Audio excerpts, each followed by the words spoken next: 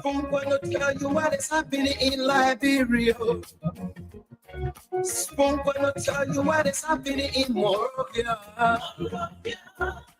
I'm gonna tell you what is happening in Africa.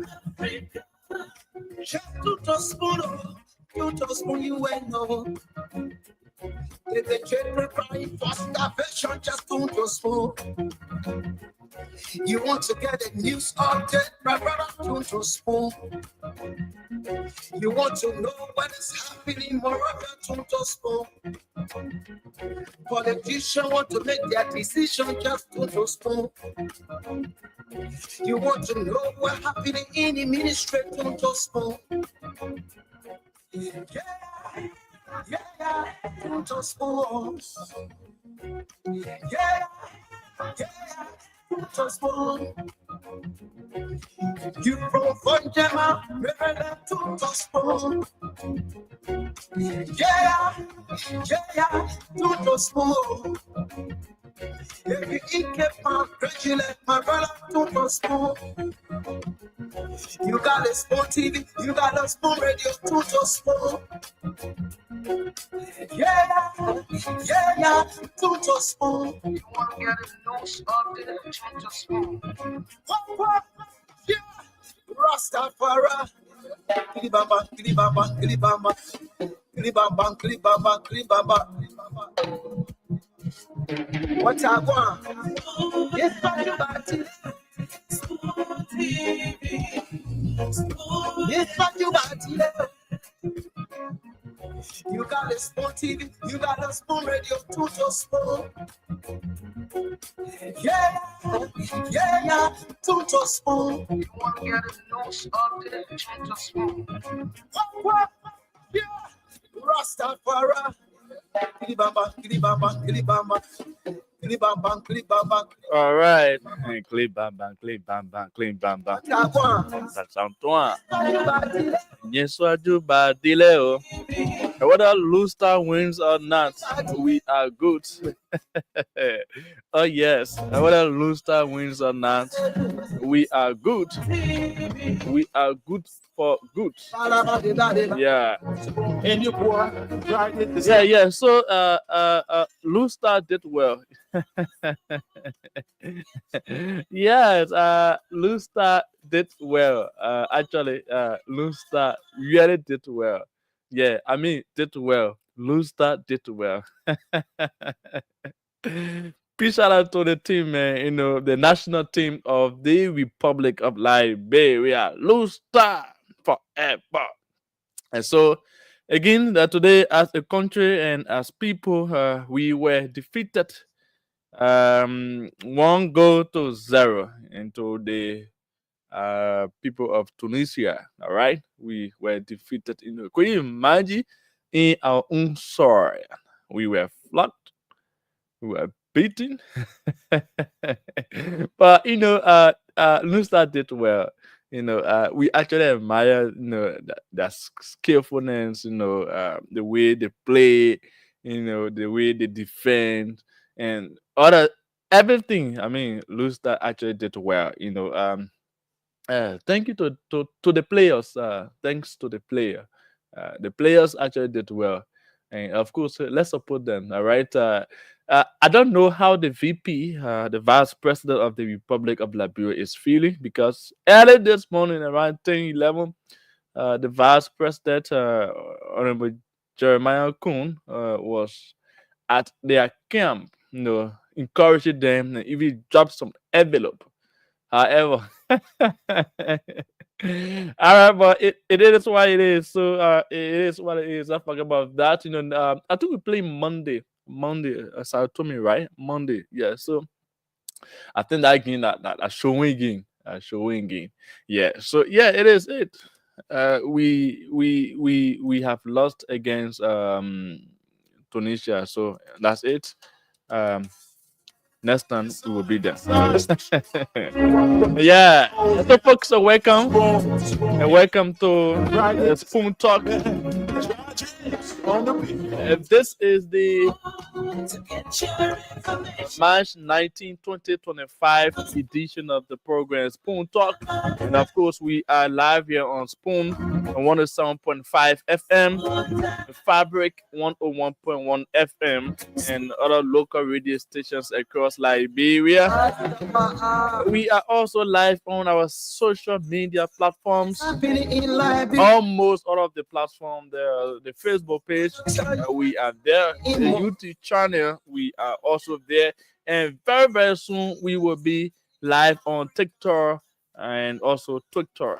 So everywhere you turn, you will be able to get us now. So I'd love to say welcome to the March 19, 2025 edition of the program Spoon Talk. It's going to be hot tonight. And so I am inviting you to listen and to follow, and please share share this show because people need to be informed. Although today we lost against Tunisia, so it doesn't mean we are finished totally. No, it doesn't mean we are finished totally.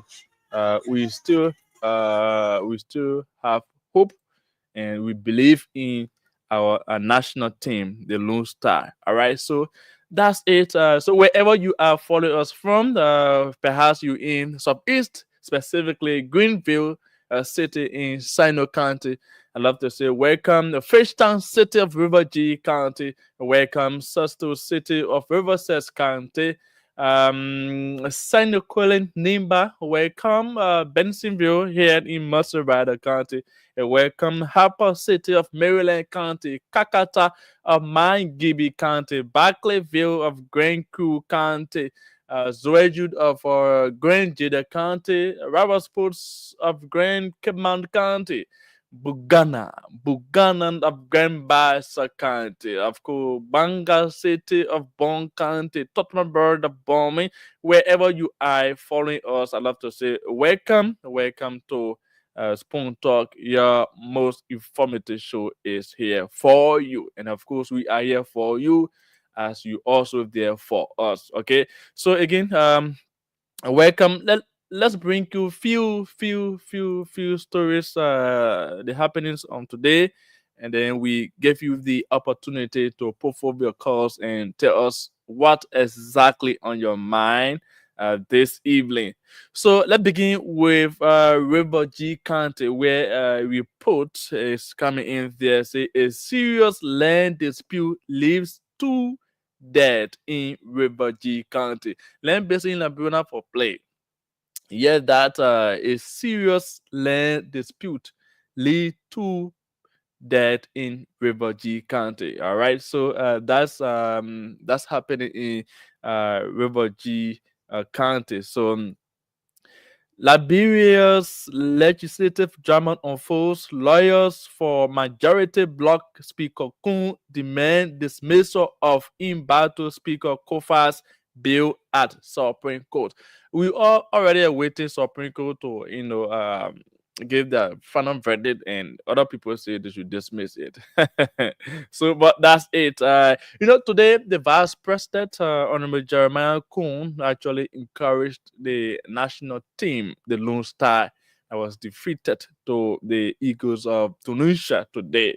As I actually saw the Vice President individually interacting with our players, even dropping envelopes. However, here we are. And today again, we were defeated 1 goal. Wow. Wow. But actually, our team did well. Our team actually did well. All right. Supreme Court issues rate of prohibition against UMC and government officials over 72 at the 72nd church dispute. All right. The church 72nd church, the UMC, the church located on the 72nd area. The Supreme Court has issued writ of prohibition against that church, the UMC, and government officials over everything is about gay. Other people say gay. Just dispute me about gay surrounding that aspect. So yesterday, His Excellency President Boakai officially opened the WAEC 73rd Annual Council meeting after 15 years. Wow. After 15 years, Liberia has held the annual council meeting of WAEC. So you have about five countries coming together, in Liberia to discuss issues relating to the West African Examinations Council. So Liberia this year, through the support of the Liberian government, specifically His Excellency President Boakai, is hosting this year annual meeting for WAEC.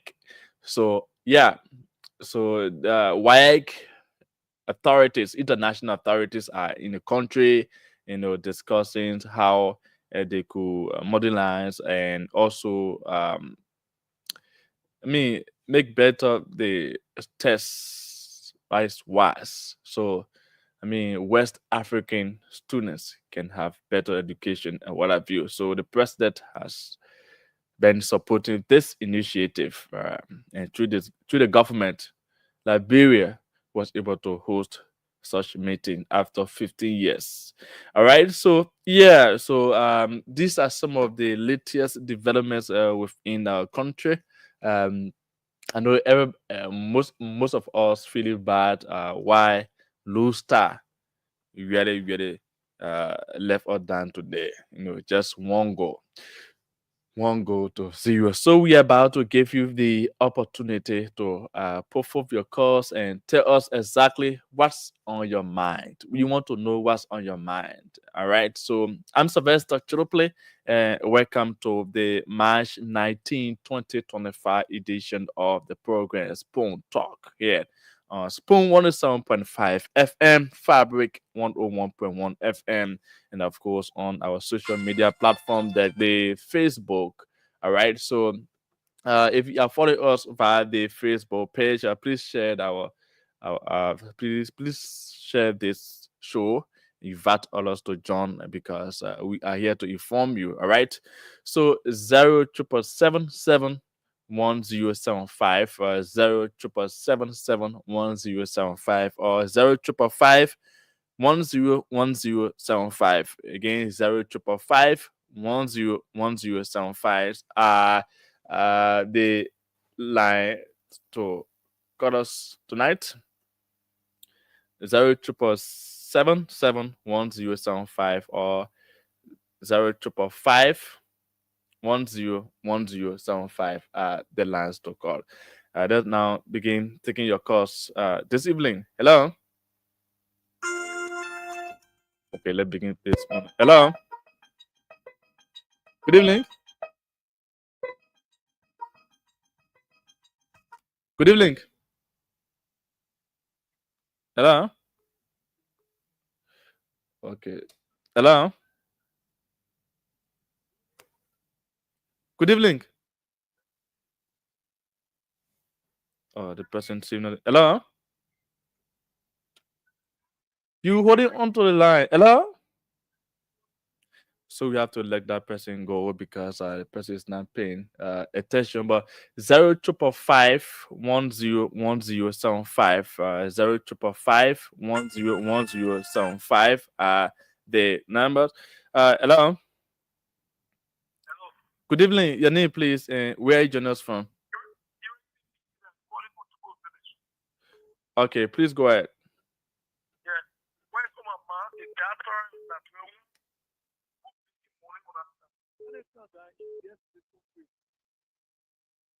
Okay.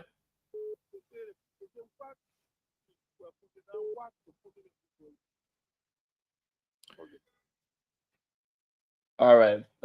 You are low a bit, but let's continue to take more calls on the line. Hello. Good evening. Your name, please, and where are you joining us from?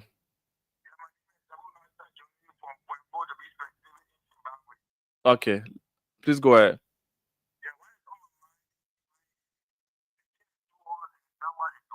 Hmm.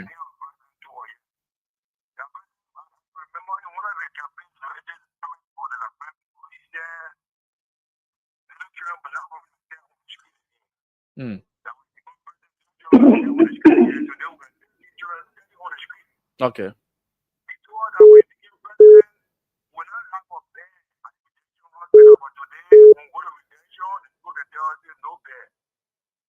Okay.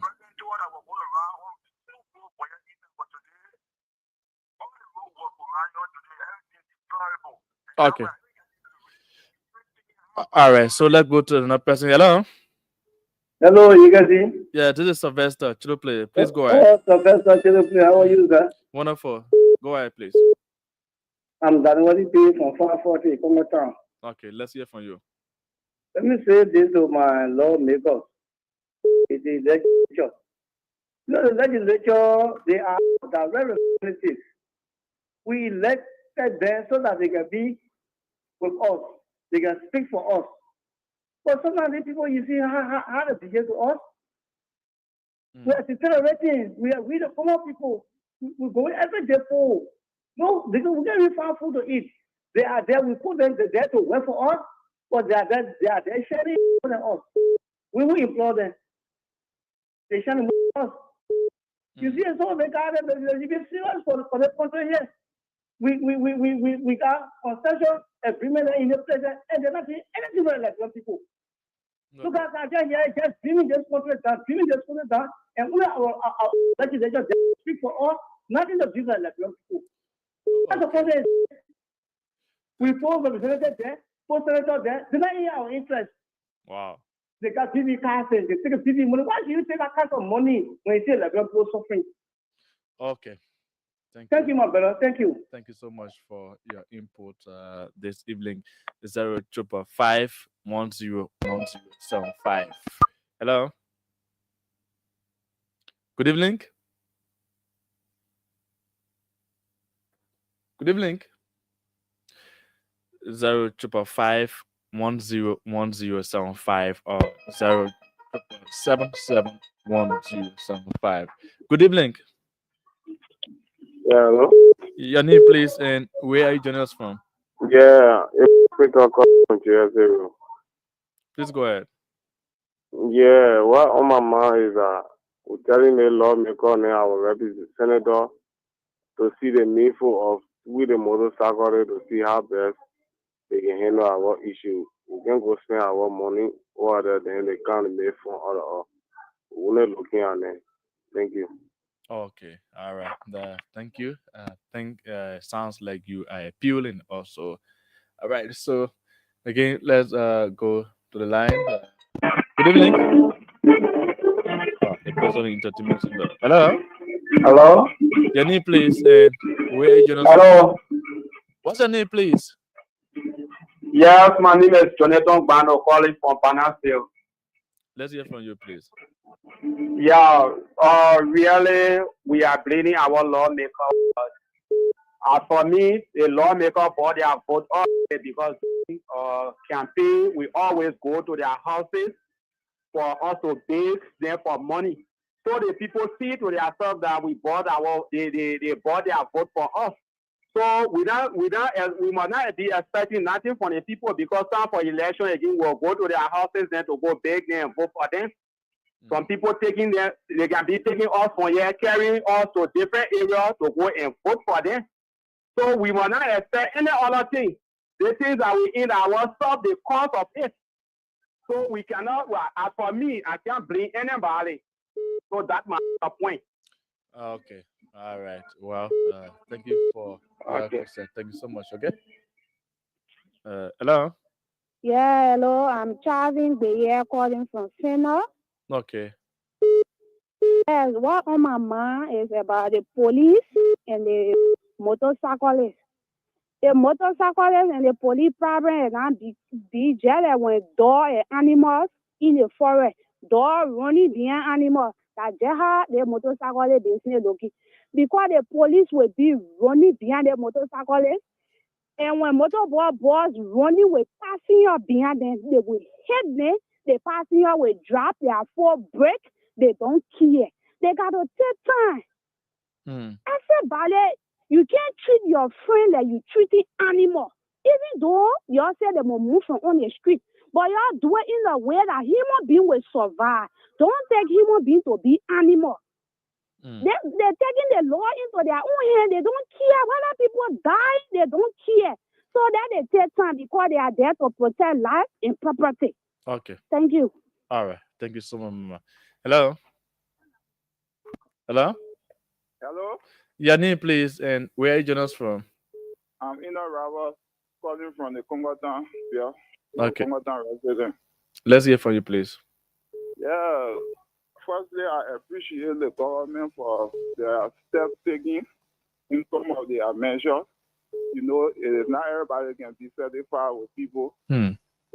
So I appreciate the government that they continue doing their best, and they shouldn't mind us in the market. You would love to be a little bit definite as to what are you appreciating the government? Maybe need one or two things. All right, number one, the motorcyclist restriction. Okay. I thank them very much for restricting the motorcyclists from the main road. Those guys, they are very destructive on issue, but now they are behaving themselves due to the measure the government took. Okay. So I appreciate the government a lot. Okay. That's my concern tonight. All right. Thank you so much. Thank you. All right. Okay. So you see that other people are appealing that the government allow motorcyclists. Other people say it's a good idea. Motorcyclists should remain out. Hello. Your name, please, and where are you joining us from? Yeah, something calling from STD. You are low. You want to put strength in your voice, please. Yeah, Peter D. Something calling from STD. Okay, go ahead. Yeah, thank you for the topic and discussion tonight. Monty and my they coming, I don't know, either Friday, which is next week, or Thursday, and I'm mistaken, when a co-rule in favor of the quote and how they call themselves Majority block and the majority block or the fanatic cover group. Yeah, fanatic cover group. They should be peaceful. Okay. Both sides should not say, "Oh, I not agree." Okay. And Richard Kuhn start if the rule is pure against them or if the rule is pure of them, they should accept everything from the other side. They should accept it. Okay. But there should be no noise because other representatives start saying if a rule in a favor or if the rule in a favor and them the other side not agree, which means it will bring problem. It will put people in the street. Okay. It should not be agreed. Okay. So it's not going to be for tonight. Thank you so much. Thank you. All right. Thank you so much for. Hello. Hello. Your name, please, and where are you joining us from? This is the voice of Andrew indeed. I'm Andrew Fire, Terrella Kisi Board, joining you from the office of the Massive Rescue Mission Information Hub. Okay. Go ahead. Thank you for the time.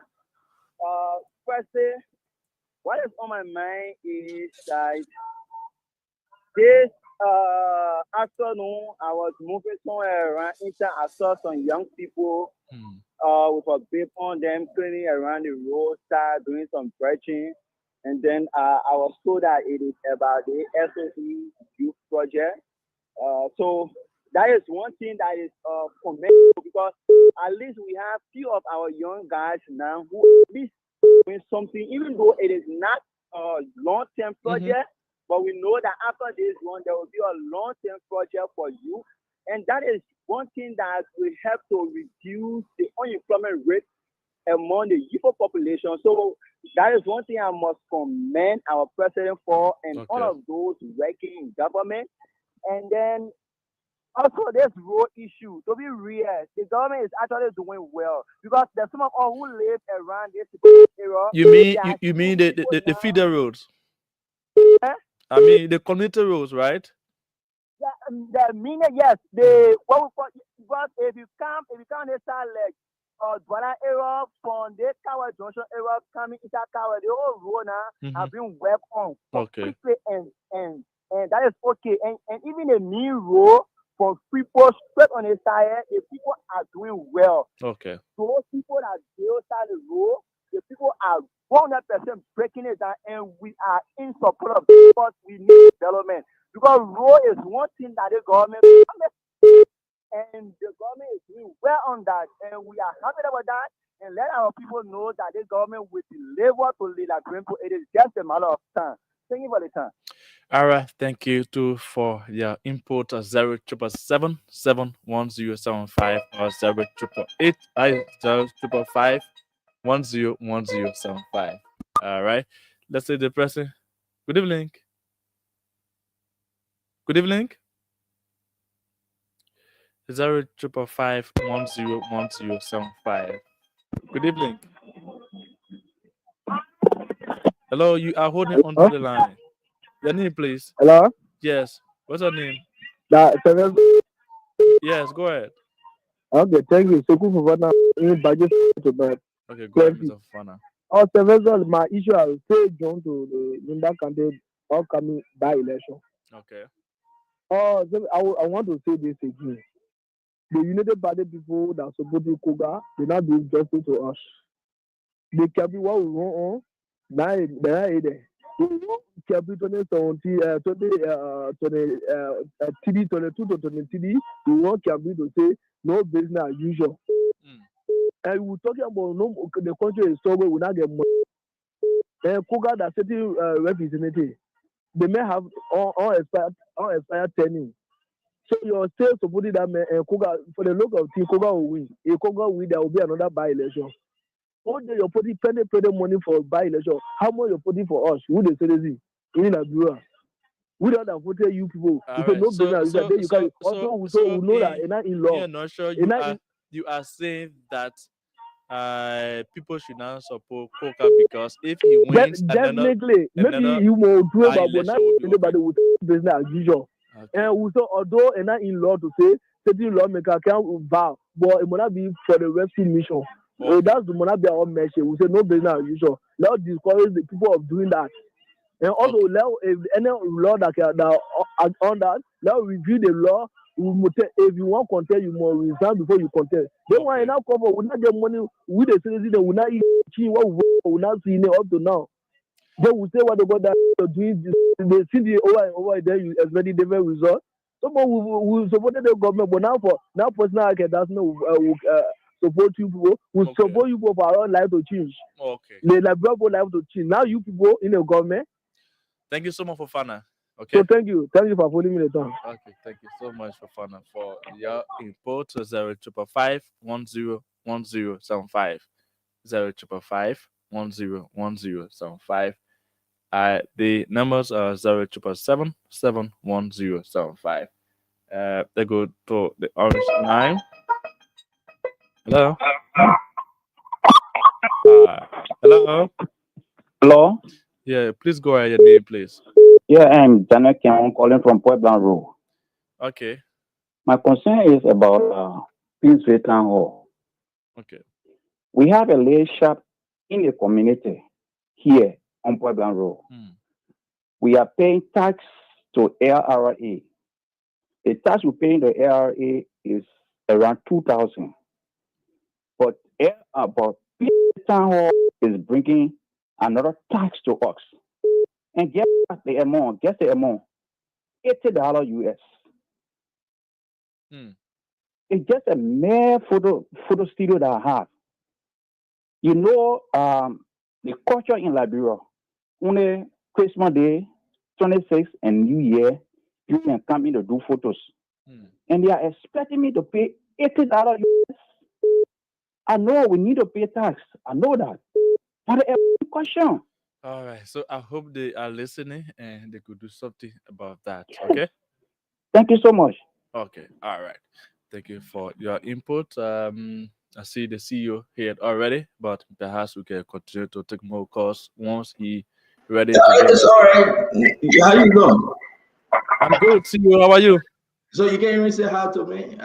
Did I do something to you? Did I do something to you, Chillplay? No. Yeah, Chillplay, what have I done to you? You treat me like this, Chillplay. Hey, bro. Did I do something to you, Chillplay? No. How are you doing? I know the CEO, yeah. I got to move. I'm not even looking at him. I'm not paying any mind. Chillplay, My Labrador people, can you ask Cholo Play, did I do something to you? No, you didn't do anything. I'm out of opposition to you now, Cholo Play. You are not. No. The people gotta know. I'm out of opposition to you now. No. Actually, absolutely no. How are you doing today? Peter Toba welcoming me, Tipo Dempster welcoming me, but you said we're not paying attention to it. You know, it's okay. Take your calls. Listen, we got a big show today, Cholo Play. We got a very one of the biggest show, since this year. A lot of stuff happened today. Do you know that? Yeah. Yeah. Listen, I'm running through the list. 1, 2, 3, 4, 5, 6, like eight different major issues. Wow, so And we critical. gotta tell you, within a limited time, we got to tell the Liberian people this will be one of the hottest programs ever. 8 different issues that we have to tell the Liberian people in a limited time. So they got to call. We want to welcome every one of you. I thank you for joining us. Come on, let's discuss this issue. We'll talk about LSCC. And when you talk about LSCC, you know we got to talk about Yango, right? Yes, Wash Commission. Yeah, he was arrested today. The man went to wash his clothes. Then they caught him. We're going to talk about Yango. Then we're going to talk about LDA. Again? Yeah, because the director, Anthony Swa, and the deputy director, Sebastian Farr, and 704, Unit 704, Unit 711, they're all fighting. Again, but somebody among them, one of them, get a Nigerian wife that the allegation that she's the biggest drug dealer in the red light area. We got to talk about those things. We got to talk about it. It's very good. Yeah. And we're going to talk about Sekou Douklé from the National Port Authority. NPA. NPA Sekou Douklé. Look at Peter Thomas says CEO Canada Spawner. No, I'm getting in Zigo. I'm not there yet. Yeah. Sekou Douklé for NPA, man. The people saying they make it look at you and say, Sylvester, I like you, I give 4,000 for your salary every month. They make it look at somebody and say, oh yeah, you my picking, right? You wrote something good about me on Facebook today? Yeah. All right, give you 5,000 every month. But is it true? The big question, is it true? Then the accusation now, the pro tem Yombly is accusing Sekou Douklé of something. Wow. We have the document. And get me Sekou Douklé picture and get me Yombly picture. Okay. Yombly is accusing Sekou Douklé of something. Guys, you got to share the show. It will be interesting. Then we're going to talk about the LRA with a big question. Who ate the China Union money? China Union telling the government, so we gave you our own money, you ate it. Wow. Was it double jara? My information is I know. And I will give you a little clue. Double jara, and I'm part of this one yet. I put yet in big parentheses to say. And so again, we're going to talk about who ate the China Union money.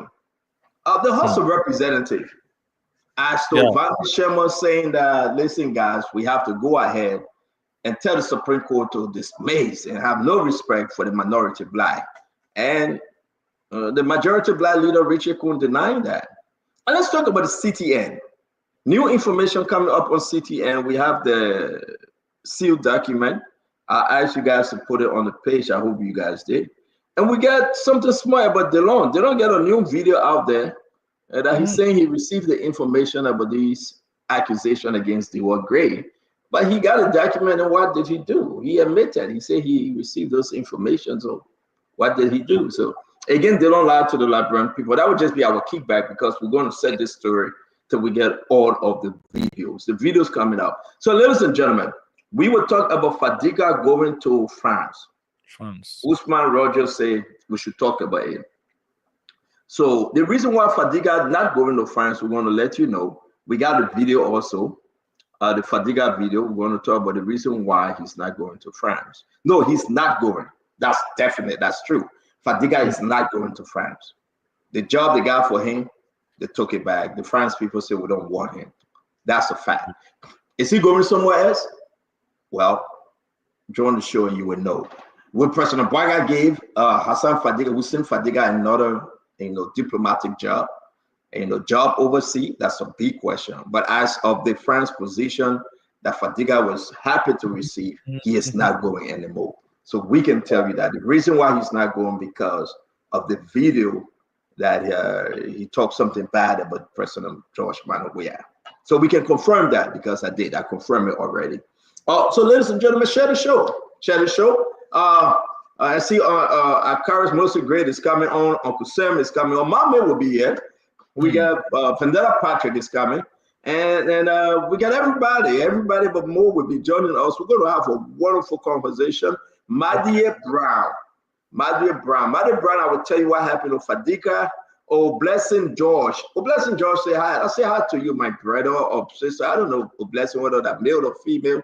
Philip Bala is in the house. Not Gordon, where are you joining us from? That Gordon is watching from the township of Ewing Township in New Jersey. Pierre Campbell is in Atlanta, Georgia. Hey, Pierre, Sister Pierre Campbell, listen, I've been waiting for you and I know that you will do the needful. Ezekiel Doloway is in the house. Bernice Malina, listen, when I call your name, you got to share the show. But you also got to tell me where you're watching us from. We want to send a unique shout out to you. So just don't put your name and go, no. I want to know where you're joining. I want to know where you're joining us from. Africa, Europe, America, Asia, and all of the 17 continents, like Jefferson Koji said. But actually, it's 7 continents. Is it 7 continents, right? Yes, it is. Yeah, 7 continents. If I ask you to name all the 7 continents, you will not name them. So let's forget that one, Children Play. Don't Africa. I love Africa. Now all you name Africa. So Peter Tupa is in the house. Peter, what's up? Watching from Portland. No, it's not Peter though. Peter is watching from Ominga. This thing is going. Okay, you know what? You'll continue to tell me where you're watching from. I will call everybody's name before we start the show. We're just warming up, my people. There's a lot to discuss today. We got employment letters, right? We got the document that Yombli is directly accusing. She's accusing Sekou Dukle of something very bad. And Sekou Dukle had to write a letter to the president. We have that document. Wow. People say Sekou Dukle hiring so Madingo people. Is that true? Is that true? No, these are very, very big and bad travel conversation that we got to get into today. Listen, my only job is to tell you everything. So I'm here today to tell you to make this thing a juicy conversation. Ishmael Habib Rahim, watching from Luxembourg. Where is Luxembourg? It's somewhere around Germany or something like that, I do believe. Maybe I don't know my geography well. Bala James, I'm watching from Congo Town. Bala James is in Congo Town. If you know Bala James, tell him thank you for following Spoon. Orito Bele is watching from the DMV. Now, do you know what DMV stands for? Sylvester, I don't think Sylvester, you say guest. Are we expecting any guests? It was Jurassic. We just placed that. But okay. I'm thinking maybe you got somebody coming. I don't know. All right. We got evangelist. Oh, we got an evangelist in the house. Evangelist David King is watching us from the Moose, Iowa, USA. David King is an evangelist. Thank you for joining us. Dwayne Myers Yima or Yimu. That's the pronunciation. M-O-N Yimu. He's in Uganda, Kampala, Uganda, all the way from that end. Lincoln Morris is watching us from Worcester, Mass. It's good to have you, Lincoln Morris. Tekon Dixon is in Maryland, Liberia, all the way Maryland. Is that Harper? Tekon, is that Harper? Want to know? Minin Poki is watching us from Maryland, USA. Otero Swa. Otero, are you the brother of Anthony Swa? You are watching us from New Hope, Pennsylvania. The Moscow Moses Nunga is watching us from Broad Street, Monrovia, Liberia. Timothy Harris is watching us from the beautiful city of Lakes. What's that? Beautiful city. No, where's Lakes? Okay, you gotta let us know, my friend. R.B. Davis. R.B. Davis is watching us from Ohio. Eugene Pokat. Eugene Pokat, very good show. Thanks for the great work, sir. I'm watching from Fargo, North Dakota. We got Morris Nipo. Nipo is watching us from Campley, Nimakante, Pabua, Iman, Redemption, Marvelous, Dave Cody, all the way from Monrovia City, Monrovia, Liberia. We're going to bring Peter Topa. Peter Topa is watching us from Ominga, Painesville, Liberia. Philip Bala is here from Pennsylvania. Lawrence Appleton. Lawrence Appleton is watching us from Rochester, Minnesota. USA, good evening, my Spoon family. Good evening to you, my brother. Let's go down and see, make progress today. Again, when I call your name, you got to share the show. Tell somebody you're going to be on fire. Like Akaris Melissa Gray said today, it's going to be on fire. Why? People are asking, why Youngly is targeting the NPA port director? Why is she targeting the port director? People are asking. I don't know. I don't know why she targeting him. I mean, listen, this guy. It could not be a target, but maybe she wants to see a transparency. That's your own story. Again, Lima, your only job is to produce. My job, I mean, will talk. Yeah, it could not be that cool idiot. You better wait to get you no politics. It could not be a target. You better leave me alone. I will not tell where I'm watching from. Bill Cassie in Maryland, man. We know where you're watching from, Bill. Coming from the DMV area. We got Dwell Myers. Nemo, I call your name already. Rita Brown. Rita Brown is from Clement, Minnesota, USA. My sister Rita, how you doing today? Today, if we open the phone line, only women should call. The men are always calling, just always calling. We just want the women that to call. Please, Rita, you got to call, okay? Seaforce White. Seaforce White is watching from New York City. Suzanne Bola. Suzanne Bala is watching from Liberia. Mustafa Sanon said, good evening, good afternoon, family. Watching you guys from Alaska. Hey, Alaska is cold. So let's bring in James Eto, Yasa Wido, Kokulu. James Eto is watching from my corner in Fetty.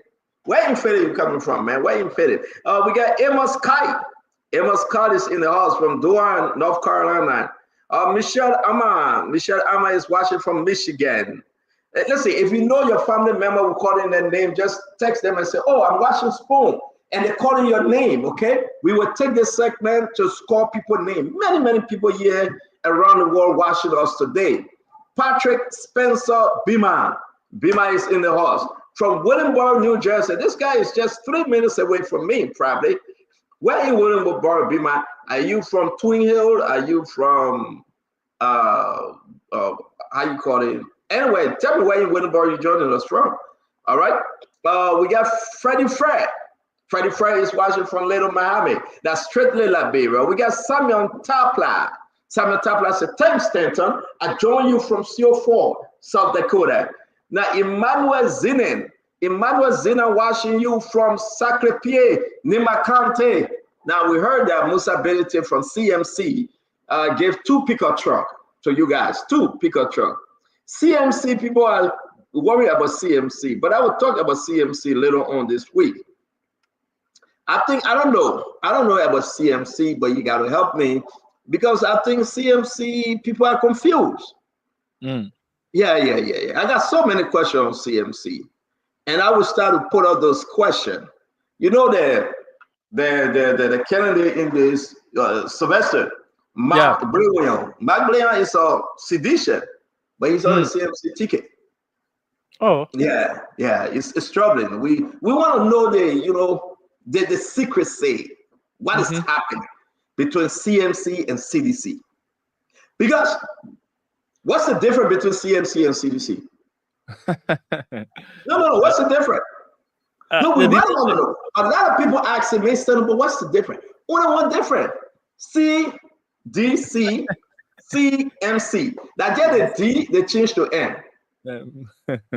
Yeah, so we try to figure out this thing, but we get there. I'm not going to be on my man Musa. Musa know me, and I know Musa. Man, listen, have I met Musa before? Have I met Musa? No. I've never met Musa in my life before. Physically, I don't think so. But maybe you forgot, but I don't think so. I haven't seen both of your photos yet. No. I have never met Musa in my life before. No, I've never met Musa before. I will try to meet him. I waited for Musa to come to America. I think he should be coming in 2 weeks. Forget your bad thing. Start sending me the fake information.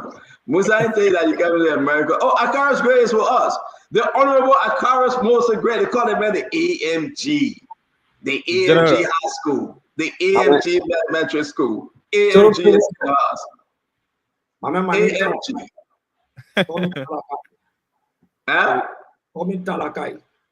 Talaka is here, my people. We have Talaka joining me. But Talaka, we got a lot of program coming up here, man. But that will be the Grand Firing Show, LDCC, LDA, National Port Authority, LRA, who eating the China Union money. We got to know about. I heard the name Gabriel Montgomery. I'm going to put that with question mark. Gabriel Montgomery is one of the commissioners over there. But they're saying that the China Union money is set over Gabriel Montgomery. I have not spoken to him. And I hope that he can be very clear with over $1 million. If this allegation holding water, then we got to investigate. The House of Representatives saga, CTN, they have put up their notarized document. Again, why Fadiga is not in France? Why? Who's that Fadiga? We got a lot to discuss. Again, we just pushing it. Baklapor. Yango, they arrested Yango today. Yango is in the house. But it's good. We're going to take a few more calls, Honorable Gray. How you call it? Talapia? You say your name Talapia, right? We're not hearing you. Talakai, the man from Talakai, not Talapia. I told you the fish. Talapia. Pronounce the thing good. I mean, that takes some calls. Hello, your name and where you joining us from? Yeah, you lie. This is Jamal Thomas, the former Director General Bureau of State Enterprise. You said what? The former Director General Bureau of State Enterprise. Director General Bureau of State Enterprise. My man, what happened with your man? They said LDCC sent document for him. They report up. My man, we gotta talk about it. I'll call you tomorrow because I'm in a noisy area. My man, you laugh right now. Why are you calling me tomorrow for? What's your name again? Man, I said this is Jamal Cummings, the former Director General Bureau of State Enterprise. All right, I got your number. I will call you. Thank you very much for reaching out. Okay. All right. I mean, the man on the list. The man coming to defend himself. This is what we do on Spoon. Yeah, for Bureau of State Enterprise. So we want to say to all of you, come and hit the phone line, put the number up. Let's take some calls. Your name and where you joining us from? My name is Anthony Wewo. I'm calling from Charlotte, North Carolina. Anthony, Charlotte, North Carolina. Talk to us, my brother.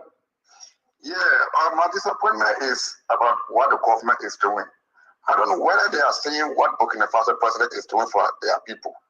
Every day our people are not thinking in that direction. They're just eating bullshit money, not thinking for the masses. That is my frustration of the government. Thank you very much. Burkina Faso, my man, you sure you want us to get a Burkina Faso president? They are doing well. They are doing well, my brother. But you know how you got that? Well, this is the time for us to do the same. My man, Bob. You probably get problem, Bob, man. Yeah, man, they gotta get problem. Can you put a number up? We're gonna take calls. So we're gonna take a few calls. And for that, we're getting the show. I got Charisma Gray. I got Mommy coming on. I got the entire team here. We'll discuss the issue. Vendetta Patrick and everybody as Edward Gray and all the good people coming on tonight for us to discuss LDCC and everything. So let's take more calls. Put the number up. Sylvester, you have the number. Put it up. Let's listen to our people, one people. Okay, let me try to do that.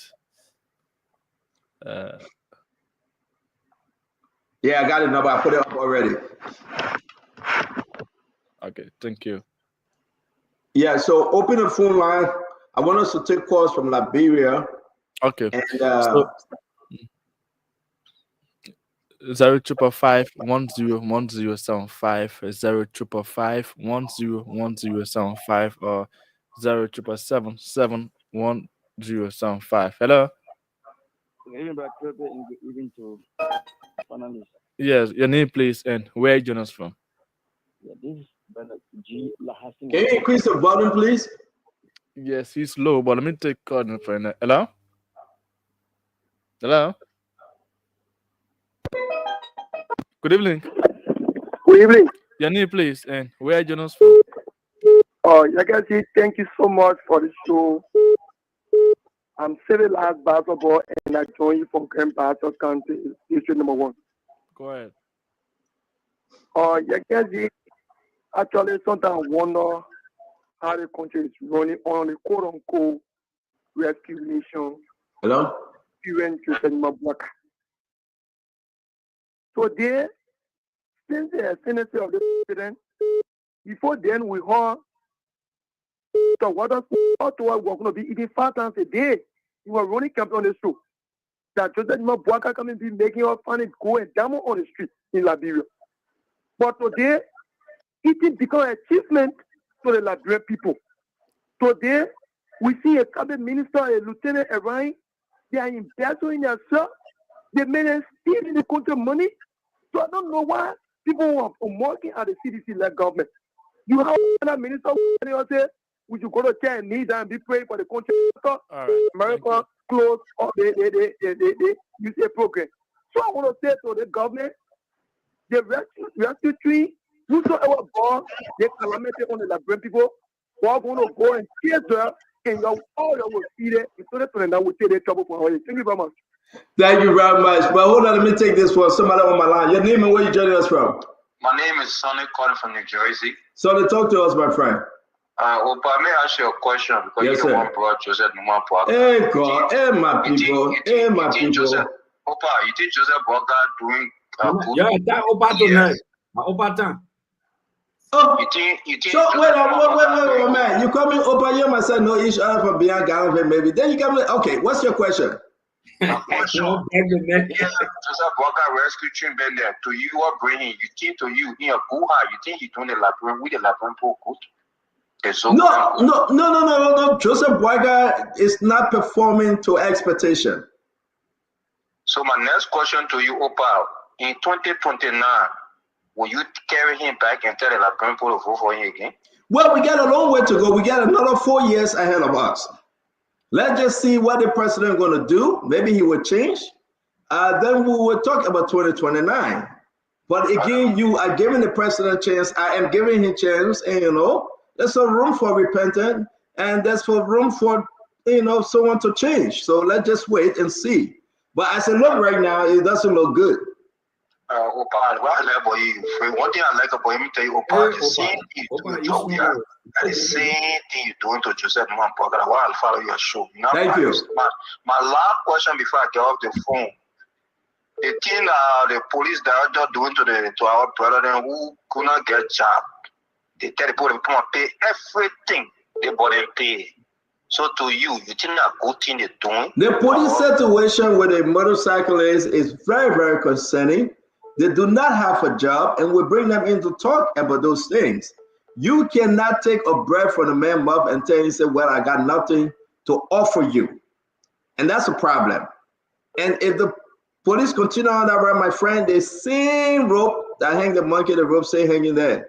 And I can guarantee you the people beat on Jowia, they are beating on this government. But thank you for calling in. We appreciate your call in. Thank you, Opa, for calling. Yeah. Your name and where you coming? Where you joining us from? My name is Ronald Ben calling from Minnesota. Yeah, talk to us. So, Stanton, why you couldn't give our former president George Weah a second term? Instead, I didn't hear your question. Why you couldn't give our former president a second term? Why I couldn't give President Weah a second term? Yes. Yeah, because President Weah was performing very poorly. He couldn't listen to the masses. So now Boaka is performing poorly. You talk about to give him another 4 years to see what. No. So you didn't listen to me. I said President Boaka still have 4 years to go. So it's different from me saying give him another 4 years. He still got 4 years to go, correct? So you think it's going to change in a 4 years' time? Just how you thinking, my friend, I'm hopeful. I don't know whether he will change, but I'm hopeful. Okay, we'll pray for the best. Thank you very much, my friend. So I can't get answer all the people that to attack me. Hello, your name and where you joining us from? Maybe that's Sylvester. Hello? Hello? Yes, talk to us. Your name and where you joining us from? Hello? Your name and where are you joining us from? My name is Charles Yanti. Talk to us. Hello? My man, I gotta let you go, my man. You're doing hello, but you're not answering. You gotta answer into the phone. Don't listen to your radio. So let me let you go. Okay, hello, your name and where you joining us from? Hello, my name is Charles Yanti. Yeah, where are you joining us from? Talk to us. I'm joining from Broad Street. Well, my mind, NHCC need to be audited. Okay. My name is Charles Yanti. Thank you very much. You say LDCC need to be audited. From Broad Street. All right, my man, thank you. Hello, your name and where you joining us from? Godfrey, talk to us. What's up? Are you going to ask me a question too? Go ahead. No, I'm not asking a question, but I also want to I want to ask questions. Today I saw Lusa play, and one of my co-workers asked me, said, do you think that there's a country that you have former world best? I said, yes. So in my mind, what did the real left for you? So Akara Square just went in the back to take call. We'll wait for Akara Square to answer that. Thank you for joining us, okay? But I can still make a point. It's a general point. Yeah, go ahead and make your point. So the idea with the Labrenco who are saying Doria will come for second term Labrenco, I don't think Doria and Bishop Organ to be taking second term because they all pay off messages. Then Labrenco look for a new person who will come and deliver them because what I'm saying and from where we're coming from, these people are not coming to. So nobody again, my friend, thank you very much. Thank you very much for those consent. Thank you. And I know your name and where you joining us from. Yes, CEO. My name is Alfred Cowboy. I call from Minnesota. Alfred Cowboy, talk to us. I'm ready now to take any question for anybody. Talk to us. We got a few more minutes to go. Okay. My concern have to do with the DEA. DEA is coming up. Yeah, I think one of the things that will help that DEA CEO is that all of the officers within the DEA, they need to have that body camera. Every time they go in for any operations, they need to activate that body camera so that people can be able to monitor their activities, you know. And even within the offices, in the building, they need to have a security, some kind of a security system placed in most of those areas so that they can be able to monitor exactly what actually is happening. Thank you. I got a question for you. Yeah. Because what I observe about government is that when you outside, you turn to see a whole lot, but when you get in there, things turn to be different. I mean, the fool not going fast, so make it fast. I beg you, Alfred. Yeah, let's say you were the president. How easy would it be if you had Dr. Richardson as the foreign ministry? How easy would it be? Well, how easy would it be for you to fire Dr. Richardson if there was something that went wrong at foreign ministry?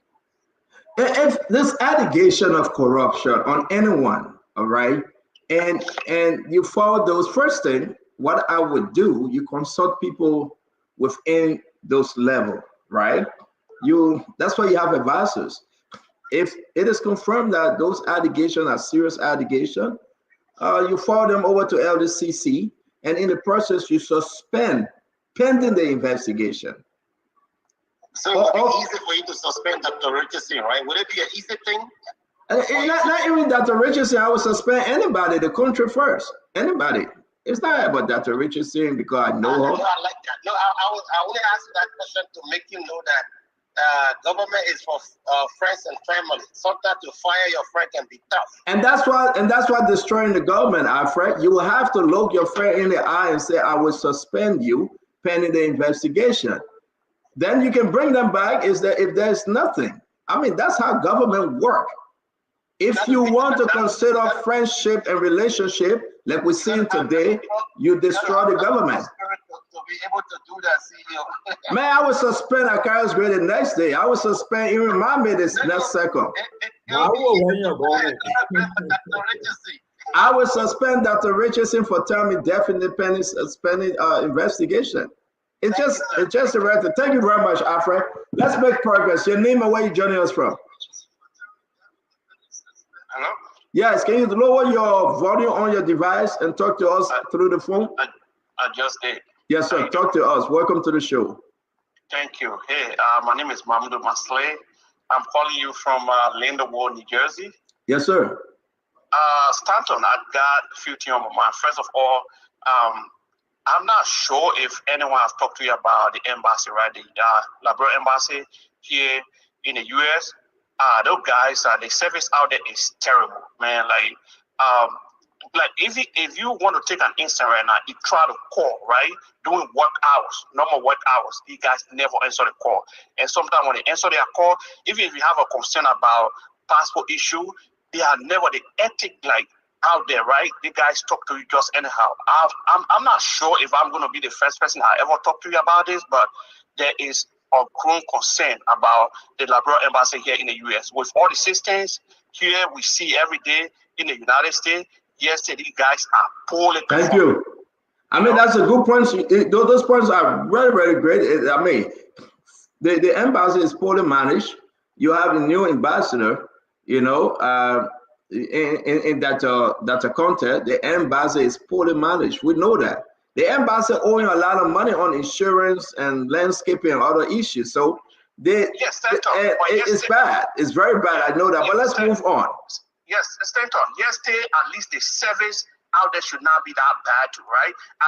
A simple thing as I agree with you, and I will beg you for us to move on because the phone line going crazy. We got to go to Monrovia, Liberia to take more calls. Again, thank you very much for joining us tonight. Please share the show, okay? Thank you, Stanton. Yeah, go back to the phone line in Liberia. In Liberia, let's bring you on, Sylvester. Who we got on the line? All right, Sylvester, I will take more calls. Hello, that you're not answering. Your name and where you coming from? I thought you still continue on that This side. is Boniface. I'm calling from Minnesota, Brooklyn Park. We got two Boniface. Boniface Sati or Boniface Satu or you. What's your last name? My name is Boniface Cooley. Boniface Cody. So you're not a former Road Fund director. So talk to us, Boniface. No, I'm the former director of social protection and Ministry of Gender. Oh, okay, Boniface. Yes, talk to us. Okay. My attention has been drawing today. I listened to OPFN. I heard the military people talking about staging some awareness in terms of the operation. It's a good idea, but my only problem is I wanted it to open it up as a joint security operation so that it can be seen as the army is kind of trying to pose threat in the people. You know what I mean? Because if you go as a joint security, the DA, the police, the immigration, then if you do an arrest, for example, for drugs, you can be able to pass on to the requisite authority so that the army cannot be seen as trying to deploy for some political reason. I think I do appreciate their effort, but again, let them do the operation as joint security operation. Thank you very much, my friend. Thank you very much. Welcome to the show, my brother Paul Kennedy. We'll get to you shortly. Let's listen to our people, one people. Your name and where you joining us from? Your name and where are you joining us from? All right, let's move on. Your name and where are you joining us from? My name is Augustine Coney Stanton. This is Uncle Gus. Uncle Gus, how you doing? I'm good. Listen, I heard you ask the panelists yesterday, what is the way forward after all this discussion about what's going on? And majority of them were just saying, if you find someone doing something wrong, you fire them. And that's where they stop. So how do you hold them accountable? That should be some accountability. Someone should be at least sent to prison. If you investigate and you find out that they are guilty of whatever they have been accused of, it should not just end to firing or suspension. I really believe that someone should be able to pay for what they are doing to the I agree with you, Uncle Gus, because people go through LDCC, they remove them from the job, and that's it. Then what? So it means that you can go and take millions of dollars because you will enjoy your money, but you will just not be in the government. So you are quite correct. Thank you, Stanton. Keep on the good work. Uncle Gus, thank you very much. Ladies and gentlemen, again, we want to say to all of you, Thank you as always for joining Spoon. We'll take more calls. Your name and where you joining us from? I'm Jimmy, calling from Pennsylvania. Jimmy from Pennsylvania. What say you? Man, the guy that just called about the embassy made me also to call. Stanton, man, our embassy, the government needs to do something about it. I mean, like, nobody is working there. I tried to call that number more than 2 weeks, and nobody picked that call because I wanted a visa for my family to go to Liberia.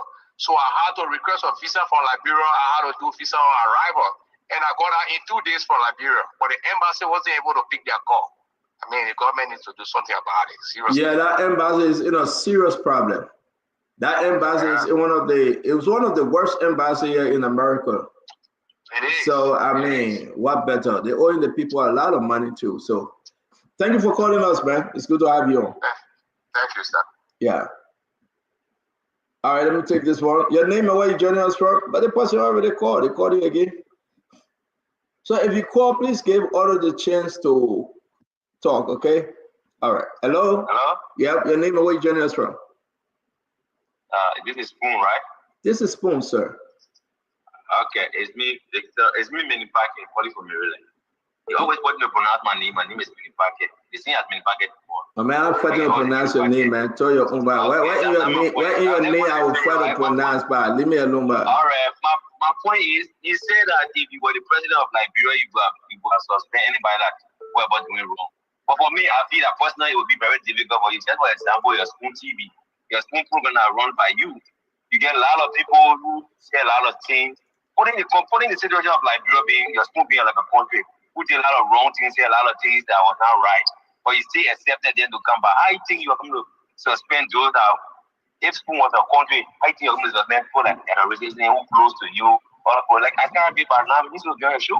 Example, just using as an example, because they all say a lot of things against you those days, but they are all now your best friends. They say you suspend people, stay down. It's not possible. It will be very difficult. Like just like bro, friendship will always be over country. We're not leaving the company power. That's what we're about doing. Bye bye. Thank you very much, Manny Packet Dima. Thank God I can pronounce your name well, sir. So let me leave you alone. My name is not Manny Packet Dima. Manny Packet Dima. I will call you Manny Packet Dima because you got problems. No, I'm the original Manny. Yeah. Hello, your name and where you joining us from? My name is Panelist here in Des Moines, Iowa. Talk to us, my friend. Yeah, my concern is actually about the Ministry of Transport in Liberia. There's a culture of stealing from taxpayers and our ministry, which keep going on and it cannot stop. You know, they have a group of individuals outside whenever you go to register your car or do any other thing. No one will allow you in the building unless you go through those guys that are standing in the street. That's how people get this fake car registration they give to people. So I don't know which minister that will ever come that will eradicate that kind of behavior from there. But man, they told you guys that if you go and register your car, don't deal with those people. They said that. Yeah, but they will not. The security will not allow you in the building. Like what they do. So they will just say that on the air. But the actual thing is that if you get there, you want to enter the building, they will say no. They cannot allow you. Okay, I'm gonna call Salim Tyler and we ask him. And we're gonna ask Salim Tyler what kind of ministry he's running. So again, the people say don't deal with those that are on the street. Those that are on the street, they are hustling. But if you're saying that the security not allow you in the fence, then we are in trouble. So thank you very much for contributing tonight. Thank you. Yeah. Your name and where you joining us from? All right, so I think we're going to stop this fight by faith. We can only stop this fight by faith because we got a lot to discuss. And to all of you that called, please share the show, invite your friends. This is the Spoon Talk. This is the show that make you, actually, people don't go to bed because they be watching Spoon Talk. My brother Paul Kennedy, I believe he's in Liberia right now. He went in Liberia in a slow way forward. He told everybody not to tell me. He was so afraid. He said, we beg you, you don't tell stand on the wall. Because the man was saying, but he doesn't listen. Oliver Gray, I got a man picture in the plane. He didn't know that somebody saw him in the plane. And I will show you. They saw Kennedy. They sent me the picture. They said, but any guy can be on Spoon Talk. I said, the man running away from me. What have you done? And he was sleeping. But man, you can't run from Spoon Talk. Spoon Talk in the plane at all. Nobody running from phone trauma, man. Well, it's good to have you on, and we wish you well in Liberia. Try to hook up with Carol's Green, and you guys can compare notes. Yeah. My man, Carol's a big man. To see him, he got to give you appointment. You can't just wake up and go to him. To see people like Akara, you need appointment. Only Akara can say, all right, Paul can't see me here or see me here. But you go see him, the security will not allow you. This Akara? You need to talk to Yeah. that. Yeah, it's not the Akara that we used to. They're not the Akara we used to know 2001, 2000. They're not the same Akara yet. When I used to come to Montreal 2005, the Akara house I used to sleep into the bypass, but every time, they're not it. If you want for Akara to call you, right? You know the secret? No. One thing you should do, call his calls in Sapphire Gray. So now you call Sapphire and Akara will call you quick. Sapphire, my girl. She's a very good person. So. A bag, at one point and go to a birthday, he doesn't come around me. That picture for me, the evidence. You had to throw your photo in the pin, I get your photo. No picture. Like AI again. Oh, like AI. None of the message guy. AI can do anything. I don't know how you can sleep too long in the plane. Oh. AI can make Pape Boaga dance. Then why we're not having AI? I mean, anything can be AI now. Yeah, my man, but we want to welcome everybody on the show today. Tomorrow is my daughter's birthday. My first girl here in America, she be turning 24. There's a lot of stuff when it comes to your daughter, but I'm happy, man, because God has blessed us a lot, and I will be celebrating the birthday tomorrow. I pray to be off, and so you guys will be having a great time. I always say that maybe I will not, because whenever I say I pray to be off, I find myself on the show. But the beautiful Aliyah Witherspoon wishing you pre-birthday treat. I don't know why. My wife would say, don't share my children's pictures. So I'm going to ask my daughter, is it okay now that I share your photo? Because you're 24-year-old now, man. Come on. But this place will be jam-packed, and we'll be grateful in celebrating her birthday. I want to say to all of you, it's very important for us to take seriously what we're about to discuss. We'll be starting the show now in the next 2 minutes, 9:50 in Liberia. On the list of discussion will be LDCC, LDA, National Port Authority, LRA, House of Representative. They are sealed copy of the CTN agreement. And everybody asks me, Stanton, why Fadiga is not in France today? We have that video. We have the information why he's not there. But our major topic today, NPA, LDA, LDCC, and who in LRA eating the China Union money. Talk to me. If you want to add something, you can go ahead, but that's what I have on my list, sir. Yeah, basically, also, we had a very good discussion yesterday. Unfortunately, there's a statement by Senator DeLong that we need to flag to the public. It's very important. I don't know whether you have a copy of that. But send it to me, and we can play it, and we can share it's public it. now, and I want to compare the statement with that of the statement he made during the recent year. Can you send me both? Can you send me both, please? So, ladies and gentlemen, we got a jam-packed show. We're going to run through it real quick. We give you a chance to ask questions, share the show like you always share the show. We bless God for today. May the Lord guide our tongue. May the Lord guide our understanding as we discuss issue of national concern to you all. Whenever you're joining us from, welcome to the Spoon Talk. And what's on your mind? I will start with you, Honorable Gray. We'll go to Paul Kennedy and we'll jump into the conversation. Yeah, I mean, you already said what was on your mind. And today, I've come to the table with what I call my intercontinental ballistic missiles. The thematic concerns are very important, ranging from the contradiction of Senator DeLong to that of the huge benefits of lower level people at the NPA, okay, and in contradiction to a memo sent out by the executive branch of government on pay cut. Also, the issue of the LCC action to date, which is very vital. The LDA, a Liberian Justice Enforcement Agency, is very important that we know the character and caliber of people that have been sent there, and also why the president made that decision to send this group of people who have organized a cartel that has placed. So it's just a repeat of history. And then we need to focus also on the legislature. The majority bloc sent a return, who in fact I see that they're talking about their own rules. That is, they've been in contradiction of their rules. I see the speaker has become a speaker fighting for legitimacy. The majority bloc speaker, Richard Kuhn, he traveling from speaker to speaker. The last time he was in Morocco, now he's in Nigeria trying to carve for legitimacy or strive for legitimacy. So those are some of the concerns we have on the table. So I think tonight would be a brilliant night. Maybe we can take maybe 30 minutes of every subject matter, but it's very important that we touch those important subject matter because the nation is listening. I can tell you that for sure. The nation is listening.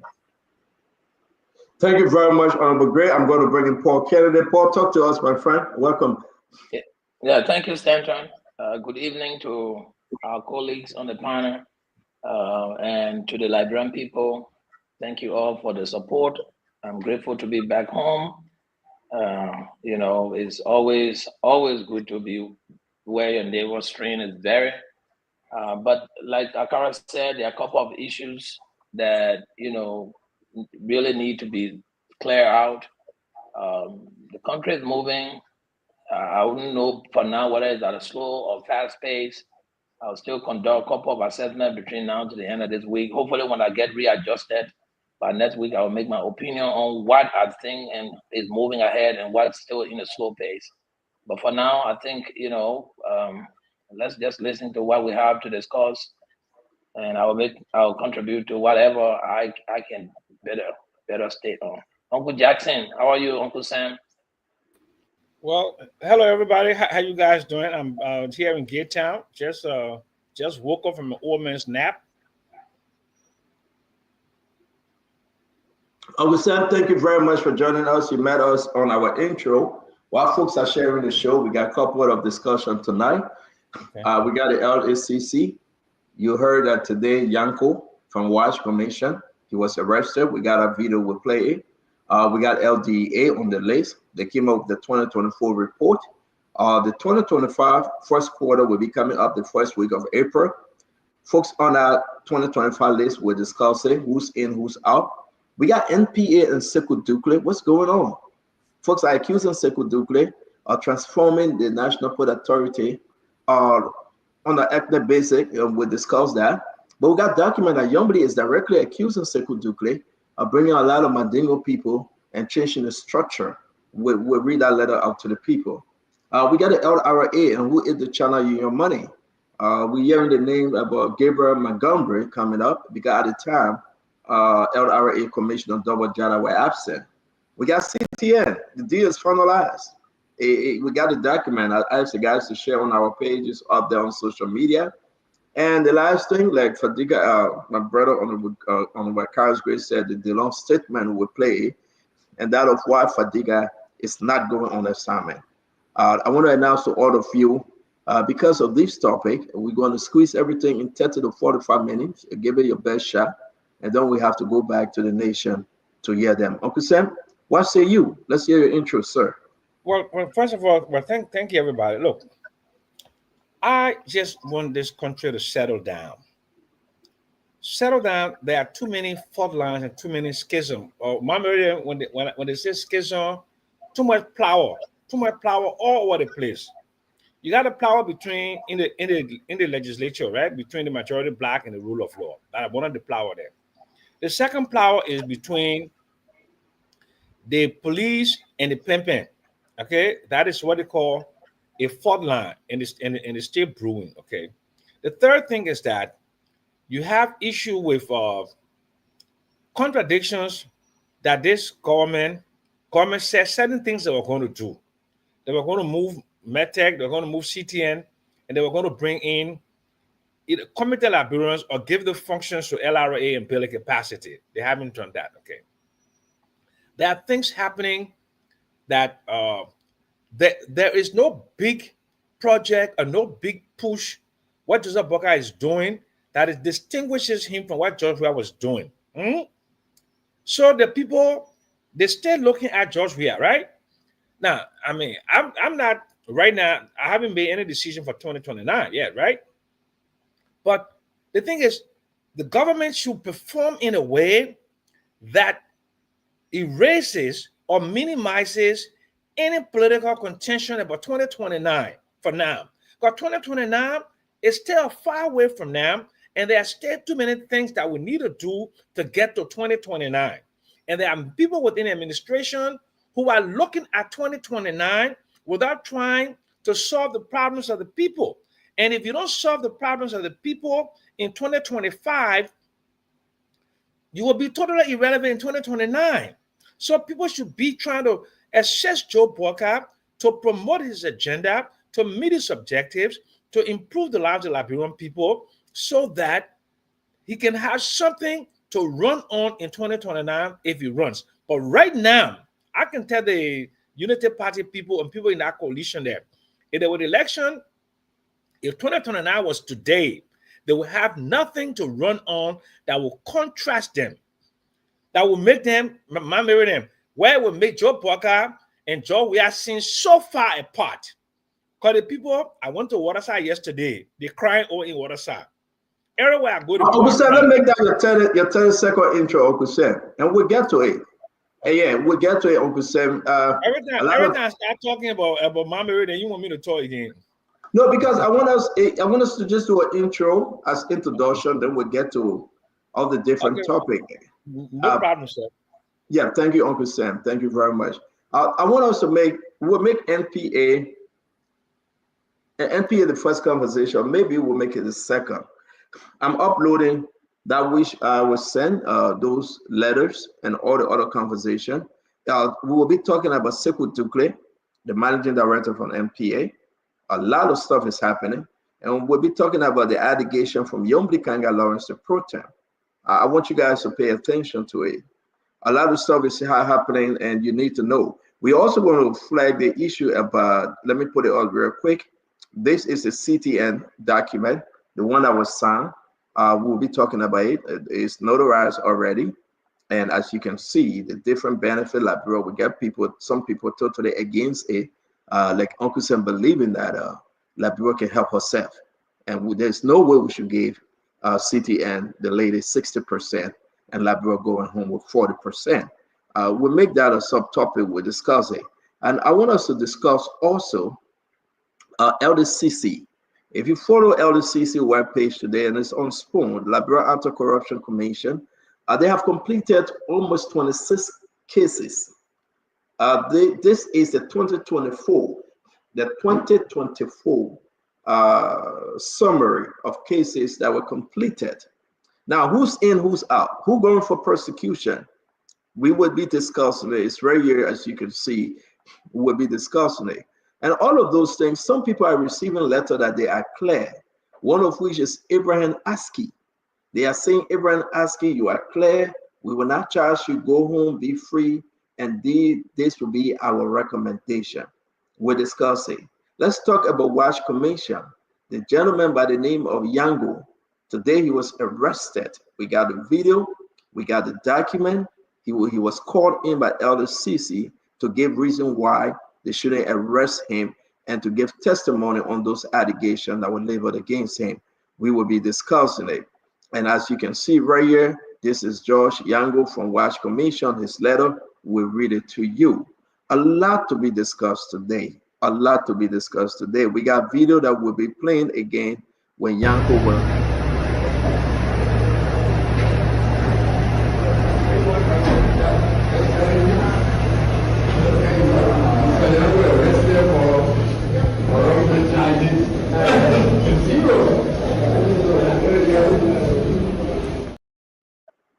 All right, so there you have it. We got all these different information coming up. Sit back, get your popcorn, In George, again, the big one from LDA, the directors are fighting. They are fighting.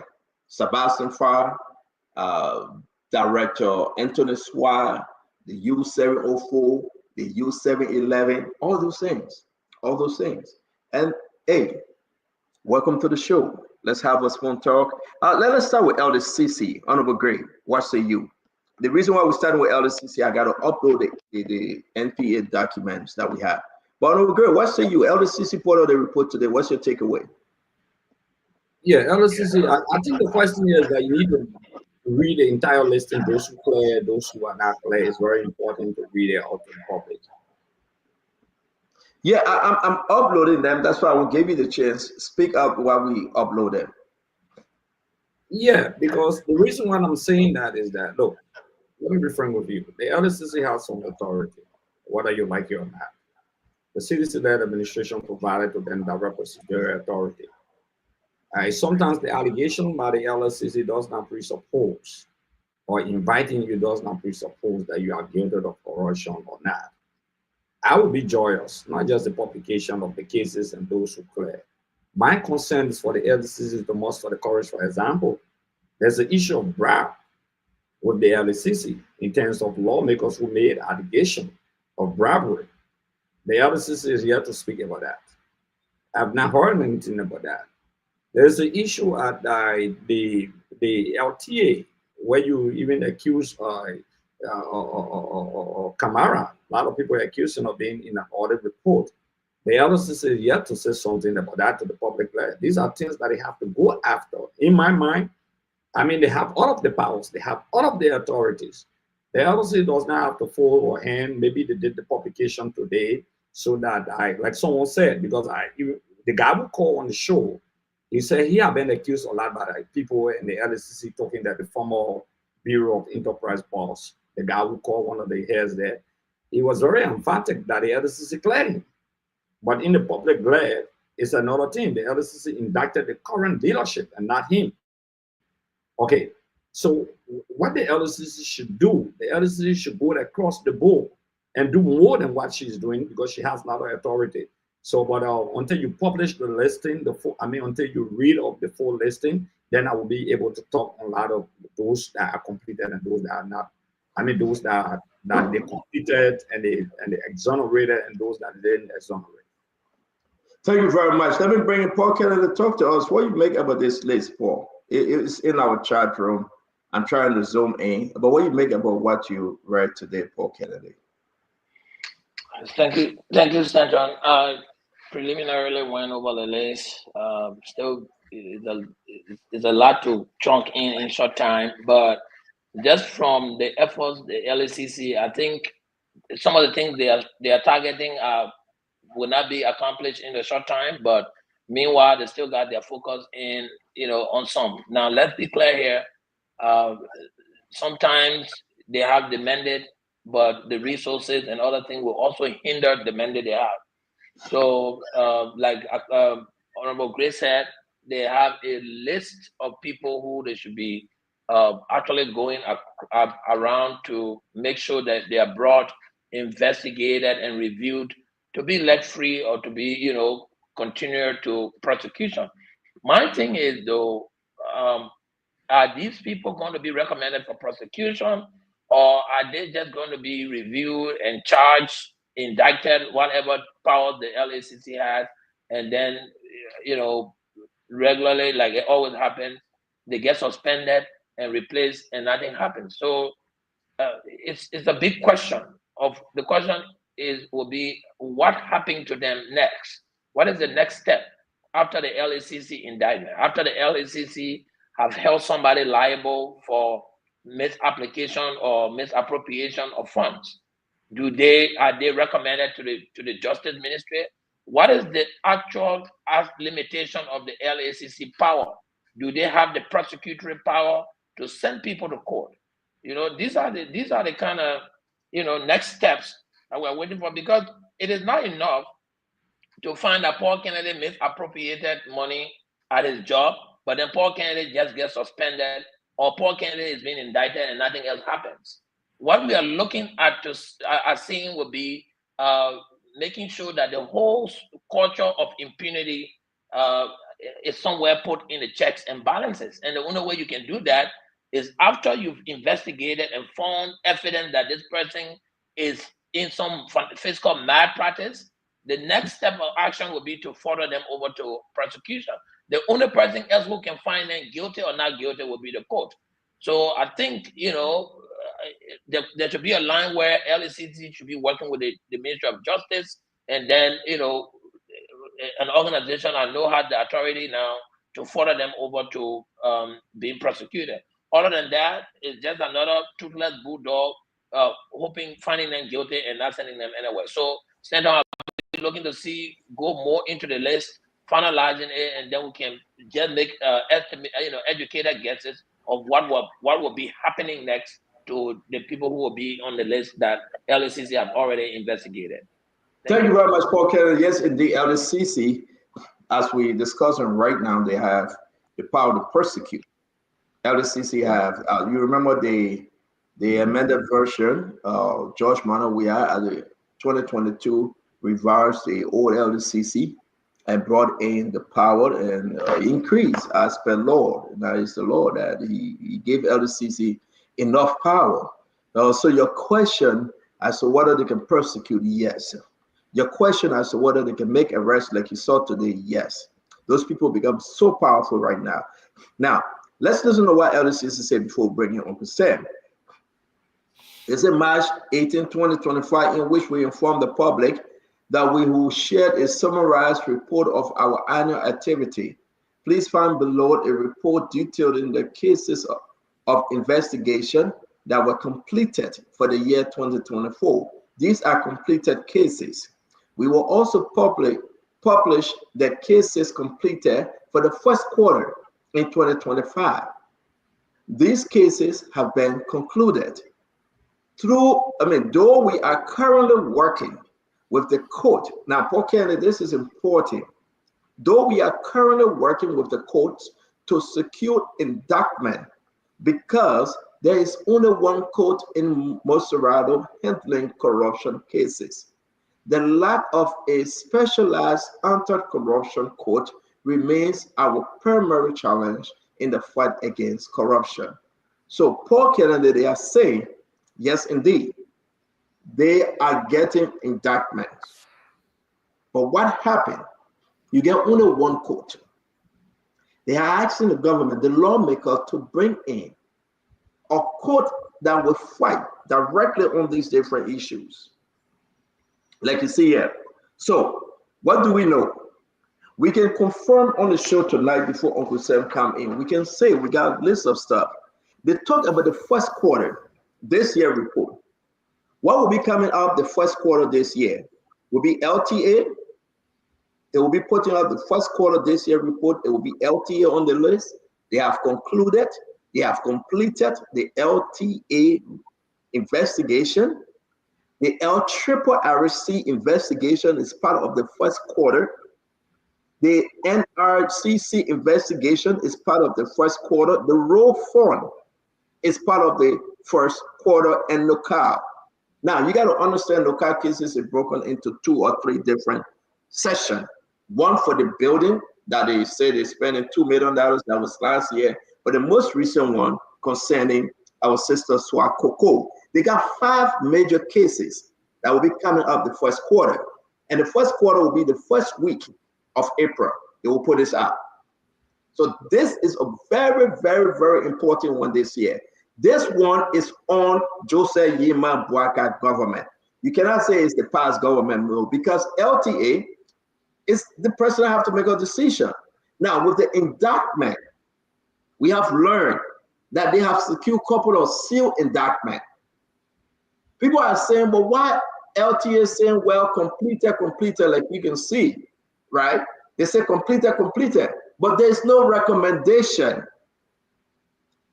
During Martin time, he had the power to release this document with recommendation. Today, under the new amendment, they cannot, as per the new law. 1. 2, if they put up a recommendation here, some people that will be going to court, they will check out from the country, they will run away. and you will not be able to find them. So when you see completed, these people, some of them, they are getting ready to go to court. They are getting ready to go to court, some of them. I can say to you, I'm not going to call the amount of indictment right now. I will leave that for LDCC, but they have indicted some people. They have. And those people will be going to court. So LDCC, they are faced with this. Give us a court that we can go directly. It can only be LDCC court. That's what we want. If you cannot give us a court, you are strangulating us. For example, yesterday, my brother at Carrier Square will call the list after Uncle Sam. And so, Paul, I hope I'm clear. We will call whoever on this list after Uncle Sam. I'm naming this, which is very, very important for Liberia. I can announce that LTA investigation is completed. It will be coming in the first quarter. LTA. I can announce LRRC investigation is completed. It will be coming in the first quarter. Roll Fund is completed. NOCAL is completed. You're going to have 5 major cases coming the first week of April as per the first quarter for 2025. Uncle Sam, let's hear you. Then we'll talk about 2024. Who's on that list? Okay, so look, I'll be very, very frank here. I don't believe in the efficacy. In my way, what efficacy means that I don't think LSC, the way the government put LSCC together, can do anything about corruption in the country. Because everywhere I've lived in the world, whether it's Ghana, whether it's South Africa, whether it's America, we don't hear from the investigators. What is investigating? All we hear is they have arrested somebody and handcuffed and taken them to court in the morning. That's all we hear. I'm not interested in knowing what cases have been investigated by LSCC. I don't want to know. I just want to see people in handcuffs taken to court. I mean, this is strictly politicizing criminal investigation. This is, I don't know, maybe it happens in other parts of the world, but the places that I have lived, I only wake up soon in the morning, okay, and see the newspaper or see on TV that they finish arresting a corrupt official government. I don't see the investigative arm of the Scorpions in South Africa calling a press conference and say we're investigating this thing, y'all, and then calling John Brown to the Scorpion office, and they get cameras there, and John Brown walking to the thing. No, I'm not a lawyer, I'm not an investigator, but I've never seen it before. So everything in Liberia is just different. Paul, have you seen it before in your life? Don't you just wake up in the morning, you see the FBI finny arresting Kwame, the mayor of Detroit, or the other guy, Marion Barrett, they finny arresting him, they handcuff him and take him to court. You hear them announcing the cases that they have, the cases that are outstanding, what they're investigating. They call him Marion Barrett to go to vindicate himself. They don't do that. Everything in Liberia that's so fiamumu. Because of that, my people, since you've been, we're only talking about post-war. Since you've been living in the post-war, only one person and I see what a handcuff that I abruptly bought, what they put it in the back of a pickup on an early time. That's the only person and I see. The rest of the people, white-collar criminals, they arrest them, they take them to court, and their bond is ready, and they get out, and then the kids dies. So, my Liberian people, LSCC, the way it's structured out now, is this the time for them to be crying for a special court? Why didn't they think about this special court when they were putting LSCC together to create special courts? That's what they do in civilized places. They create special courts and they fast-track corruption cases because it's in the public interest to make people accountable to the laws of the country. But my people, I bet you, all the thing I was here, they will not handcuff these people. They will take them to court one day. They will get born, and some of them will run away, and some of them will they will not go to court, or some of them will be vindicated because the whole judicial system in this country here, you don't know how they can pick. Paul, do you know how to pick jurors? Uncle Sam, I'm now give you another 30 seconds here. Uncle Sam, man. Uncle Sam. It was just, the law was amended, LDCC was changed 2022. When they were doing those things, Uncle Sam, I don't want us to get in problem. We had Samuel 12 on the show. The president, CDC government changed his thing, Uncle Sam. Why couldn't you make those recommendations? No, let me finish with my question, sir. Why couldn't you make those recommendations on Samuel 12? I'm not a lawyer, Senator. I'm not a lawyer. I'm not a lawyer. I'm not a lawyer. I can't be an economist. No, stop it. I can't be economist. I can't be no, let me tell you. I can't be a lawyer. I can't be private investigator. I can't do other things. I can only tell you what my opinion is. Why are you yelling? No, let me finish. Why are you screaming, Uncle Sam? No, I'm screaming because you're trying to make me the subject and predicate of the conversation. No, it's not you the subject and predicate. You are only the subject. You are not the predicate. Because you yelling. You were right on the same show, the same program, when Samuel 12 was celebrating the changes in the LDCC Act. They created a new one, Uncle Sam. You didn't question Samuel 12. Today, the people tried and you say no. Stanton, I was not a party today. I didn't see the show you're talking about. And I cannot be a man that put my mouth in everything in this country. I'm not the only person alive. There are 5 million citizens in the country here. I'm not talking about it now because I'm on the show. You bring it to me now. I'm telling you my opinion now. In 2025, that this whole thing, the way it's set up, that to me, it doesn't look like a good setup because I've never seen it in my life before. That's why I came up in. I cannot be in everything in this country, stand up to put my mouth in everything. You know? So I missed that one there. So what I'm gonna do? You put me in jail because I missed that one there? But I just want to add on stand up. Realistically, is the LDCC calling for? Is the LDCC saying that the court is not prepared to indict people? Because I see on the LDCC completed list the issue of Samuel 12 or Twan, and all of those people, the from the national security, they in court today. Okay, there's indictment or that they in court today, and they are going to court. The LDCC has that on the listing. Okay, so to use that, because there's a single court, and they are still waiting for indictment, I think it's a 40 excuse. And my issue here is that, look, we get an LDCC direct prosecutorial authority, right?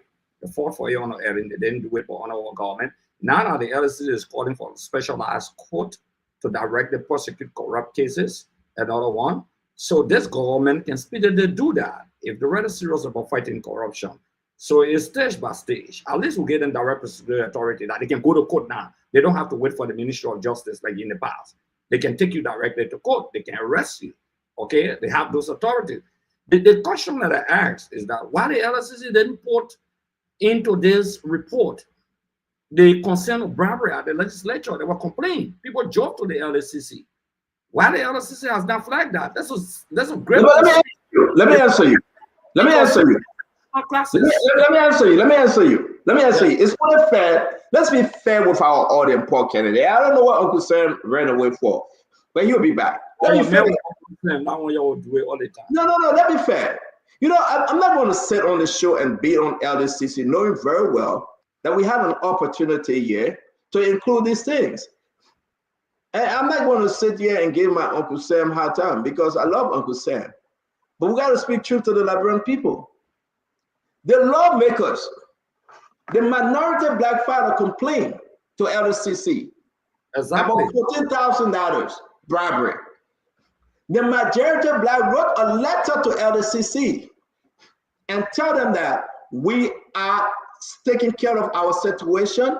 We will not, yes. They wrote official letter. Rachel Kuhn and the majority black wrote an official letter to LDCC and said, put a halt to your investigation because we have to do this. But hold on, you ask a question. And that's why we are here to tell the Liberian people. Okay. So your question as to why LDCC didn't include this, LDCC not even jumping in any investigation yet. Because the majority black leader, Richard Kuhn, and Colette, and family, and all of them, and Clarence Guy, and Thomas Fada, they're saying that we want you to stop every investigation. They told LDCC. So, Stanton, then I come in quickly. It's good that you have said that with the pieces of evidence you have. Don't doubt your evidence that you have. But the LDC is compromised.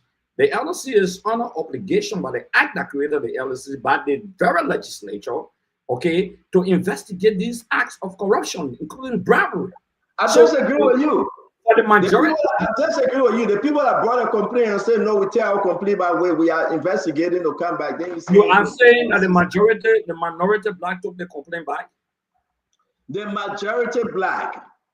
No, there was a complaint. No, there was a complaint by elements of the minority.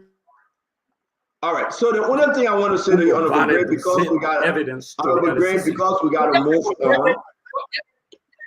Because we got to move on, Honorable Gray. The House of Representatives, Honorable Richard Kuhn, right now, stop every investigation from LDCC. They don't have the authority. But then that's a good argument you can make. But I'm giving you information. But we got to go. We got to move on. That's a good argument you are making. The LSCC, if that's the reason for which to stop the investigation, then the LSCC should be beat up upon. Because no one, not even the president, has the authority to stop the issue of the investigation in the bribery. No single individual. Honorable Gray, I've just given you information, very, very, very important information, that Richard Kuhn, majority black, put a halt to that investigation. You will never see. You will never see any record. He does not have the constitutional authority to do so. No one can do that. And no official, not even the judge. My brother, we can sit there and argue. You and I can argue. I'm not arguing. A question. You provide an information which I said they don't have. I agree. You ask a question, and we got to allow our people to hear us. Honor Richard Kuhn, the majority of blacks said we will not proceed. So if the LDCC will fight them, that's fine. Right now, the LDCC have 168 cases right now. The LDCC need men, and let me finish with this report I'm giving the nation tonight. GSC report sent to LDCC were 108. LDCC, you had 62 reports that were rolled over from CDC government into this new government. So it's 170 to be correct on LDCC decks. Not everything you just see here on this recommendation. LDCC, they are underfunded. LDCC still looking for lawyers. LDCC still looking for investigators. And LDCC, they are stranded. So when we talk about these things, if you want to fight corruption, fight it holistically. Fire service, $3,000 fee to eat. LDCC went there. The other person take $150. LDCC went there. You think it's easy? Money, time. They will not only arrest, God forbid, Paul Kennedy. No, they got to go beyond Paul Kennedy and call 5, 10, 15 people to ask questions. It's money, time. Minister of Foreign Minister of Finance, Bill McGee-Jones from IAA. They're trying to play with that other case. That case is still pending on IAA. One guy they called David. We'll get into that. We are following this information, guys. And if Joseph Boakai wants to fight Uncle Sam before we come to you and Paul Kennedy, this thing is holistic fight. And that's why everybody, the lawmaker, that should support and strengthen LDCC, strengthen IAA, strengthen GSC, strengthen FIA. We're just sitting out talking. The cases reach in from LDCC of Senator will go and say that my interest. A minister from the executive marshal will say, don't touch that. You can't touch that person of my interest.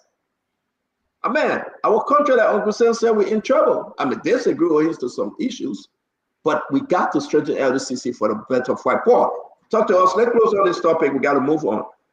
Right. And I'll be really quick on that, Senator. Look, so I don't think the issue of the availability of court should be a matter hindering the prosecution from LACC. LACC already have the authority to prosecute, to indict to prosecute through court. And so for me, what is the way forward here? Let's look for solution. We already know the problems, but let's look for solution. Stanton, there are 15 counties in Liberia. Every county has a court system, right? For instance, you got this big court in Bapolu that can barely see cases. Now, can they move? And I'm sorry he's gone, but can they move some of these LACC cases in other counties outside of Monrovia, designate it particularly to the investigation of fraud and corruption, abuse, and whatsoever the LACC is investigating, so that it is an expedited court process, particularly dealing with cases that are related to LACC. They got court outside Monrovia that don't see cases sometimes 2, 3, 4 weeks, right? So can they use some of those cases, those courts, as a place to process and indict people and carry the LACC investigation? Sometimes we need to think outside of the box.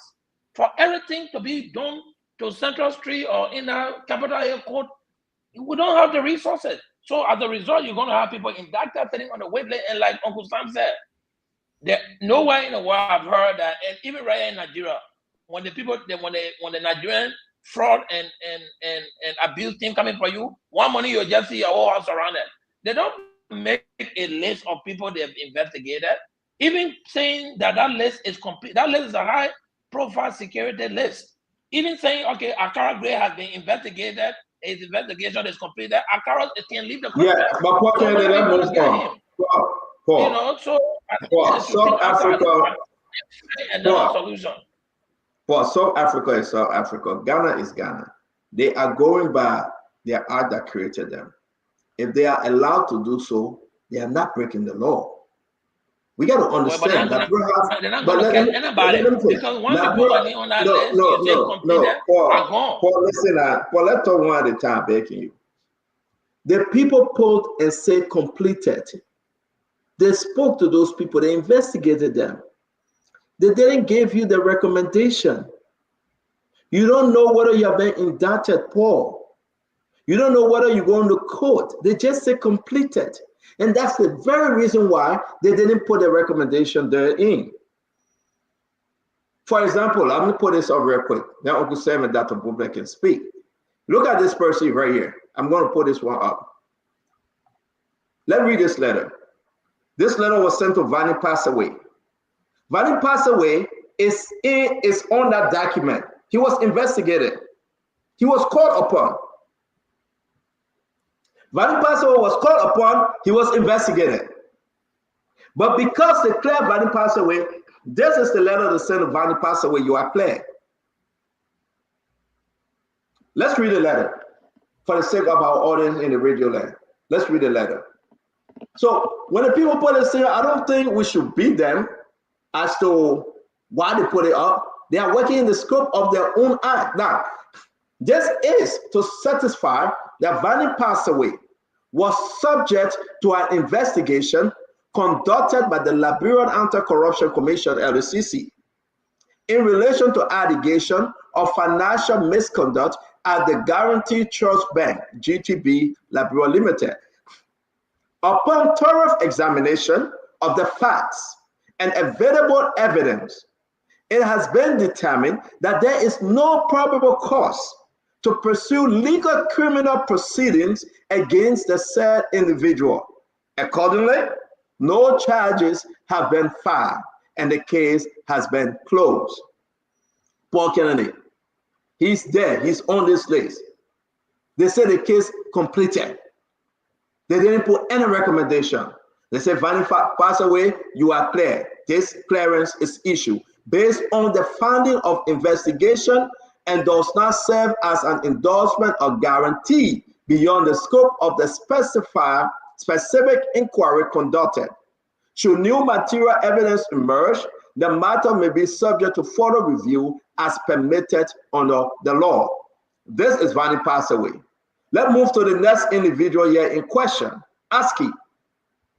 No, this is Yango. I'm going to put Aski up. I think I get Aski up. Aski is another individual again that they clear him, but his name on the list. Some people are clear, some people are indicted. You don't know if you are indicted except the court is ready for you. Then they will go and arrest you and bring you in and turn you over to the court. That's how it works. If we make our comparison to other country, that's the country rules, that's the country law, that's the country constitution. We have our own. And I hope that it answers so many people question out there. Yes, our problem with LDCC funding. Yes, our problem with LDCC. We all need to help strengthen our institution, like every other institution of fighting corruption, FIA, IAA, GAC, all of them, that they can produce that which is right to serve our country. Uncle Sam, Dr. Richardson, it's good to have you on. Sis Glennie, it's good to have you. Let's close up on LDCC document that came out today. Uncle Sam, let's go to you. So I just want to know if in the LACC law, it says that the LACC must make a list and give it to the public on a periodic basis on cases that are going on, cases that have been investigated, and cases that are outstanding. Is that really in the law? And can anybody tell me with a straight face that this is how the law was written, that they must, that this is their responsibility to inform the public in this manner, an investigative organization to tell the public the list of investigations are going on, the people who are being investigated, and the disposition of those cases? That's how it is. That's not how it is done in civilized places. When you are arrested and there's a disposition of your case, anywhere that I've lived in a civilized place, the court is the one that gave you the disposition of the case. Because every arrest in America is recorded. And if you go to a job, to apply for a job, and that your fingerprints come back and that you have been arrested or been investigated, the court, it is the court that will give you the disposition. All of us who live in America, live in other countries, that is done. So if this is how Liberia is doing it, no wonder the fight against corruption is not going anywhere, because we're doing it backwards. Everything in this country, we do it backwards. Okay? People don't know that they are investigated in places. Okay? They don't tell them that they're subject of an investigation unless on some critical cases. When you are being investigated, there are forensic investigation, there are private investigator, criminal investigation, and because of the nature of the investigation, so that you don't collude with witnesses and stuff, they normally don't tell you that. But in Liberia, they write you a letter to come to LACC. Then your followers go there chanting battle cries when you are arrested. No wonder the fight against corruption is not going anywhere, because in Liberia, there's somebody I'm very close to say, there are Liberians and then there's the rest of the world. We just do things in a very unorthodox manner, and we get clearly the unorthodox results of where we are sitting on the planet today. Yes, that's well, thank you very much. Thank you, Uncle Sam.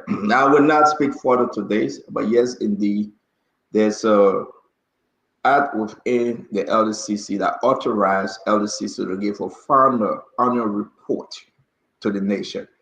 It is there, Uncle Sam. I will send it to you. They have to give an annual report to the nation.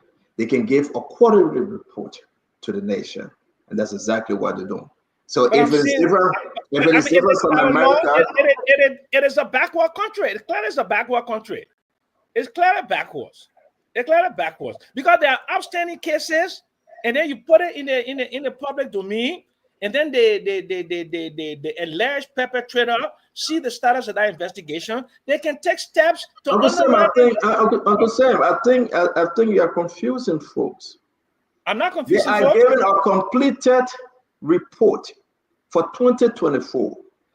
There's nothing outstanding. What you read in the report, they say completed. Yes.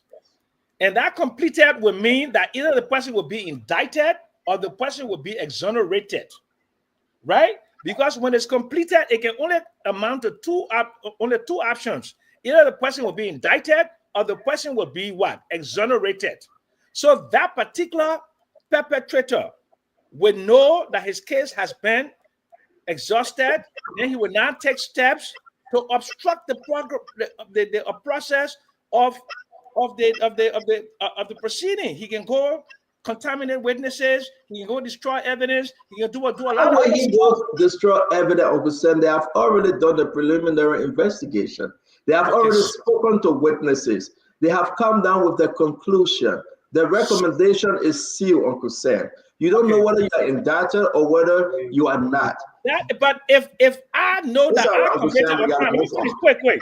If I know that I committed a crime, I will be going to intimidate witnesses not to go to court or make witnesses to disappear or make things to happen. I mean, I'm from the streets.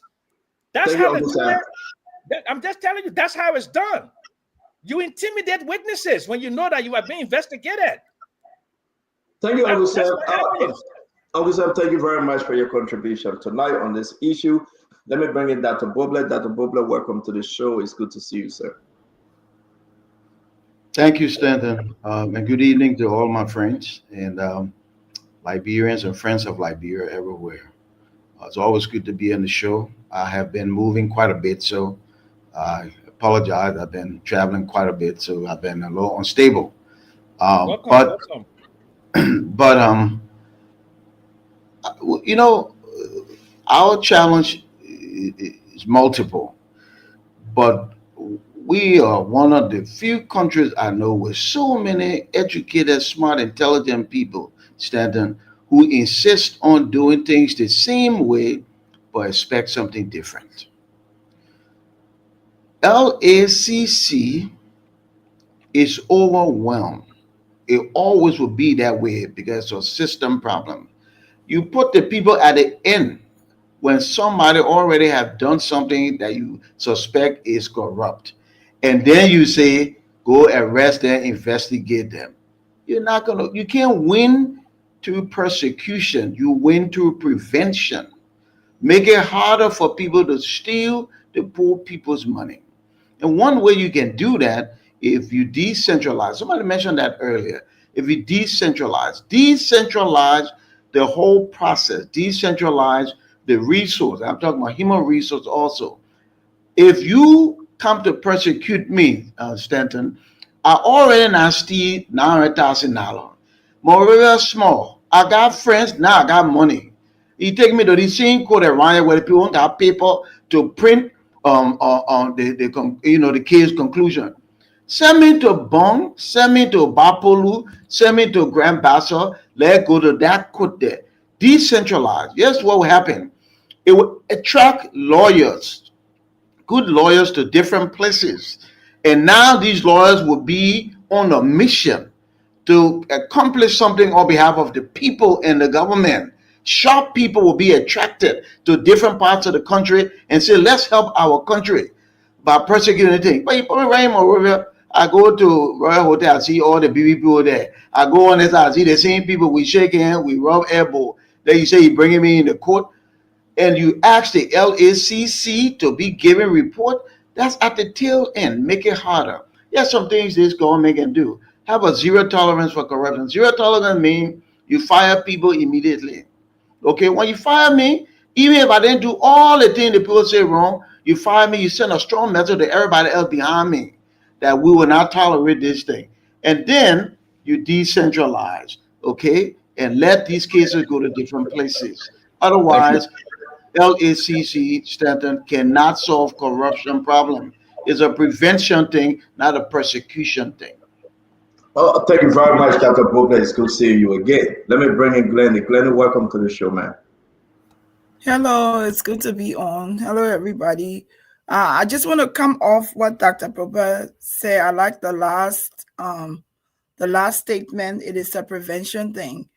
But I also want to add, and I think I shared similar sentiment. The corruption in Liberia didn't start yesterday.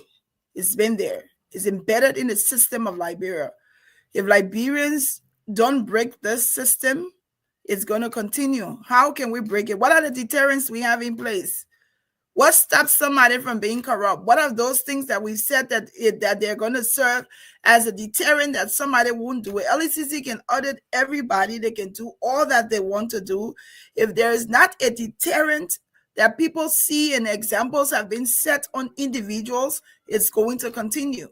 So the problem right now is, how do you break this systemic problem of corruption that we have? You have to be able to set examples on some people that you've investigated, some others that you've done, so that people will see it and say, oh, if I do this, this is going to happen to me. But if you're not doing this, cut short of it, it's just going to be an other, like you other the person who has the money. He already has the money. He's going to use that very money to encourage people not to prosecute him. So we have to be able to find a way that prevents corruption. And then when you find that way, when you find the remedy to preventing corruption, then you can now break it, because you're setting the bar high with the different deterrents, and people are not going to want to do it. As it is, it's just going to be a song that we're singing. It's an anthem for Liberia and for Africa as a whole. Corruption is an anthem that every African country is singing. Look at Burkina Faso. Look at what they've been able to do. What they've been able to accomplish so quickly. They already know. They know their leader. They know what's going to happen. These people are shaping their society, preventing corruption from continuing. But we have to be able to understand, and people have to know that if you do this, my mother always says, drastic disease needs drastic cure. If you don't have a cure for the disease, that you have to stop it from coming, it's going to keep coming. That's where we are as a country. Gladys, thank you very much. We got to move away from this story, ladies and gentlemen. Again, LDCC will sit back and watch for the next batch. But you can go on the LDCC website, and these information are available. We have spent a little over an hour on the LDCC in our intro. I want to welcome all of you. Please share the show, invite somebody, tell your friends that Spoon Talk is on. We are now going to move away and go to the Liberia National Port Authority, NPA. NPA is very, very important for us to discuss NPA today. I received some document that I'll share with you guys if you want to go in the chat room and take a look. While I put this document up, there's a letter. But there's a letter here I'm going to read. There's something going on. It started a long time since last year between Sekou Dukle, the NPA managing director, and that of Yombli Kanga Lawrence. So I'm putting this letter up. Allow me to zoom in it, because I like to read the letter when I zoom in the letter. So, guys, while you're reading this letter, let me zoom in to make it better for our audience.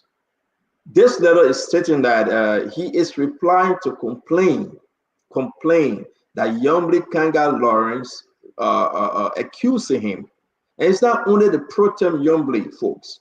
This is very important for you to listen, and we'll share our own opinion on this. And I hope, and I only hope, that we can have Sekou Dukle come and explain to the nation, if he wants to, whenever he wants to, explain to the nation exactly the seriousness of this letter. Very, very serious. So I believe you guys have it, right? Uncle Sam is in the chat room. Have you seen it? When I hear you, Uncle Sam. Yes, I've seen it. Yeah. Okay, thank you very much. Honorable Gray, have you seen it? Honorable Gray? No. All right. I don't know what you hear. It's in your chat room. We all have to. Yes. Have you seen the letter? It was sent to you. Yes. Okay. I will check. Have you seen the letter? Yes. Thank you, sir. So let's get in the letter. Excuse me? I've seen it. Okay, sir. Thank you. Let's get into the letter. Let's hear exactly what's going on here. I believe we are going to read this letter. For those of you following us, sorry that we have to take our time to upload these things. All right, there we go. We can read this letter. It's very important for us to do so. And then we come up with other information attached to this letter. Honorable Sekou Dukle, Managing Director. Honorable Sekou Dukle, this Sekou Dukle, he's the Managing Director for the National Port Authority. Sekou Dukle received a complaint. The complaint was sent, our sources is telling us, The complaint was sent to the president concerning Sekou Dukle. The complaint was sent to the president that Sekou Dukle, the National Port Authority Managing Director, did something that is of serious concern. So Yombli complained to President Bouaka about Sekou Dukle. So what is Yombli complaint about? While everybody has the chance to read it, I'm going to post the complaint up and we'll post Sekou reply. We'll put Sekou reply. Sorry guys, I'm doing this thing at the same time uploading. So this is Sekou reply, which of course I present. Sekou said, October 17, 2024, last year. It started last year and it's still going on. It's getting worse. His Excellency Joseph Yema Bouaka Sr., President of the Republic of Liberia, Office of the President, the Executive Mansion. Dear Mr. President, I present my compliment and write to clarify what we term as a dangerous propaganda instigated by deep hate, tribal bigotry, and religious intolerance coming from Speaker Yombli Kanga Lawrence, Pro-Tem. Allow me to read this again. And I will ask every one of you to be patient. I have asked Sylvester Childplay to share it on our page. So Sylvester, please share this on our page. Sekou is angry from last year. Angry about the port restructuring. Angry about what has happened to the port. People are sending him so many names that he should hire. There's limited space to hire people. Yombli is angry, and Yombli wrote the president, but I want you to listen, and you will get everything in this story today. Mr. President, I present my compliments and write to clarify what we term as a dangerous propaganda. That's Sekou speaking. Instigated by deep hate, tribal bigotry, and religious intolerance coming from Speaker Yombli Kanga Lawrence Pro-Tem. The former Senator Jonathan Kapley, he accusing both of them, and former Senator Jonathan Kapley. Before I go any further, please allow me to respond to the list that she sent you as detailed in the table below. Yombli Kanga Lawrence sent the president list. And on that list, Yombli Kanga Lawrence telling the president, Sekou don't hire everybody over there, and most of the individuals that they are all Mandingo people at the port of Buchanan. This is dangerous. This is very, very dangerous.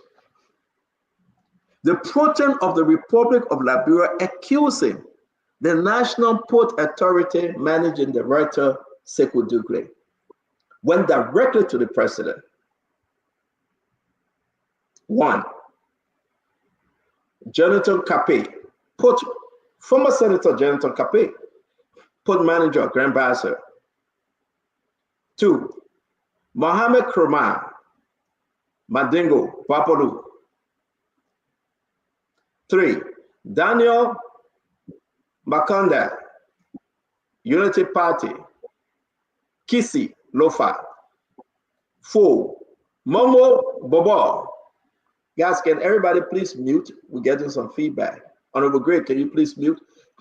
Momo Dobo, the name is Bobo. Security Director, Unity Party, he's from. Salary 2005, Pere Bombing. 5, Mistress Bindu Ba, Administrative Director, Unity Party. Her salary is 2005, via Cape Mount. 6, Nathan Pai, ISPS Director, Unity Party, 2005, Pere Magibi. 7, Mustafa Kane, Warehouse Manager, which party is unknown. He making $1,067, Mandingo, Lofa. 8, Joseph Fumba, Port Coordinator, Unity Party, $699, Loma, Lofa. Chokon Bobby Hammond, Director of Environment, party affiliation unknown. He's making 2,500 Bassa, Grand Bassa.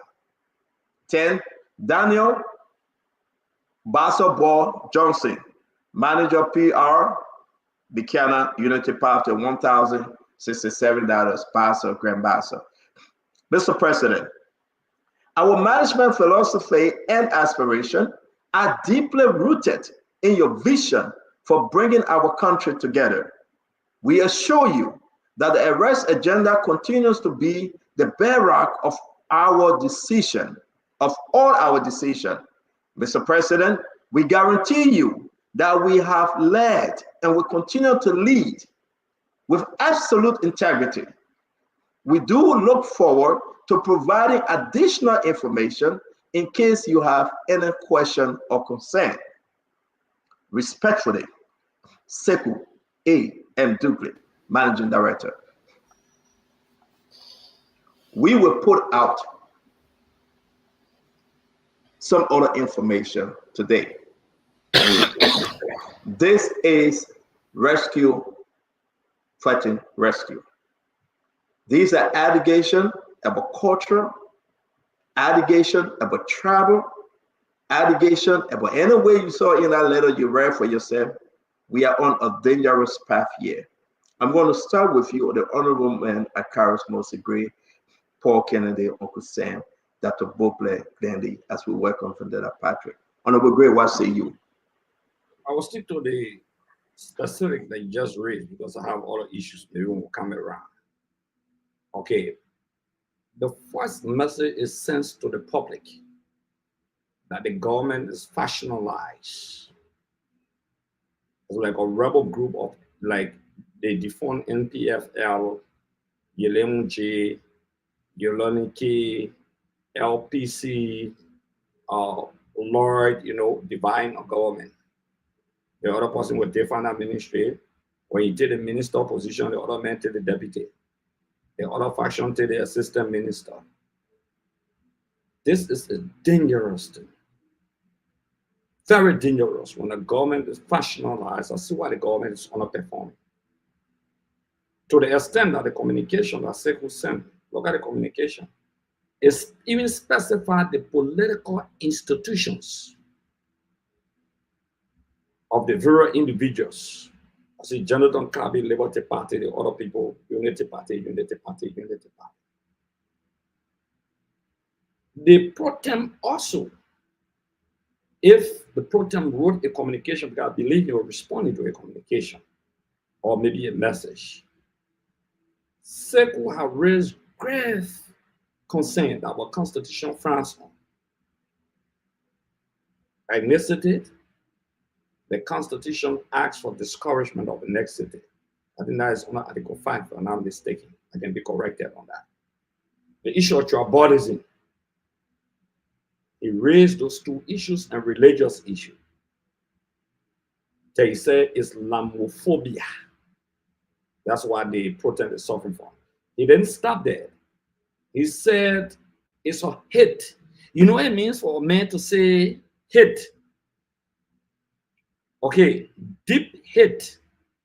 He didn't just say hate, but he described the hate to be deep-seated from the protest against him. It shows a crack in President Boycott administration, and it demonstrates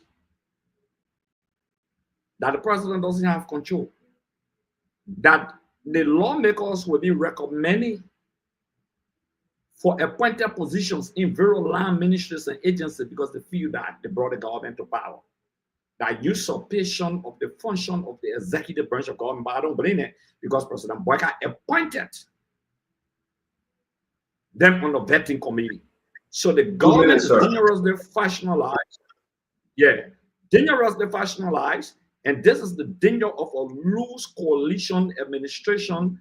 And this is the reason why the Unity Party government will never, let me repeat, will never succeed in her quest because these people have their own ego and the objective is to satisfy the various faction for 2029. That's the mission and that's the objective. Partisans of Thank you. We got to come back. We got more. We got to run through everything, guys. Give it your best shot under 2 minutes. Paul Kennedy, let's hear you on this big breaking information. We got situation today. They split now among members of the House. They split now in faction line, party line. The trouble that is hanging that is now driving us down to trouble. Again, as you see in Sekou reply to the president. Let's hear you, Brother Paul Kennedy. Thank you, Stanton. I think Sekou should be mad. If I was Sekou, I would be very mad. The pro tem should be focused on establishing legislation that will improve the lives and well-being of the Liberian people. She should be putting forward the agenda of the Senate to make sure that the Senate is an effective one, other than trying to interfere with who gets appointed where. I mean, my mother was Madingo, so Madingo, when they're qualified, they can't get a job. Look at the list, Stanton. All of the list, only Liberty Party is outside. Everybody else is the Unity Party. So only Unity Party will run government. I mean, for instance, how many Lano people you see on that list? They don't have educated people in Lano. I'm sitting here, I'm very educated. So like Akara said, the country is going in the wrong direction because the country has been politicized, factionalized, and really brought down to a mediocre point. That if you did not compete or support one party, you're not going to get a job. I think Senator Kanga's Lawrence argument is she's trying to have people from her constituent having jobs so that they can get re-elected again. This is wrong for our country. These people should be trying to facilitate the process of government enhancement from the legislature perspective. Like the conversation we had about the LACC. They should be going to amend the laws if that law does not also already exist for the decentralization of the corruption code across the country. You know, when LACC arrests somebody for taking money from the national, from the repatriation, Liberian national repatriation, that is a national issue. You can send that case anywhere to be tried. It doesn't have to be tried in Monrovia. It's a corruption case against the country. So we can send that. Let's leave the LCC. Let's come back to this. We got to go. All right. I was just giving an example. The senator should be innovative, creating the possibility for Liberians to get jobs all across the country, whether you are Kwan or you are Madingo or you are Grebo. As long as you are qualified and competent, you should get a job, whether you serve a Unity Party or not. I think that's the argument you should be making. Because thank you very much. Thank you very much. Let her find something else to say. My brother Paul Kennedy, thank you very much. We're going to bring guys. I beg you, let's stay within the 2 minutes. We have many here. We got a lot to cover. I'm going to bring in Uncle Sam. Uncle Sam, let's hear you on this NPA and Yomdi saga. So, in my Brooklyn American accent, this is unadulterated poppycock. Let me explain that to your mommy. Why is the pro tem meddling in the affairs of a parastatal? What kind of fish you got to fry inside the NPA business, my people? You ain't got enough problem at the legislature there. My own sister, my daughter, my family people there, they all basa. But she ain't got no fish to fry in NPA business, you know, and then doing it along tribal lines. I don't know Yombi to be like this. But they said when you want to know people, give them money and give them power. And Yombi, I'm very, very surprised at you. And I know you probably get vexed with me, but I will call you sometime tomorrow and let you know that you shouldn't be dipping yourself in NPA business. You shouldn't. It's none of your business. Look, if you have an issue with the hiring process at NPA, get the appropriate committee in the legislature, in the Senate, to call Sekou Duka to a hearing. And then also to ask maybe GSC or some agency to order his hiring process. But to put yourself on record to say that this man is hiring Madingos and people with a religious affiliation, it makes you look very very, very bad. Yombly are big. This is not a Yombly I love and I cherish and I've known most of my life. You shouldn't do this to this young man, because I see this young man being attacked vociferously all across the internet. And it amounts to one thing: they don't have jobs. And this young man is in charge of a public parastatal that has money, that has jobs, and it's generational jealousy. That's all this is. I see all the attacks on this young man on social media, saying that he hired this person, hired that person. There are appropriate places to carry those complaints. But to do it in a way to start stirring up ethnic and religious animosities and all of that, it's totally uncalled for. Look, we fought a war in this country for 40 years. Sam. But let me just 30 seconds. Based on ethnicity and tribalism, and it destroyed this country to the very core. We don't need to be going down this slippery slope again. And I think Yombly is very wrong, and Sekou should be indignant. Thank you, Uncle Sam. Thank you. Dr. Bobla, let's have you, sir. So I have a clarifying question, Stanton, because I didn't see the communication from Senator Yombly Kanga. Maybe I missed it. So I'm just inferring from Sekou Dukla's letter what the senator said. It will be helpful if we can juxtapose the senator's letter next to the managing director letter and then compare. But just based on what we see here, the senator, the Sekou Dukla is saying that it's deep hate, use strong words, Islamophobia and those kinds of things. And then he lists these persons. So the question I would have is, are all these people hired, or anybody on the list appointed by JMB? These are all hired people, right? I'm assuming. From the port director down, they're all hired. None of them appointed by the president. The president make appointment. John For all the people? John was, yeah. Very good. Okay, so the president make the appointment. So again, we got a system problem. Yes, a system problem. The legislator in the post-war era are acting like county administrators. So then you take two branches of government that's supposed to run parallel, co-equal, and you merge them. And now the lawmakers are into everything in the county, so much so that the county executives are so weak and they're almost unknown. It shouldn't be that way. That said, though, nobody should hire based on ethnicity, based on those kinds of things. You hire based on competence. But if the president appointing everybody, there goes a part of our constitutional problem. Look, in the next election, we must elect our superintendent. We must elect county executives. So we give people backbone so they can help create some balance so that counties can do better. Otherwise, the monopoly from Monrovia controls everything. The legislator should not be concerned with the executive and who gets where. It should be based on competence, not tribe or anything else. Thank you very much, Dr. Booker. Thanks. Sis Benny, talk to us, please. So I was going to ask the question too, because I heard Stanton saying that he was going to put Yombly's letter up. I think it's important for all of us to be balanced. For us to be able to, I'm not going to react. The letter from Dukla is alarming. The letter from Dukla also is concerning. The letter from Dukla talks about hate. I think for us to be balanced in our approach, I would want to see what Yombly did, because this is the thing. When we come in, like I got a lot of bashing yesterday for the story yesterday with what I said and what the procedure was and all of that.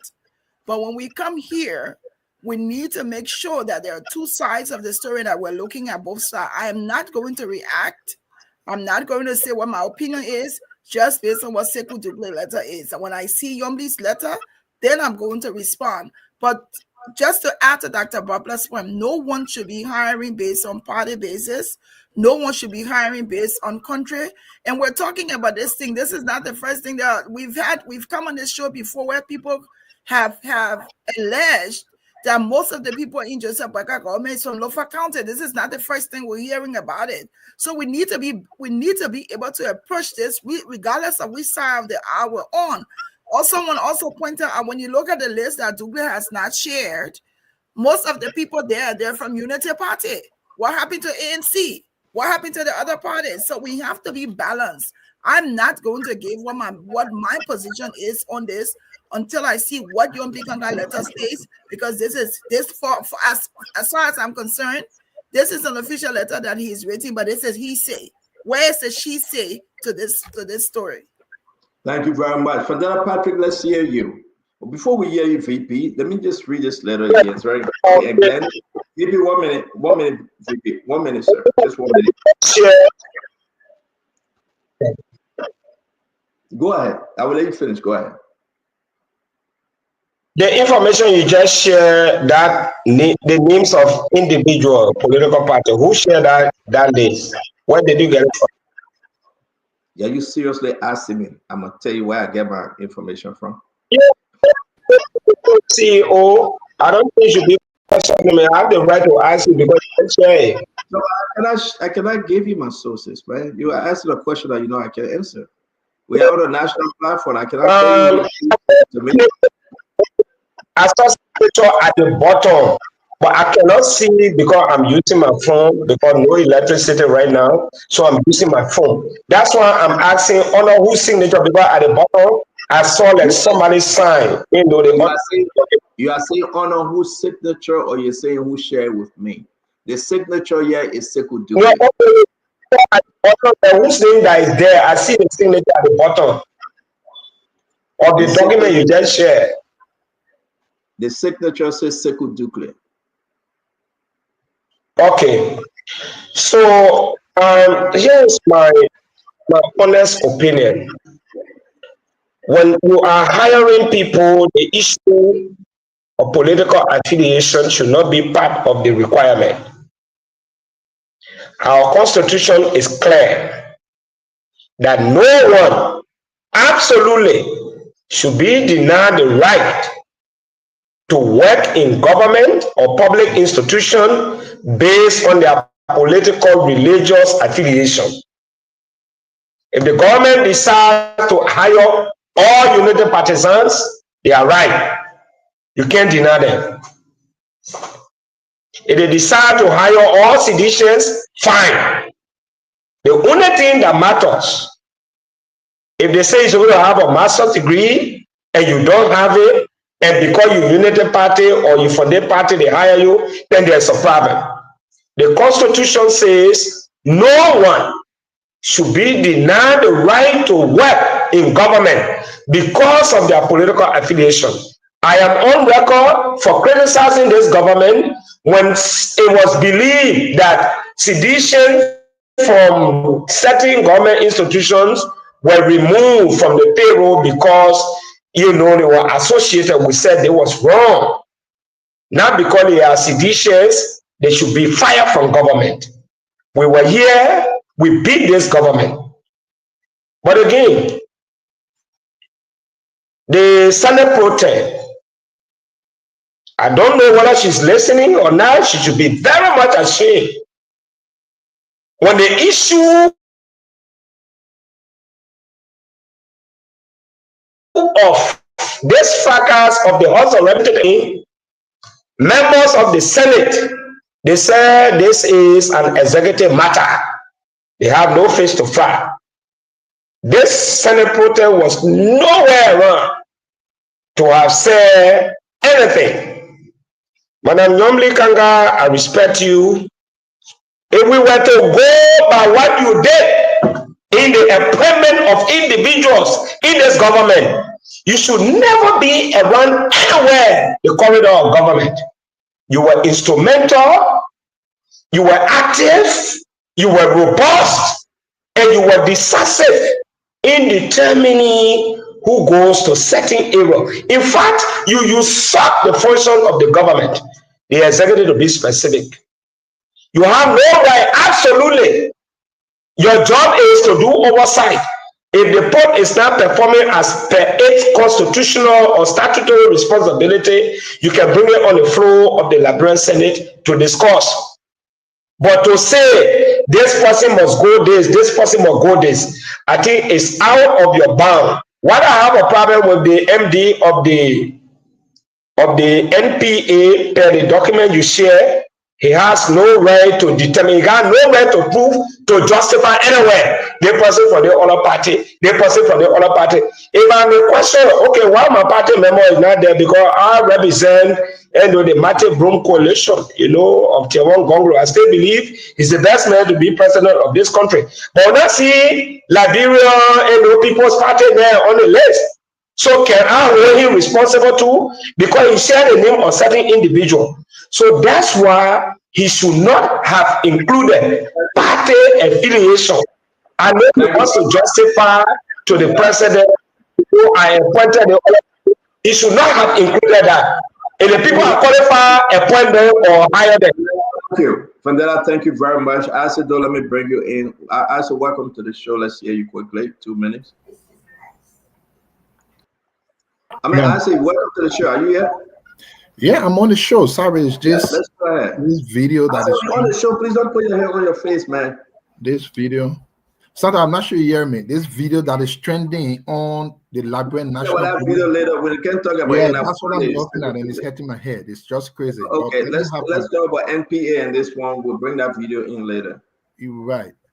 So I'm going to look at this NPA thing from a different angle. A lot is going on at NPA. A lot. And I think we really need to talk about NPA. A lot is going on over there. But let's talk about this letter. I think Glendy and Dr. Bropler were spot on in my mind. We did not have to see the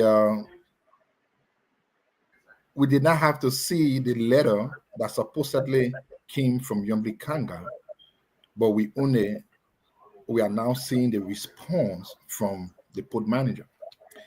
So what can I assume from there based on the response? First of all, I don't want to believe the letter, if there was any, that came from Yombi Kanga was actually asking about religious background or communities or whatever it is. I think that was squarely on political party affiliation. And that's the reason why specifically the letter from the port director specified what political party a person came from. But here's my problem. The port manager is writing the president of the Republic of Liberia. Amongst other things, the port manager saw the need to write the president on employment based on political party affiliation.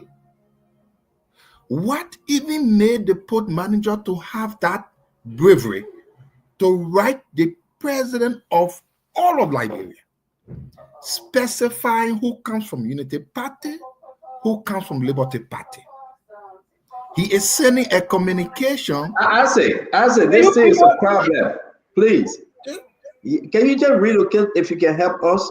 The notes, ready. Thank you, I say. I say a family man, so children, grandchildren disturbing. Let me end here, Daddy. So as I was saying, I would look at it from the angle. The fact that the port manager can be in his right mind to write the president of all of Liberia only on who is a United Party partisan, I think it is troubling.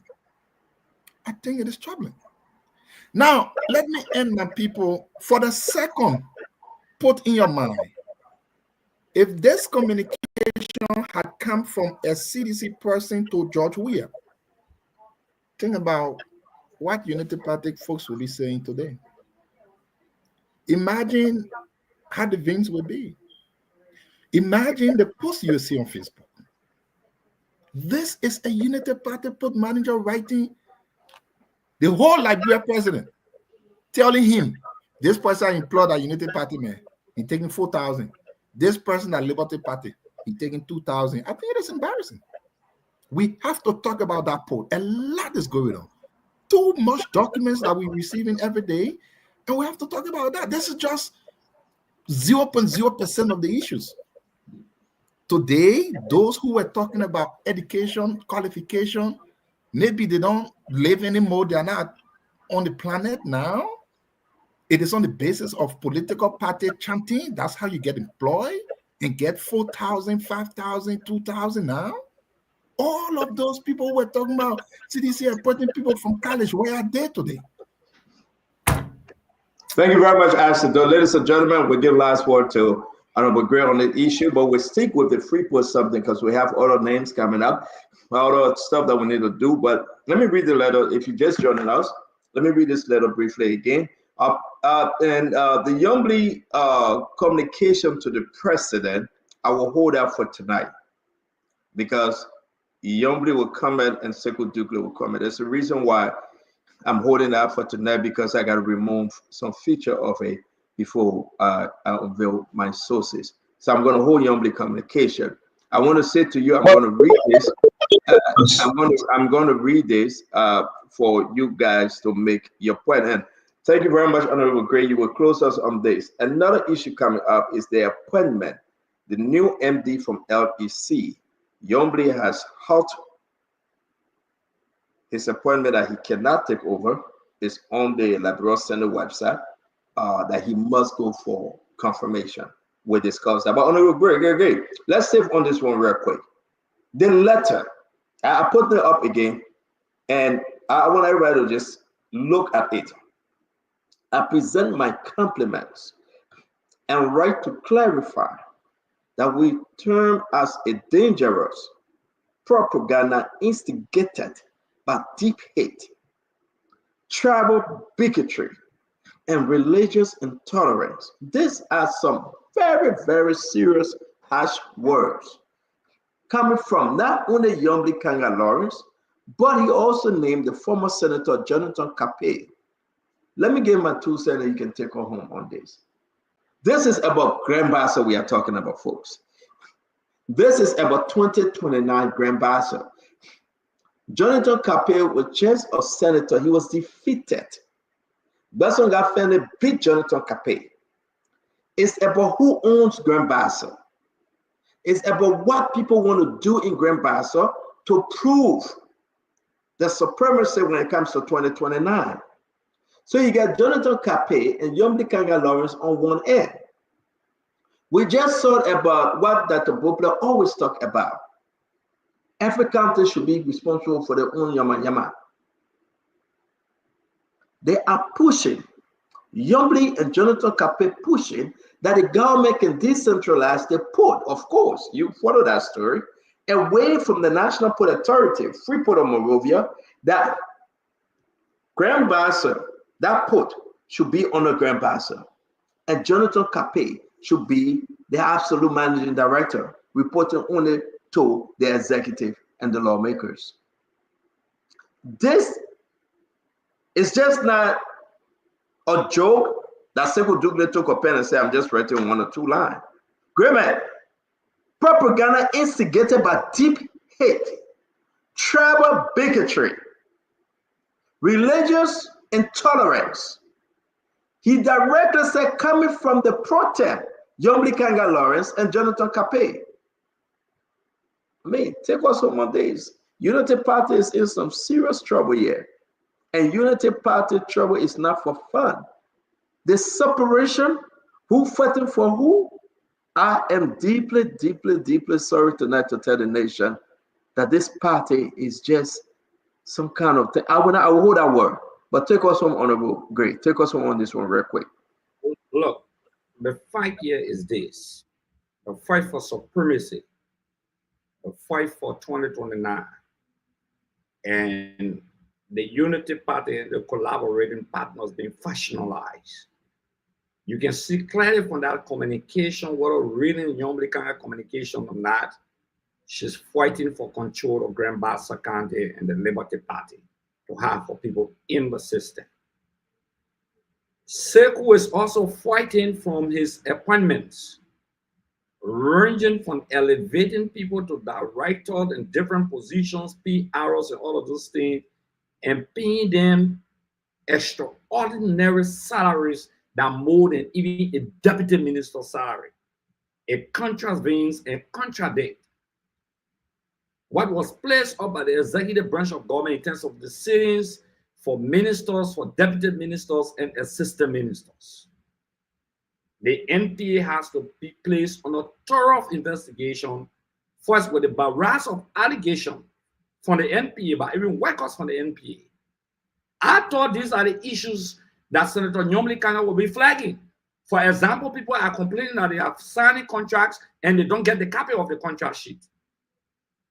People are complaining that certain people are being elevated to certain position and they are paying more than an assistant minister in the government. There's troubling. The NPA, whether you like it or understand or anybody on the show, the guy has become a flop. His inability to even sponsor, to even contribute towards the budget, make commitment, big show.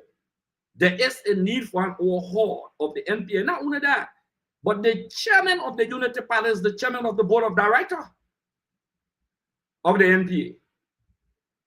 What is he doing?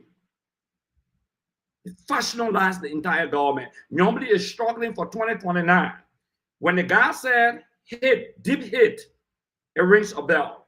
When he speaks to the issue of tribalism or ethnicity, he speaks to the issue of religion. Article 5C of the Liberian Constitution discourages the issue of tribalism. So if SECU is also appointing people on the basis of tribal land, is in violation of Article 5C of the Liberian Constitution.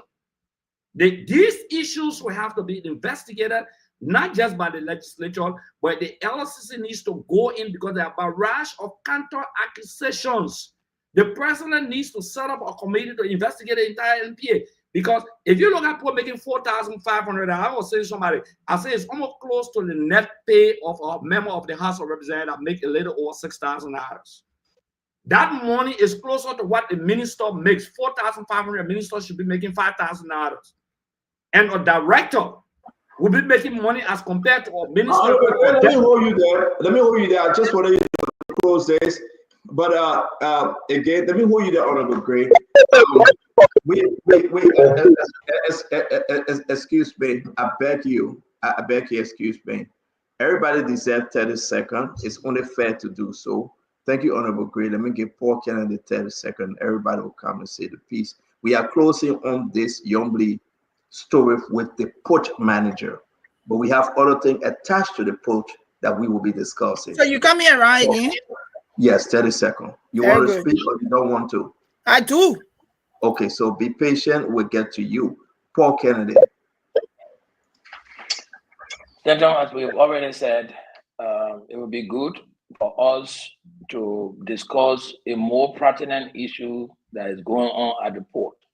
The administration of the port, what are some of the resources coming from the port since the new managing director got there? How has he improved the port functionality? Why, what's the status of the Buchanan port, the port in Greenville, the port in Harper? Are they, are the port activities being decentralized where people can now bring their commodities from different countries straight to Harper instead of bringing it to Freeport and truck it all the way to Harper? These are the kind of questions the senator should be asking, right? I mean, these are the big issues. So let's wait to see her letter in the detail of it. But until then, I think whatever she's running after is mediocre. She should be running after bigger things that will help to empower the Liberian people, decentralizing and empowering and strengthening the port function. She should be holding the port managing director responsible for those things. Paul Kennedy, thank you very much. Uncle Sam, you want to close on this Yombly Dukley letter? No, I mean, I've basically spoken my mind, and I agree with my two Bassa compatriots there, Dr. Broadplay and Bayoka Jr.'s daughter, that maybe we should see Yombly's letter. But Seku's letter was very clear in responding to Yombly. But I mean, yes, I mean, in terms of equity and fairness. So Stanton, you think you can get a copy of Yombly's letter, and we can? Uncle Sam, I'm trying to upload the letter. The letter got featured that I got to remove. Or else I'll be revealing some things I shouldn't. Okay. I can upload anything, but I'm not going to do that once I've sent it for the guys to work on it. I hope we can upload it before the show ends. All right. I have to protect our sources likewise. Go ahead, Dr. Bople. You want to say anything with 30 seconds, Dr. Bople? Yeah, okay. So all I want to say, just ditto to what Uncle Sam said. The letter, I really want to see her letter, whatever representation she made. It will create a fair and complete picture. I also want to say that decentralization of the port will create jobs. It will bring about efficiency. It will attract more business to Liberia. If I can bring my thing straight to Grand Bassa or straight to Greenville or straight to Harper, we really need to shake ourselves of this centralized government thing that hunted us for over 100 plus years. It's not working. It's not working. And we keep having the same problem. Decentralized and ability will follow opportunity. More good people will go into the counties and will create pockets of best practices. We must go that route. Thank you very much, Dr. Bob. That says Glennie, come up, please. Very interesting tonight. We're here with some well-learned people, and because it's Yombli Kanga's name, we're hearing, so people have concluded that Sekou Douglas' letter is accurate. Until I see Yombli Kanga's letter, that letter, as far as I'm concerned, that Sekou Douglas wrote, is a hearsay. That's his say. That's Glenda speaking. That's my opinion. I also agree with the fact that we need to decentralize the government and other agencies so that counties can be responsible to run those entities and bring money to the county. First of all, Sekou Douglas is using words. He's using alarming words that when people hear Yombli Nin, they will just become alarmed and say, oh my God, why is it that he's showing only United Party people on the list? Why is he trying? Is he trying to entice the United Party people to say, oh, Yombli don't want United Party people, that only United Party people that I've employed? As far as I'm concerned, in my name, that letter is bogus until I see Yombli Kanga Laura. It's alarming for him. He's looking for sympathy. He may have heard something that may be going on.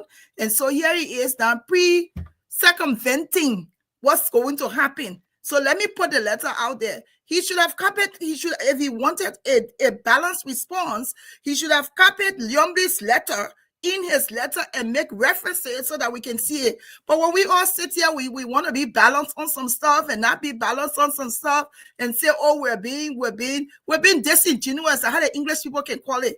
When you say, oh, I think Yombli, what she's doing is not good, but then I want to see her letter. What is that? Take a side. What side are you on? I am not on the side of Sekou. Thank you. Show me Yombli letter, and then I will Thank give you. Thank you, Glennie. Let me bring in Vandana Patrick. VP, your 30 seconds, sir.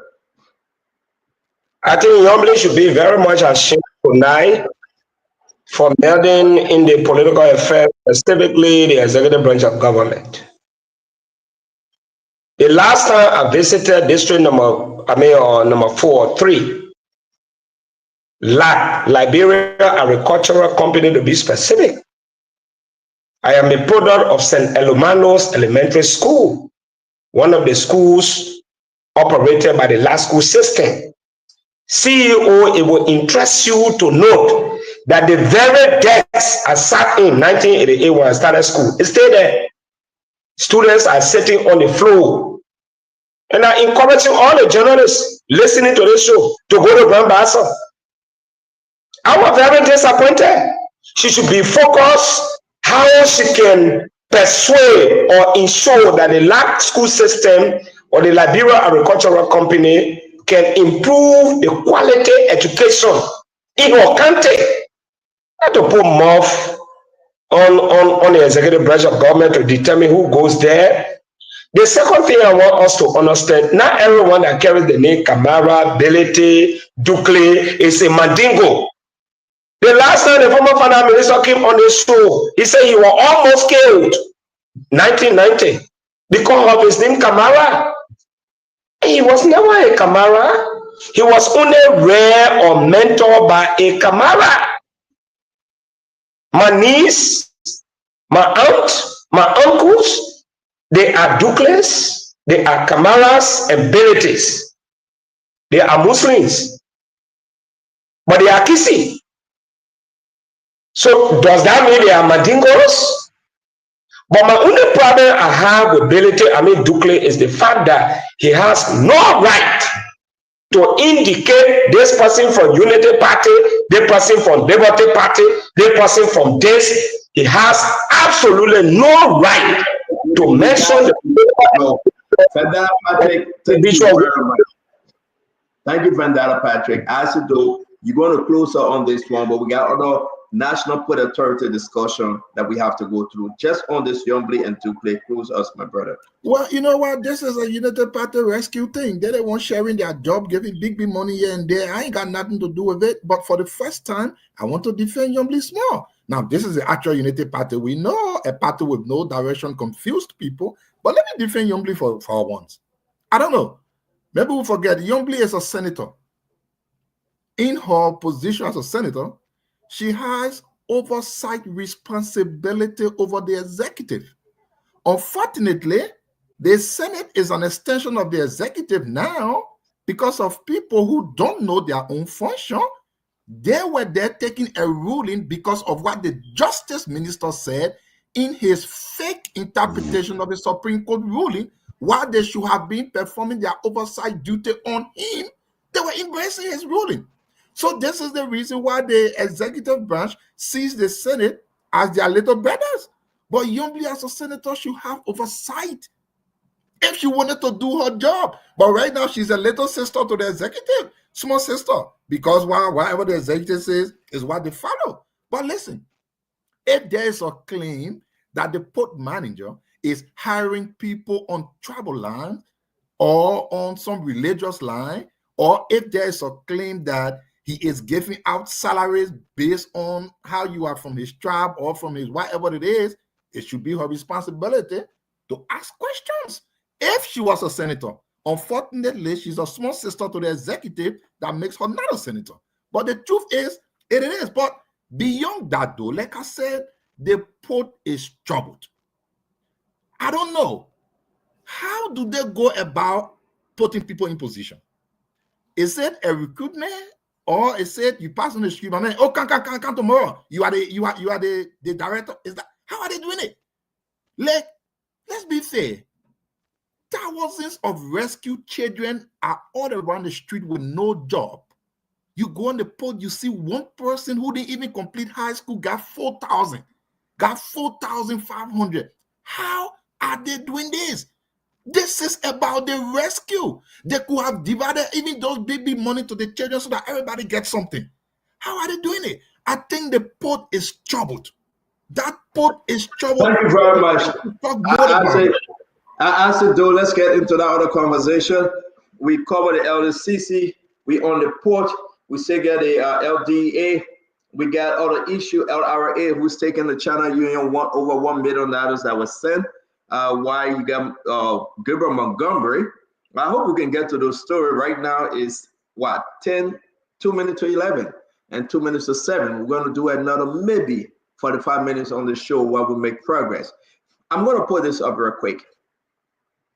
Gabriel, this is from the National Port Authority. These are people with the trouble because, like you heard us do, Dr. Pople, saying that Sekou Dukle hires so Madingo people, right? Gave them big money. The amount of money. No, stand on. I beg you, no, don't do that. No, stand on.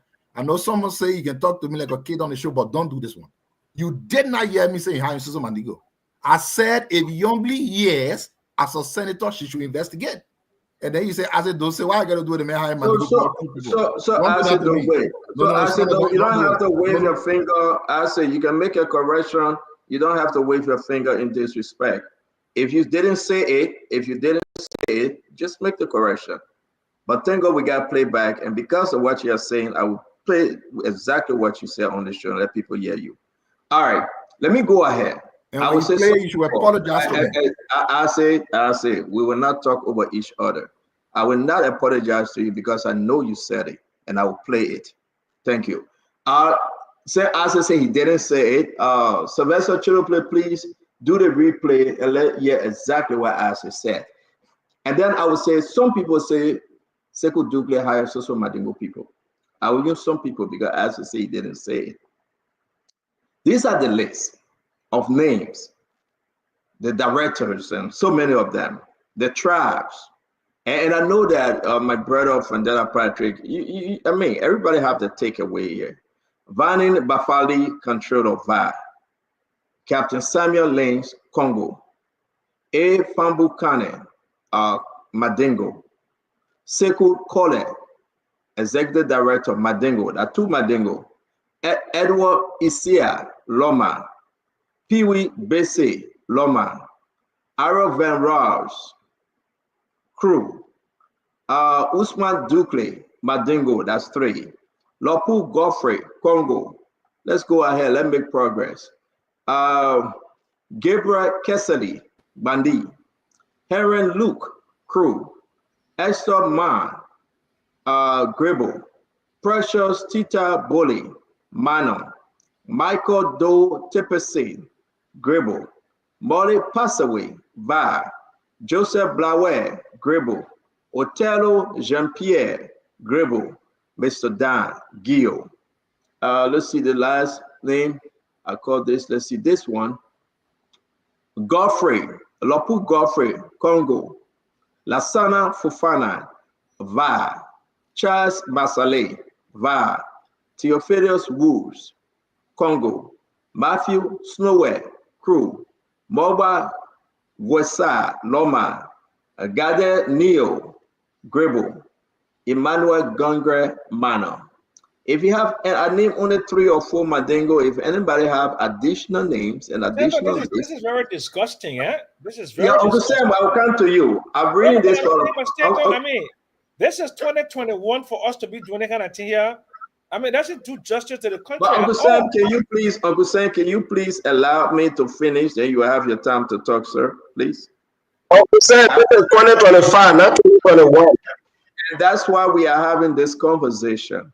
The allegation that if we, okay, the allegation here that the Bobla may start with you, that we can go to Glenny and we'll make our brother Honorable Akaris with the last and Paul Kennedy.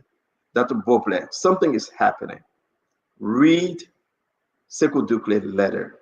He used some very, very strong words. Information that he's hiring Suso Madingo people, his tribesmen, his kinsmen. As much as we want to cover this, it must be discussed. We know where we came from. We know tribal wars. We know what is happening. From Grand Bassa, the allegation. Now they put in Morovia, they are putting our names. Now, these people are making $2,500, $4,000, $5,000. I can put all this on every day. It's about time that we discuss it. If you don't want to discuss it, that's fine. But we'll discuss it yet. What's the problem here, Dr. Bouple? I mean, what's the problem in people making accusations? Yes, go ahead, Dr. Bouple. Go ahead, please. Because if people make accusations and then we have evidence that either affirms or disputed, to me, we'll move forward. Look, we don't hire, we're not supposed to, according to party lines, according to religion and tribe and all those things. We're not supposed to. We're too far behind the curveball as a nation to be doing that. We should be hiring the best people. That said, if somebody said Brubla hire only crew people or Bassa people, and Brubla produces his personnel list and show the diversity of people, that settles the matter. We shouldn't expend too much energy and resource on these kinds of things. So we see the list. We see Congo people, crew people, Gribble people, everybody there. That's it. So we move. I do think that important agencies like NPA ought to be giving us more information about how their operation is enhancing economic development and helping with inflation, meaning they're making the cost of operation less expensive for people who come to the port so that prices go down.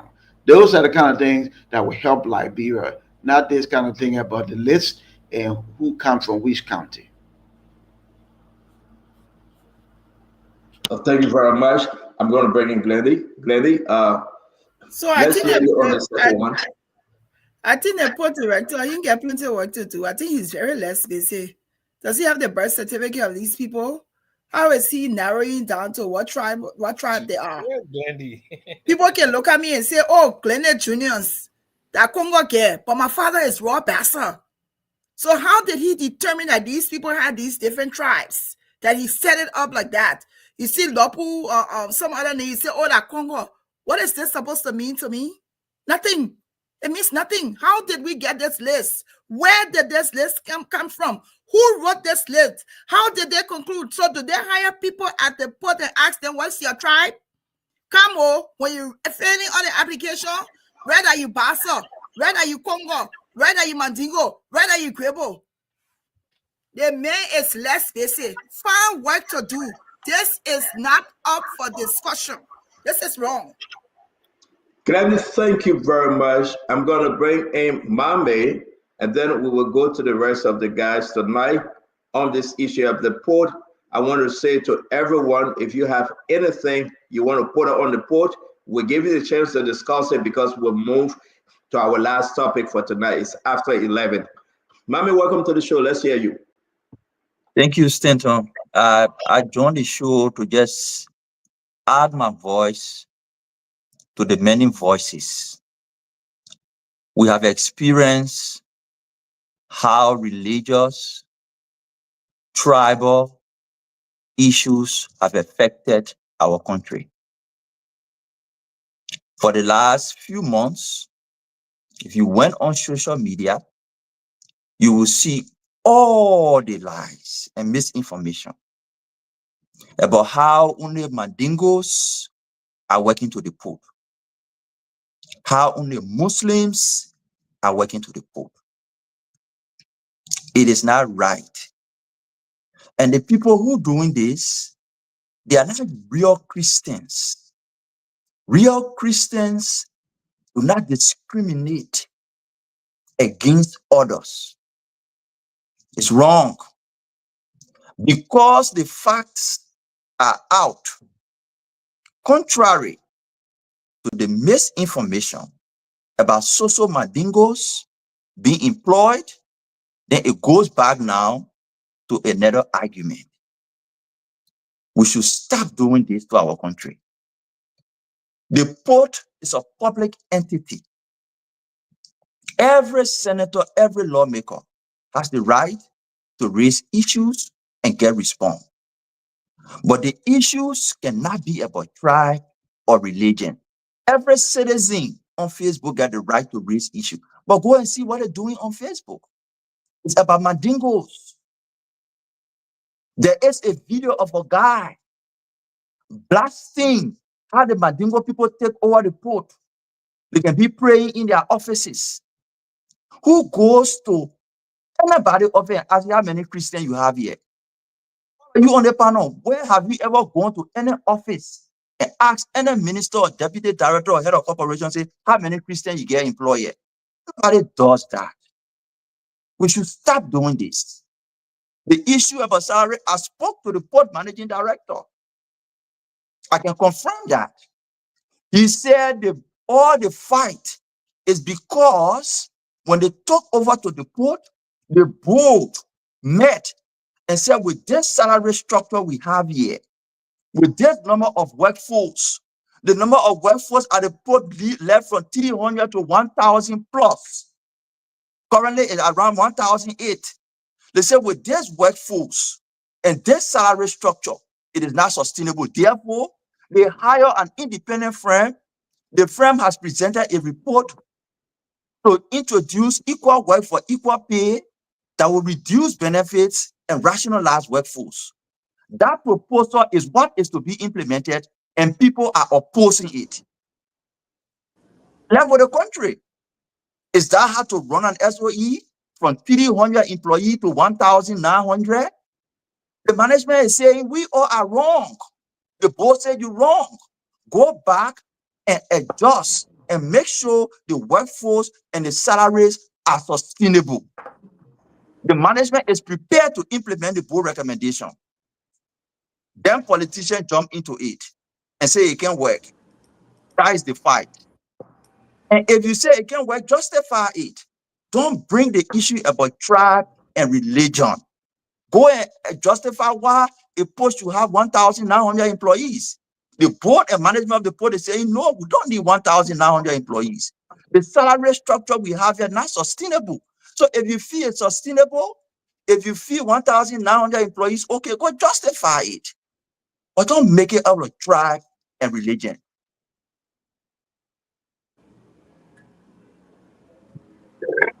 Honorable Gray.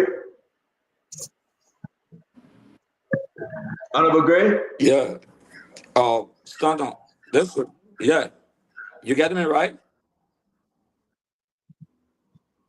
Are you getting me? Yeah, we can hear you. Go ahead. Okay, this will be my concluding statement. Very interesting. Assuming that the MD met a blotted payroll at the NPA. He laid off people a lot. You remember people were complaining. Public record shows that he laid off people. Did he employ people? More? Yes.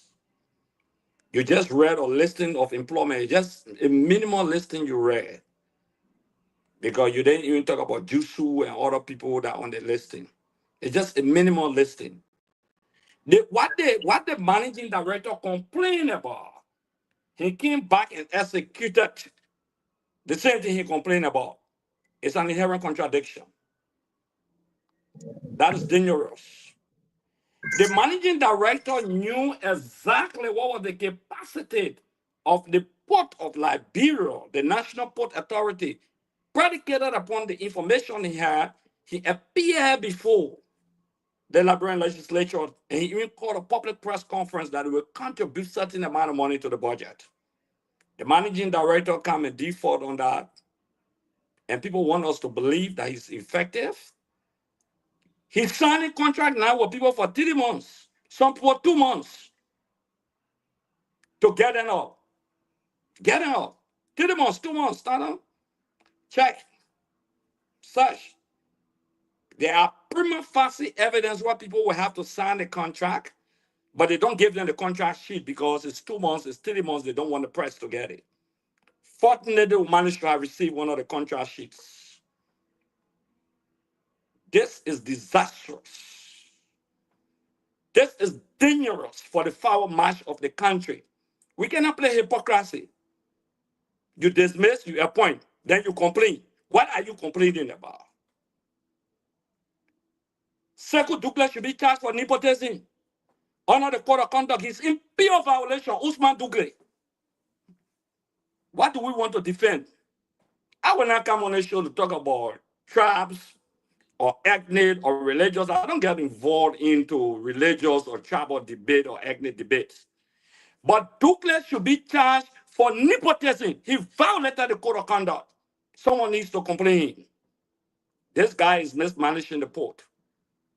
We'll go to the CTND and we'll expose those who have interest in it and how to convince President Boyka and how they got 400,000 during the campaign period. We're not stupid here.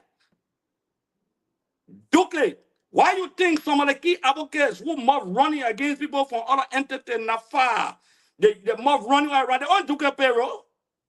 They are being compensated for massive PR. That PR is dangerous. It doesn't help the Liberian people. It doesn't even help the Unity Party-led administration. Queen Johnson are accusing of undermining the progress of the administration. That's not just coming from the opposition community. The chairman of the Unity Party says that. And see, can you imagine you listing people on the basis of their tribes? Oh, yes, because you were accused by people. So what do you want to prove?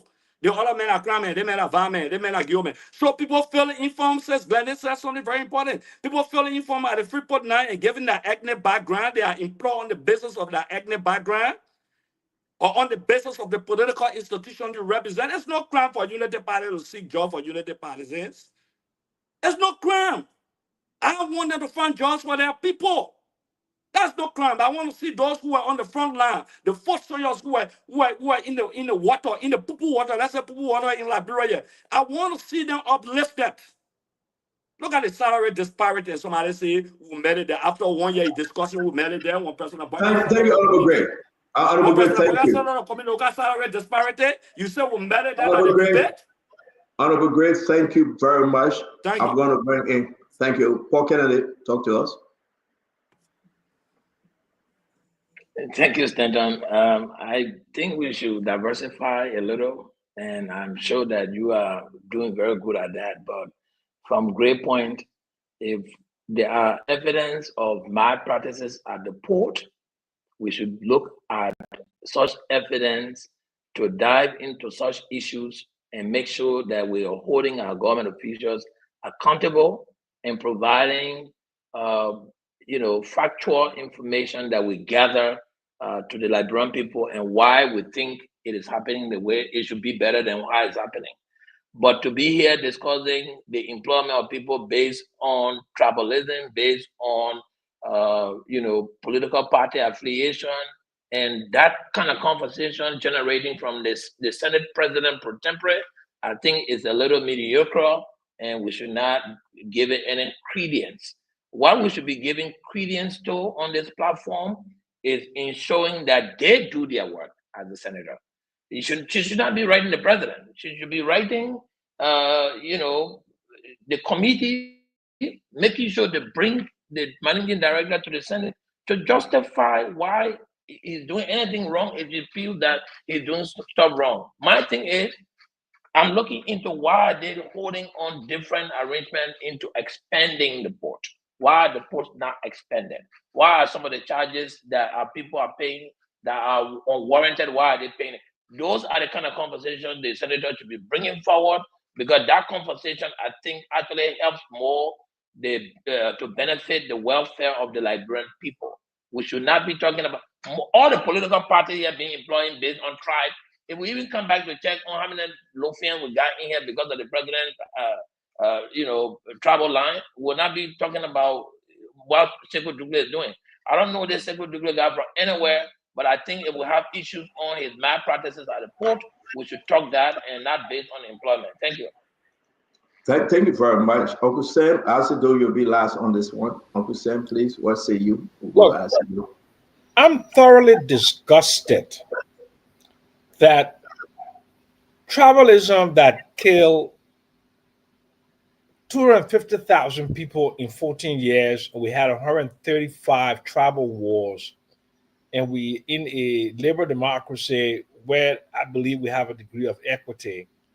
To rear its ugly head tells me that something fundamental is not right in our society. For people to be listing tribal affiliation, religious affiliation, and to have that kind of conversation on this platform in 2025, and Vandela, I remember it's 2025 now, I find it very disgusting. And we should remove it. We should be bigger than this. But I mean, are we this limited in our thinking that we would resort to characterizing people based on ethnicity, tribe, religion in 2025? Clearly, that's why we're the 8th poorest country on the planet, because of where we are in terms of how we view things and our worldview. Our worldview is very shallow, very, very shallow. And it's unfortunate that we have to be discussing this, but I hope that we could put our minds and our hearts to loftier topics. But that's the Liberia we have, and that's the Liberia we live in. So I guess we have to coexist with the insanity that has characterized this country for its 177 going to 178 years of existence. Very, very sad and tragic. Very tragic. Uncle Sam, thank you very much. After you go before Vandela Patrick. Yeah, so you know what? I agree with most people on this tribal issue, religious issues. But my people, we have to be fair to Liberia. And Stanton, I will kindly ask that you play my recording and send the chat down later on during the show. First off, you put on here a fake listing of some tribe thing. I don't know what tribe it is important here. The listing you posted up got Congo. Congo is the which tribe? Is the 20th tribe of Liberia. The fact that you put Congo there alone tells you the particular listing is fake. And like someone asked, when people go for their whatever employment, they can put their tribe on their employment stuff. How do the man knows that? That list is fake. Whoever gave it to you might have taken it from AR or somewhere fake. No tribe they call Congo in Liberia. The fact that even one Congo there and a two, it means that particular list is fake. But let's go to the real thing, people. There is a reason why the founding fathers inserted into the Constitution this whole thing they call nepotism, tribalism. And the truth is, if allegations are around that, it is good that we actually talk about it. Liberia, everyone, every tribe, every county should have a fair share in the country. Let's not forget that during the elections, United Party people did not accuse George Weah of appointing people from Southeast. Let's not act like we forgot. What did they say? Those from the Southeast, although it is 5 counties or 6, are they not Liberians? They are Liberians. But what I'm gathering from people, it is not about the people who are on the port. My understanding is it is about those that the current MD employed. When he went on the port, he met people there. So it is not like you bring a list and you put it up and say this person from here, this person from here. No. Who are those he employed? And let's be fair. I will not be too much at ease if the MD, for instance, employ 100%. And about 90 of them come from one county or one tribe or one region. I would not be at ease with it. I think it should be fair across the board. And tribalism is bad. It shouldn't have any place in our country. I want to read this to end very quickly. Someone sent it to me. If these are actually truth. You cannot read that. We didn't verify that. You cannot read that. Please. Don't do that. We're begging you. You cannot read that. I know what you're about to read. You cannot read it. You see, names that you're about to call from that list, I should do. These are some of the names I put out and you say that fake list. Look at what you have in your hand and look at the list I put out. Then you will not condemn the list that I put out to call fake list. You may not agree with some of the names, but these names are folks that work at NPA. What fake about it? Because they said I said do at Congo, so it means he doesn't work at NPA. I mean, when we put this thing up, we verify them. I will put it up again. The names on this list, all these names, are people that work at NPA. All these names, they work at NPA. If they are crew and they put Basso there, it doesn't make them fake. I'm not questioning whether they are crew. You said on the show, and I corrected you, and you say you were waving your finger and say, "Outline, this is exactly what I said before we go to my brother Fandela Patrick." If there is a claim that the port manager is hiring people on travel line or on some religious line, or if there is a claim that he is giving out salaries based on how you are from his tribe, if there is a claim. So you said, whether you said it, if you said it, my friend, if you said if there's a claim, be clear. But don't say, Stanton, you are misquoting me. Travel line, religious line. The man of Madingo man. Travel line means that he's giving job to Madingo people. We shouldn't play with words.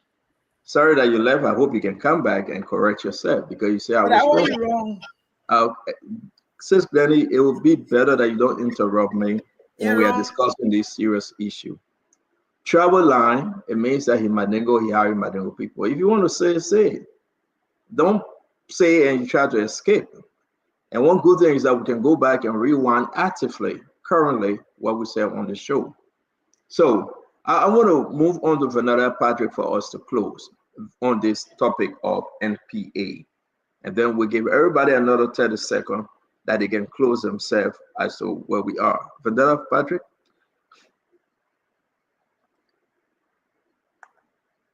Vanilla, you muted. Can you unmute yourself?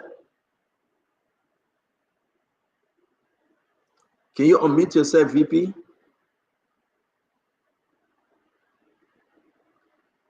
Okay, so maybe he will come back. Yeah, if you mute yourself, I cannot unmute you, VP. So let's try to close on this thing. It looked like we'll just end with this thing. We got Yombly letter. We have Yombly letter. Her announcement on the executive on the Senate webpage that they appointed individual, Mr. Sharif from LEC, shouldn't take his job except he is confirmed by the Senate. They believe the Senate have to carry on a confirmation hearing before Mohammed Sharif is confirmed. So she's saying that he shouldn't take the position, he shouldn't go to work unless he is confirmed by the Senate. And I think a lot of people are applauding Yombly on this one.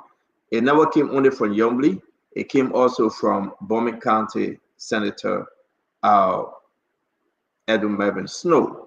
So let's read exactly what Yombly said, and then we will close on this topic. If anybody want to add anything, you can add, but we will be getting away from this conversation. Let's read exactly what Yombly said, and then we will close on this one. There's a lot happening in our country, folks. So we try to squeeze time. That's why we hope we can start this program. We can start the program as early as 4 p.m., 8 p.m. Liberian time. This is what Yombly said.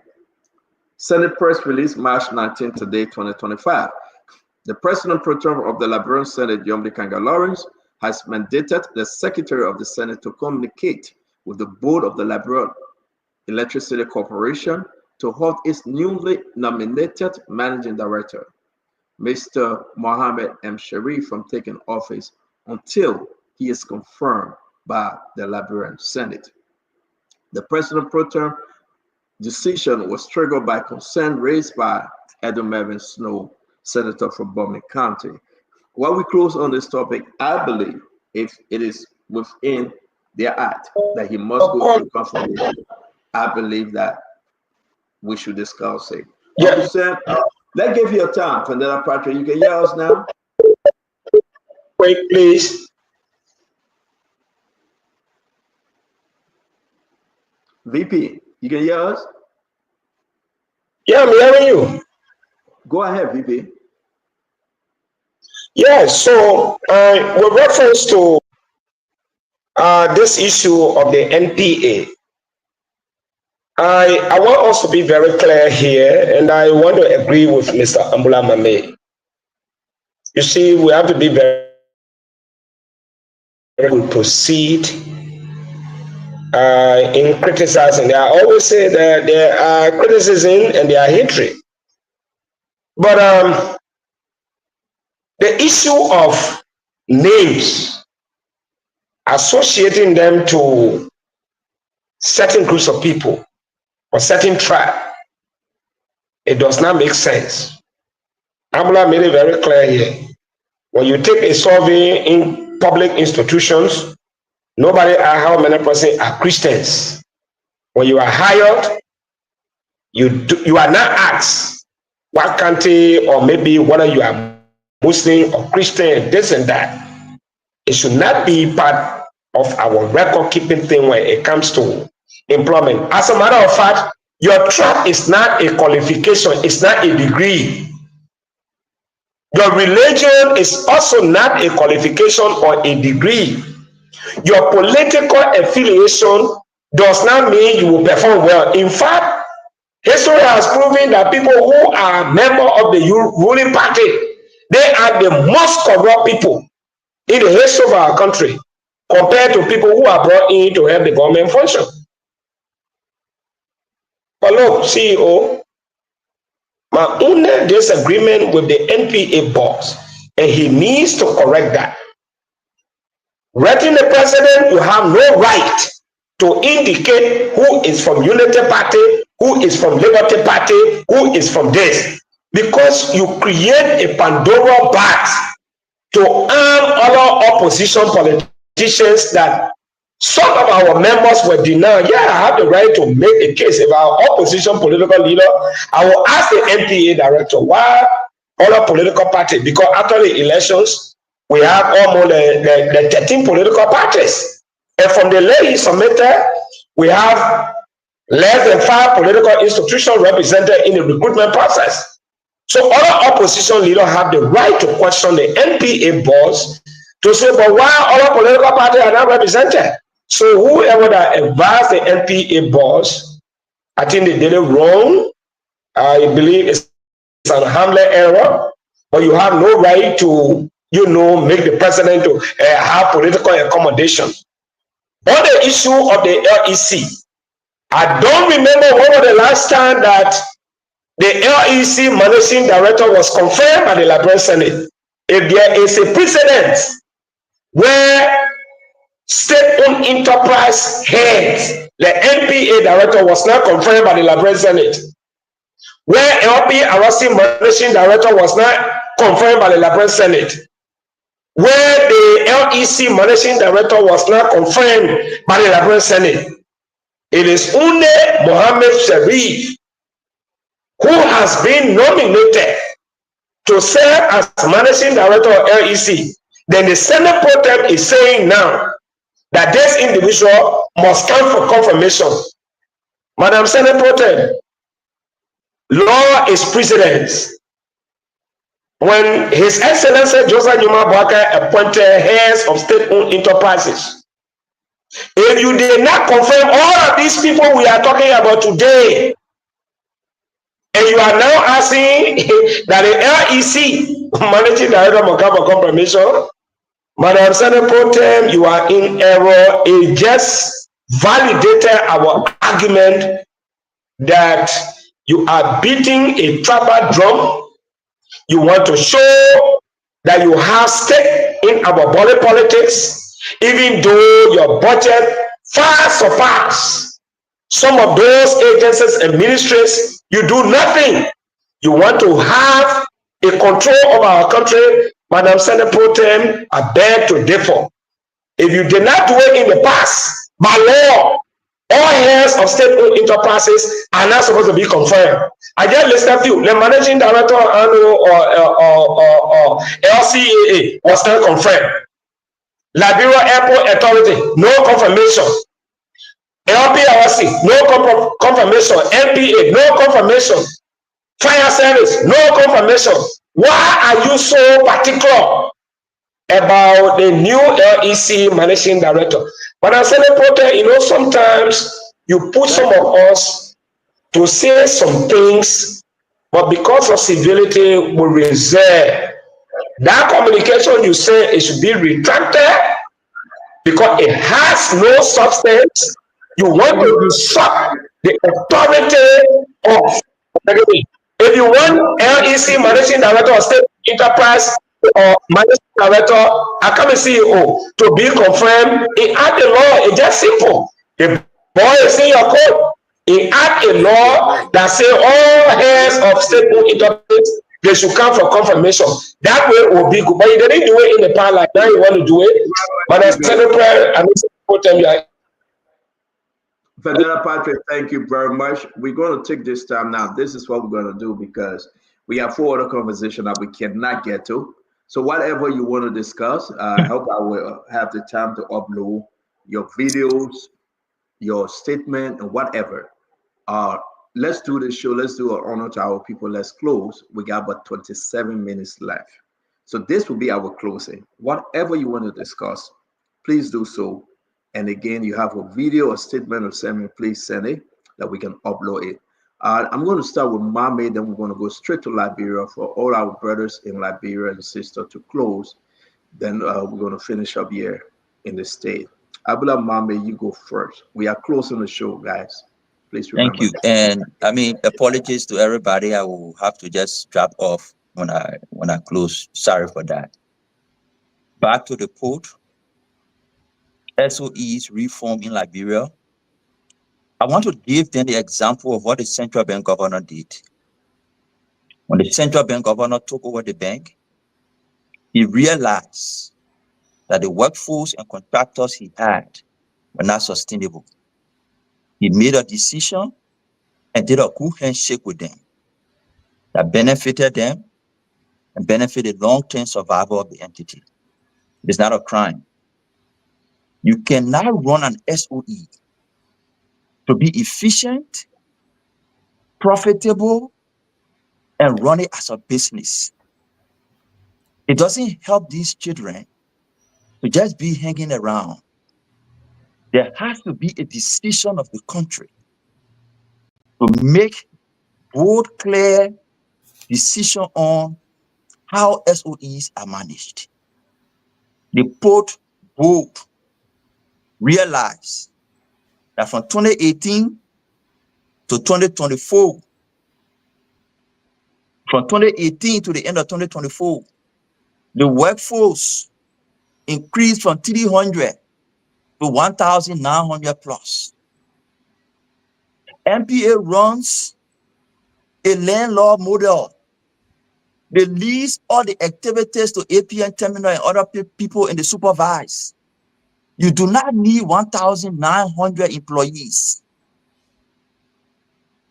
The management accepted the board decision recently and said, yes, you are right.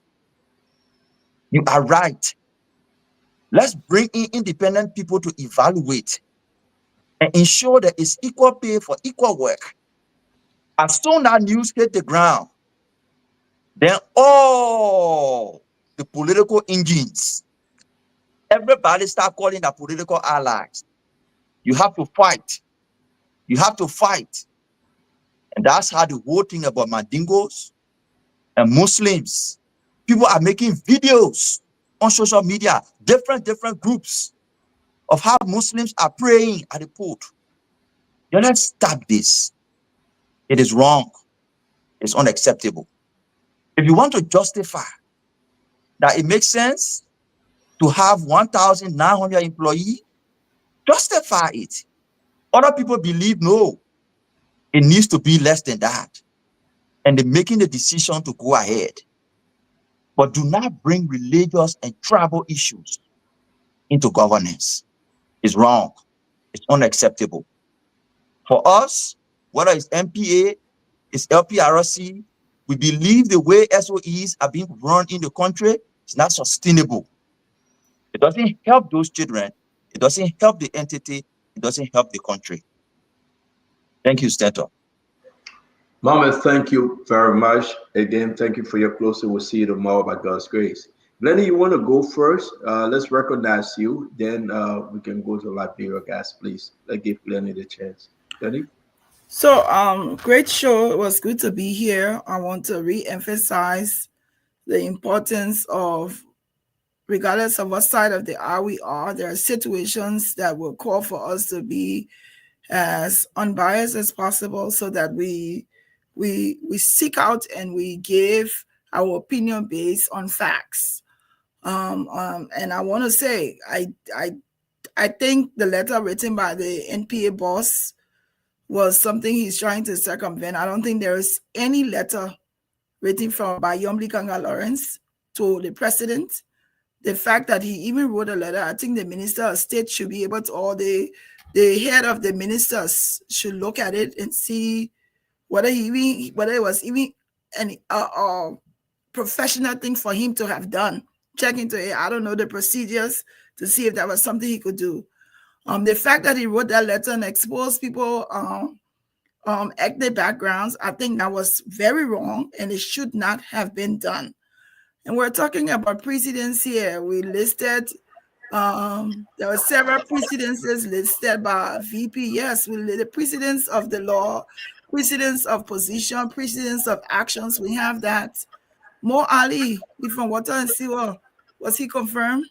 Did he go to the Senate? Or did he not? Did they confirm Mo Ali? Were there other corporations that the managing directors went to get confirmed? So what's wrong with an LEC person? LEC is it not owned by the? Don't be shaking your head, brother. Stop shaking your head. Give me a chance. Let me speak. Mo Ali, was he confirmed? Were there other corporations that they call people to confirm them?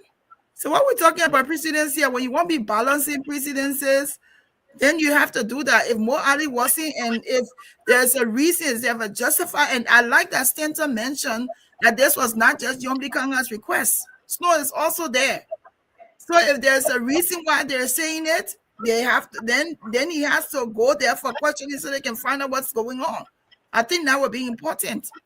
So I think it was a great show, but I also think that we should not always be one-sided with what we hear and not want to hear the full story. I look forward to seeing Yombi Kanga, Lawrence, and you got the rest of the show.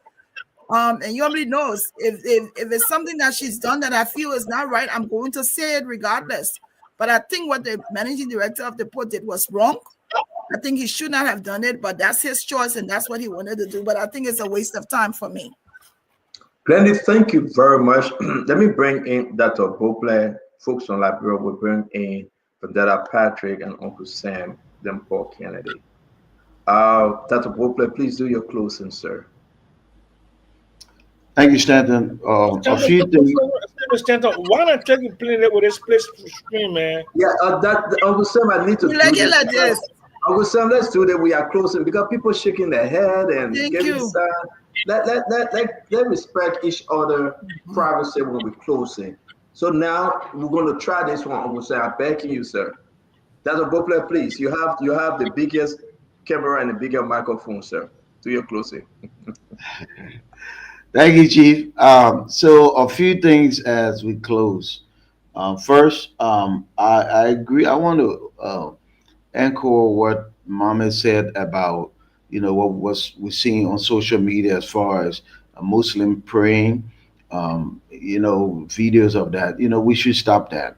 We should not. It is a very sensitive area. We should be respectful of people and religion. The truth be told, if you got an issue with somebody praying, for 10 minutes on the job, then you haven't been visiting the SOEs in Liberia.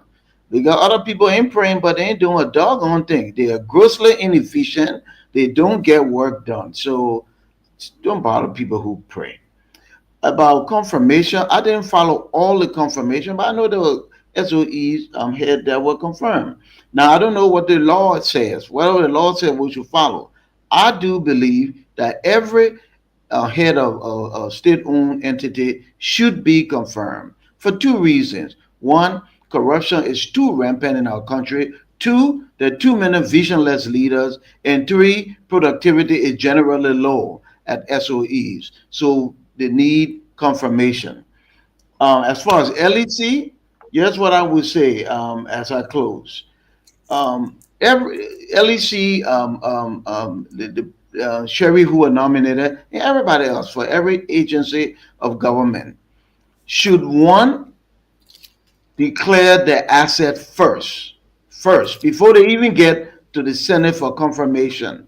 There should be nobody serving in leadership who have not declared asset. Declare your asset, one, and then two, go for confirmation. And at the confirmation, the Senate should ask all these leaders for their vision on how they will make the agency more productive, more efficient, and how they will contribute to national.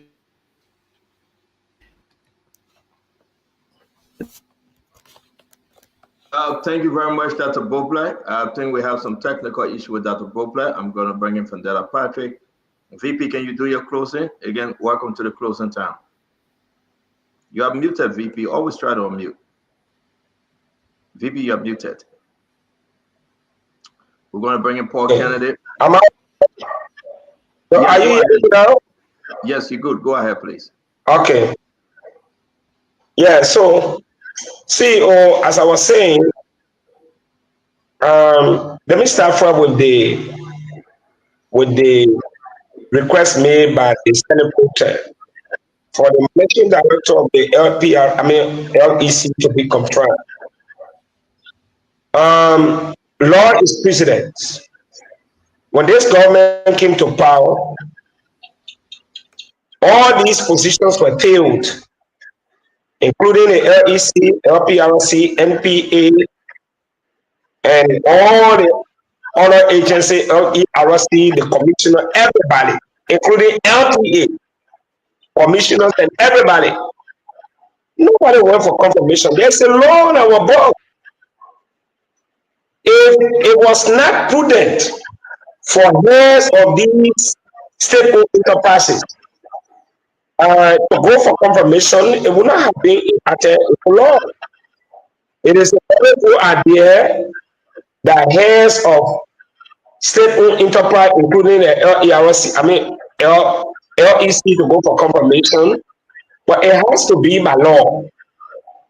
If you single out only an entity to go for confirmation and you did not do it in the past, it becomes an issue.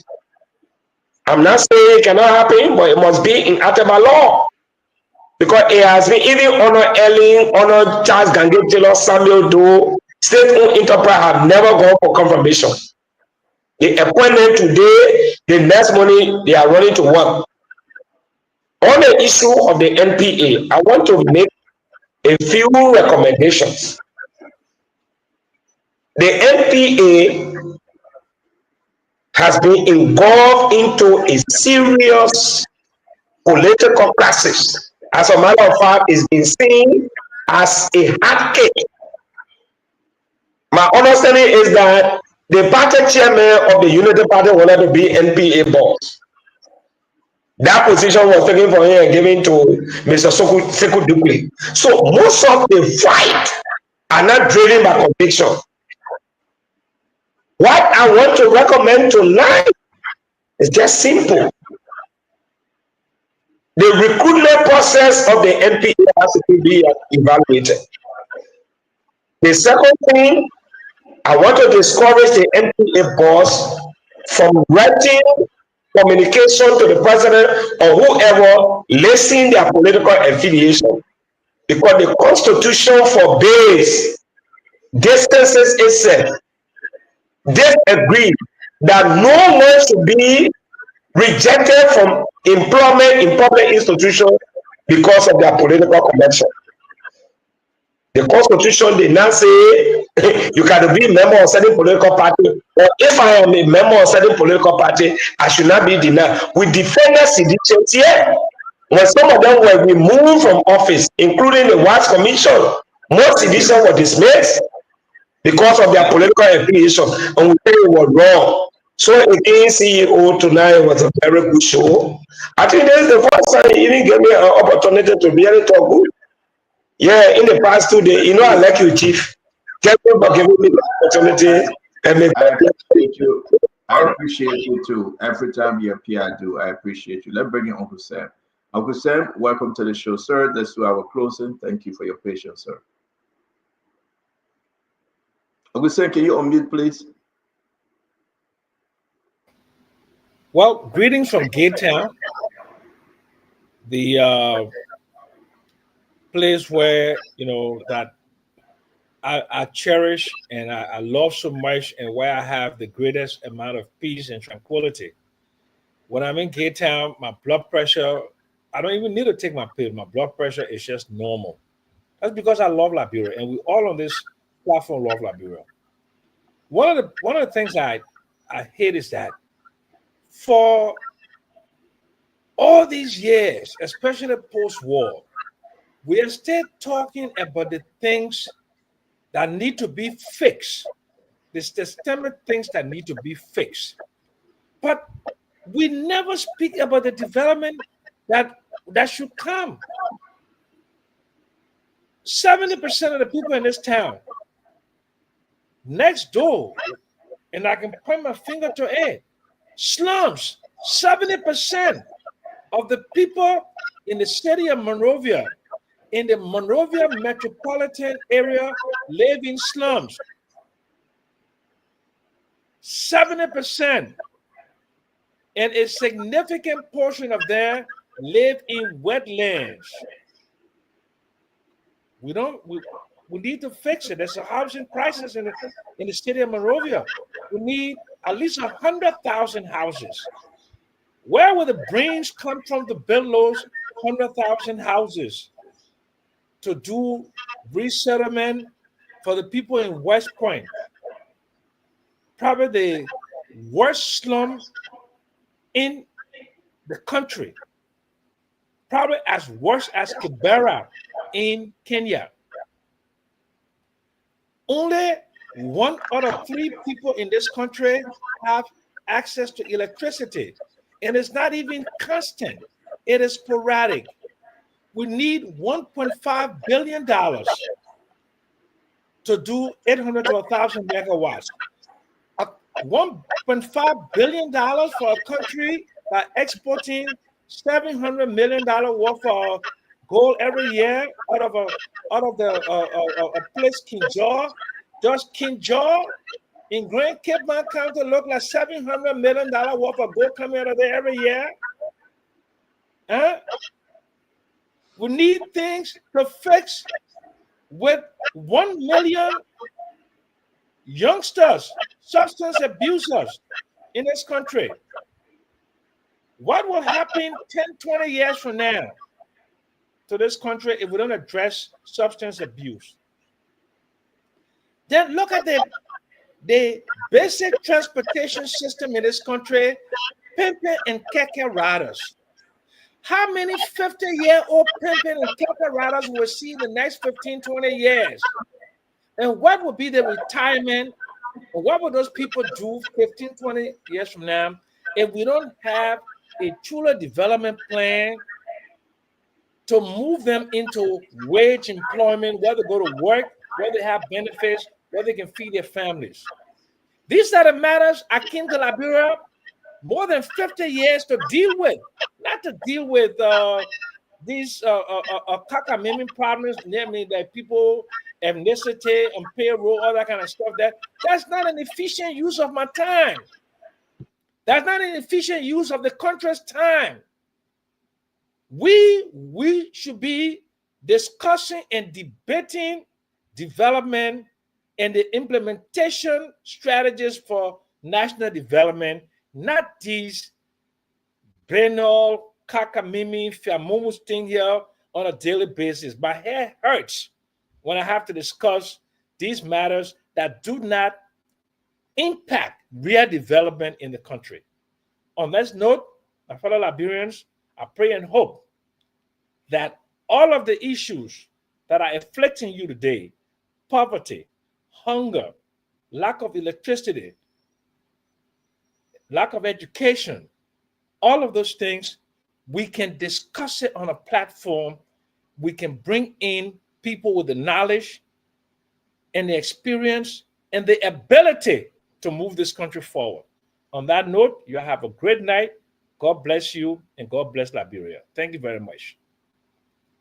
Uncle Sam, thank you very much. Thank you, Uncle Sam. I'm going to bring in, Asido, let's bring you in. Then we'll bring Paul Kennedy. Then Honorable Gray will be last. Asido, you go last. Come on. Well, thank you so much. First off, let me categorically reject this false narrative that people are after the young Pope manager because he is Muslim. I want to reject that. Can we be fair to our conscience and to our country? Is Mr. Dukley the only Muslim appointed in the government heading an agency? The Minister of Post and Telecommunication is a Muslim. Why aren't people talking about him? Like I've said, this is not the best discussion to have of people's tribes, not at all. This should be about Liberia. Me personally, when I was in government as deputy minister, the head of my office, Abraham Ba, is a Muslim. He was the head of my office. That's how it should be. It should be about the competence and inclusive of all Liberians.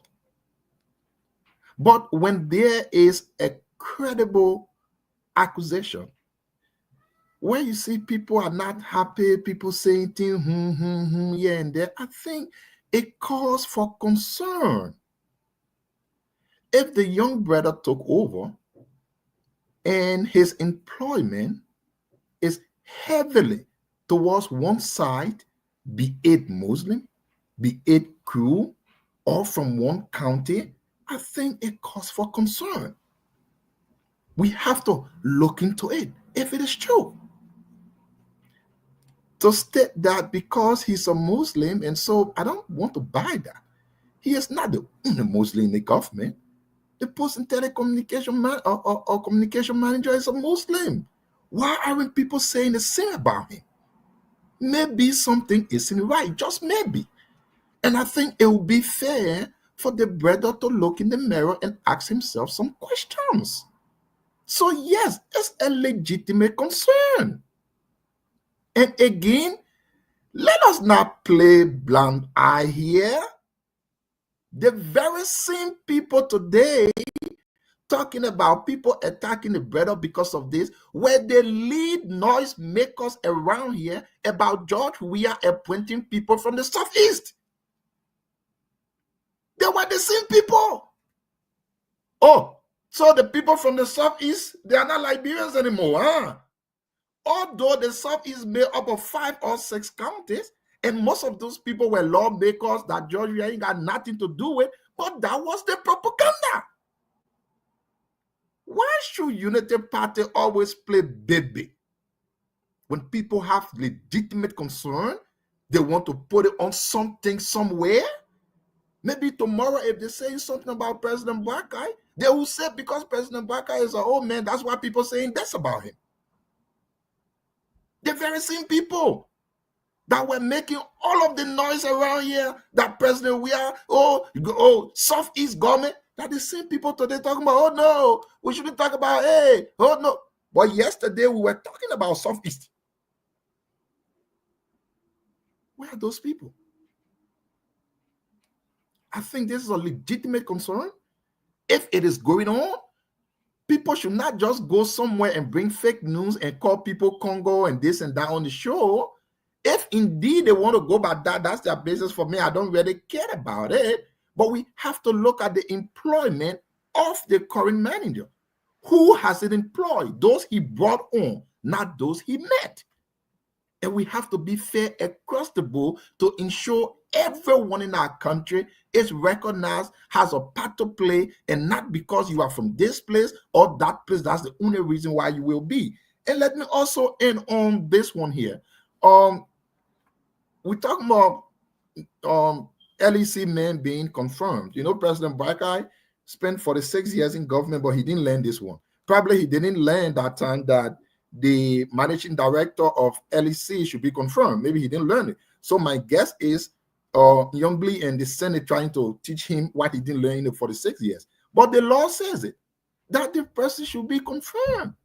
So we are saying because Mr. X wasn't confirmed, so it is okay for us to go around that way. Money Captain was confirmed. So why are we always circumventing the law? What kind of a government does not respect the law?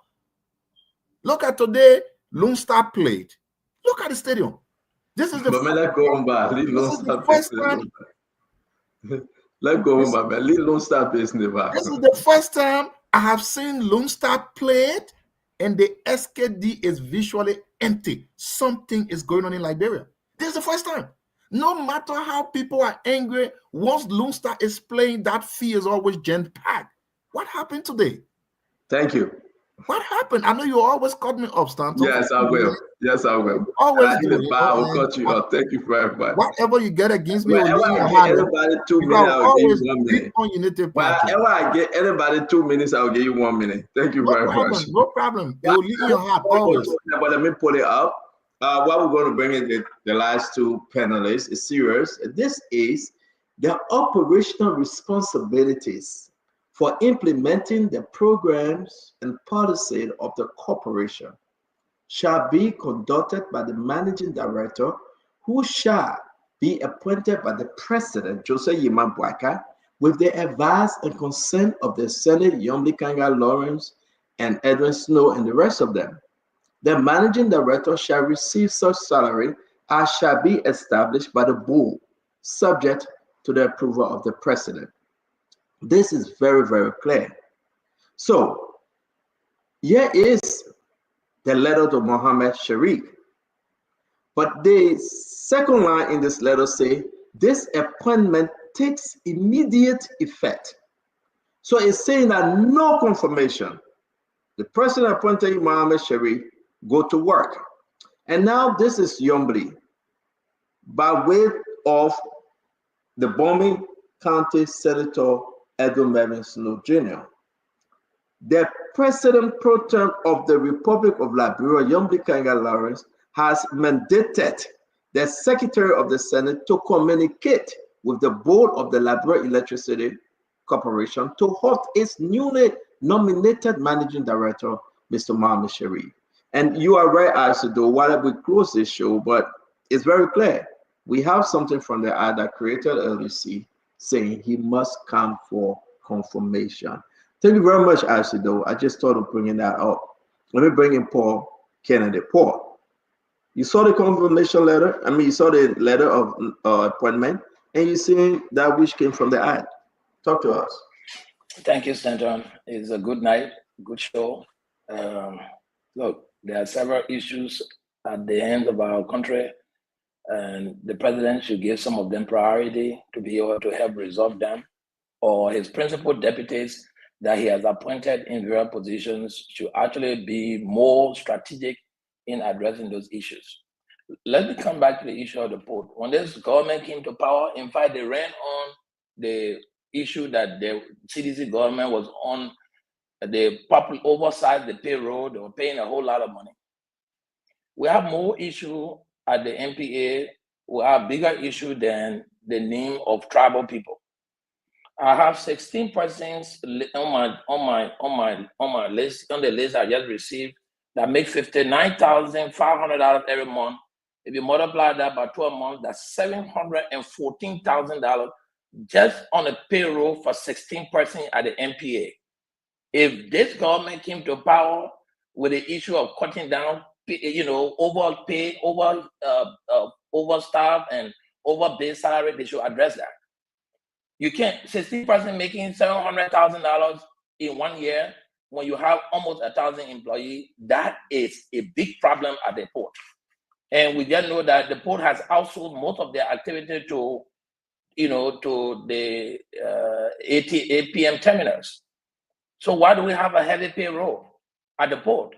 Those are the kind of issues I want to talk about. I don't want to look at people, being appointed based on travel line. That's a very fundamental issue. But except we go over the payroll, the entire staffing to be able to do that, anything we say here is speculation. What we can say is that the port did not reduce their salary from CDC. And they were making argument that CDC had overcrowded payroll. They were paying too much money. They are doing it now. The managing director needs to go back on his payroll. On the average, these people are making $4,000 a month. $4,000 among 16 persons. They are getting nothing less than $59,000 every month.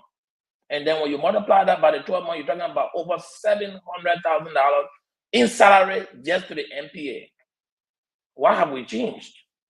So these are the issues that the pro tem to be calling to say, listen, Mr. Port Manager, why you told us that you could come to bring your ingenuity to make sure government does not spend a lot of money on personnel at the port? Give us a plan. I don't think the pro tem is doing that. She's more advocating for more Bata people to be employed. For me, that's a trouble thing. I'm not going to buy into that. Let's look at the issue of LDC. It's proven already. Stanton just show us the law. The managing director must be confirmed. He's appointed by the president and advise and consent with the Senate, get his position. I think that advise and consent means the Senate had to confirm him. If that's what the law says, then he needs to go to be confirmed. He can't go under the table or nothing other than that. So let that be clear. LACC, you should have can we revise and reform Liberia and do things out of the box? You got all the county attorneys assigned to various counties, paid by the government every month to prosecute cases. But some of the counties don't have cases going there. When you corrupt and LACC find you guilty or indict you on the corrupt charges, it's a national issue. And by that virtue, I didn't do law, but I'm sure that they can send you anywhere they want you to be prosecuted. It is not a case between you and the Monrovia City Court. It's a case between you and the LACC that is a national arm of government. In my logic, in my common sense, my ignorance of law, they can try this case anywhere. So let LACC go and get the authority for them to go try these people in Grand Jury. They are indicted corruption artists. Let them carry them to other part of the country. Don't send them here to justify, tell me, oh, the court in Monrovia overcrowded, so we'll wait. That you are not being innovative. These people should decentralize and create jobs. In fact, I think the president should give a public-private partnership for people to start building prisons across the country. Private entities, Liberian entities should build security maximum prisons across the country. That's the creation of jobs. When you build prison, you will need cooks, you will need nurses, you will need people, janitors to clean it, you will need security. That it is a creation of jobs, and we can share the cost. 40-60. I take 60% running the prison and give government 40%. Just give me that now. We'll go and set a security front. Every county get major prison facility, and you put some of the corrupt people there and lock them up. That is the creation of jobs. Government needs to be innovative, to think outside of the box. It's 2025. Thank you, Senator. Thank you. The last question is you can talk until your time finish. The last one here is on the honorable. I say when I finish just now. I say you right, my brother. That representative job you want. Your own finishing just now. We'll deal with you. Honorable Gray, go ahead, my friend. Let's do the closing. Thank you very much. Thank you very much. To be sincere, the port managing director is a flop. He failed on his commitment to contribute towards the budget.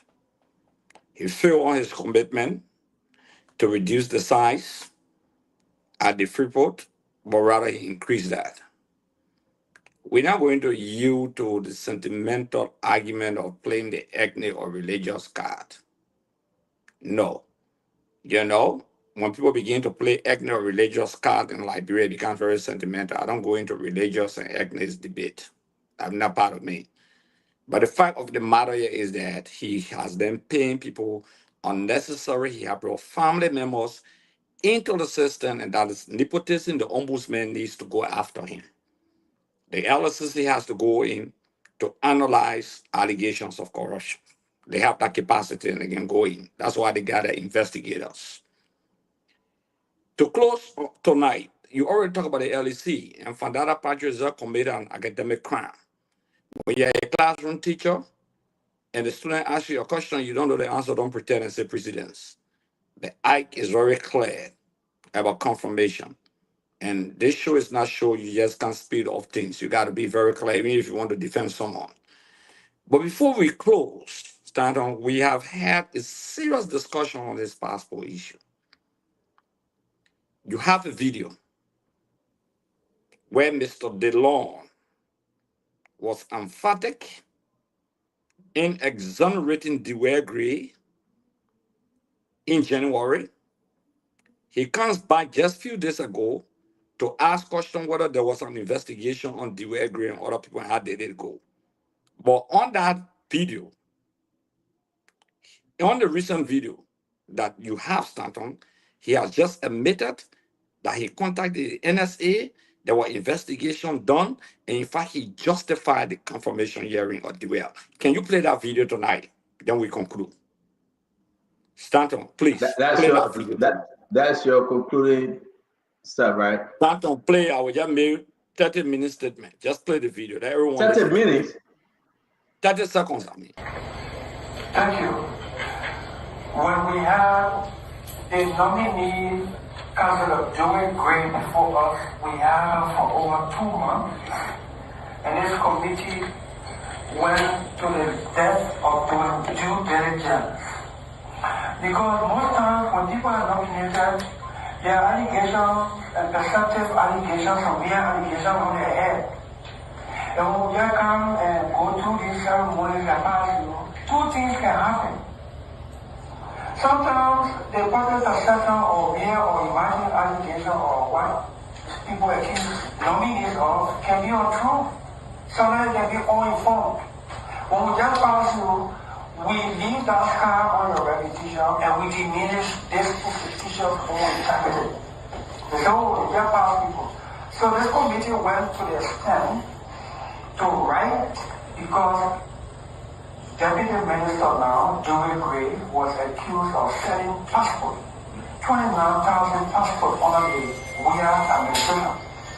This committee on our stewardship will want the NSA to give us information on the passport issue. And if the NSA formally wrote this committee to inform us that the 29,000 passports that were imported in the country under the bomb press enrichment, under the weird administration, they were collected from the Freeport by the NSA and they were being stored in the custody of the NSA as we speak. This current NSA under the rescue government wrote us formally to clear that out.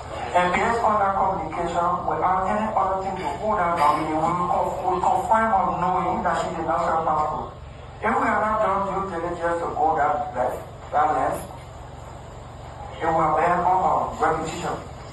The same with Dr. Content. Stand on. You listen to Senator Delon. He said they confirm her knowing she has now sold passport. She sold no passport.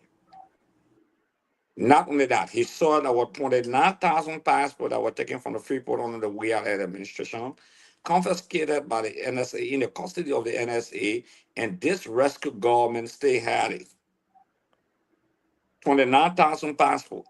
And the NSA director he's talking about is the NSA director that President Boyda appointed to the passport department as a director of passport, the NSA director who spoke. But Stano, go back to the tape yesterday, a few days ago. Play that video, and yet they don't pretending as if to say he didn't know about the investigation. I don't have that video. Which one are you talking about? The video that Senator Delon asked the question when Andrew was on the show, and even accused Andrew, and you said the NSA boss did not respond to the question. Oh, okay. Can you send it to me quick? It looks that it clear our fee over here. Send it to me very quick. Let me play. I don't have it in my. All right, then be patient. I'm going to find it. Just be patient 1 minute. I'll find it. Yeah. Go ahead. Be talking. I'll find it. Yeah. So that's the level of hypocrisy. A senator who comes to defend, he said, we wrote the NSA. They said, no, the passport we get and Dewey is not in the note of that. But he comes back in a recent interview and asking the guy, the same NSA man, your day investigation on Dewey. Then he come and ask about one play again. That's maximum hypocrisy. We have to expose these people. Because nobody should be shifting blame. If you had 29,000 passports that were being in the possession of the NSA, inside the current NSA, this rescue government, he used the word, in the possession of this rescue government, and people making accusations, you go question your president why he appointed the way. Let's stop pretending. They don't say it. That people accuse people wrongfully in this country. He said it on public record. This statement by Delon ends the debate on the saga. It exposes the fact that the United States government concerned about the passport issue has to do with the current administration, and the current administration has to confront the issue and don't escape the issues. That's what they need to do. We can pretend, stand on, you got it there? I'm uploading it. 1 minute. Okay, we can't pretend. I want everybody on the show and the entire Liberia and Liberians out there and other people watching to listen to what they don't said before justifying why they confirmed the deputy minister at the Ministry of Foreign Affairs, justifying why that they wrote the NSA, the National Security Agency of Liberia, because a lot of people don't know what the NSA is, our foreign friends or other people witnessing tonight. But the National Security Agency said no, this lady did not take anything. In fact, under this Boyka government, we still get the passport in our possession. Then you go back and ask the NSA director the same question, and you say you have report of the investigation, and they clear up, and they don't. These are the deceptions and lies people threat on in the history of this country. You know the why I say God doesn't sleep. What done in the darkness will come to life. The truth crushed to the ground. So rise. These are the things we're talking about. Every day, oh, and Akaros then did this, oh, Moses did this, oh, we are did this, oh. Yeah, the boy was just talking about the issue of regional appointment. Every time that crew people they're appointing, that Southeastern people they're appointing. I thought that card was wrong to play. So I will not come here and say, look, Dukley, for example. No, I know Dukley appointed family members, which is a violation of the code of conduct. I know he took people's salary or he lied and said that while they met there. After 1 year, 3 months, you stay debating. Canada, listen to the thing. You stay debating that why you met there. Canada, you just talk about 16%. The employment at the higher level, more nothing less than 100. That amount you're looking at. And nothing less than 100% with disposition. Are you ready for We're ready. Just Delon play it so video? everybody can listen. Yeah. Play the other tape of Delon. Okay. So guys, we're going to play the second video of Delon. Please, we didn't cover the LDA, the House of Representatives, the CTM. There's some new findings on the CTMs, about 40% of I think tomorrow we need to discuss it, yeah. more. Let's play this. I think this is what you're talking about. The previous administration for which a former passport director was sanctioned by the US government. You were NSA director at the time. Yes, I was. And the government of Liberia honored President Weah with Kimaya as Minister of Foreign Affairs, announced the launch of an investigation. During your confirmation hearing under this administration, these issues were raised, and there were commitments to resurrect those issues for closure and for people to be brought to book where applicable. Where are we? That investigation talking about if reference was one group. That investigation was completed and forwarded to court. You ever went to court? That investigation was sent to court.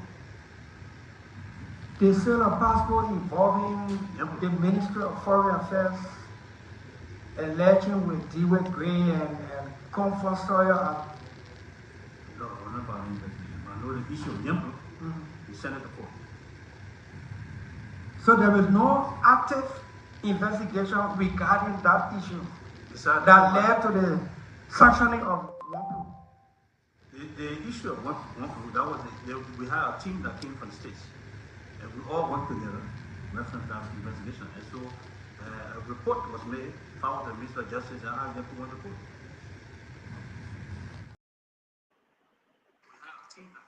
All right, so let me say something. I beg you, Honorable Gray. I beg you, leave some for the more. It's 8:18. They got to run into the next program. Let me say something. We got different clips, Paul Kennedy, of the loan. They don't know that the 29,000 passport was sent to NSA. They don't know that. They don't know that an investigation took place that actually brought Wampu, the sanctioned him from America. He knew that.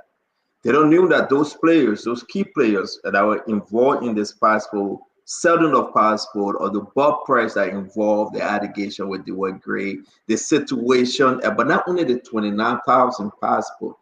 No, they are talking about a huge amount of passport worth almost $4 million. They don't know all of that.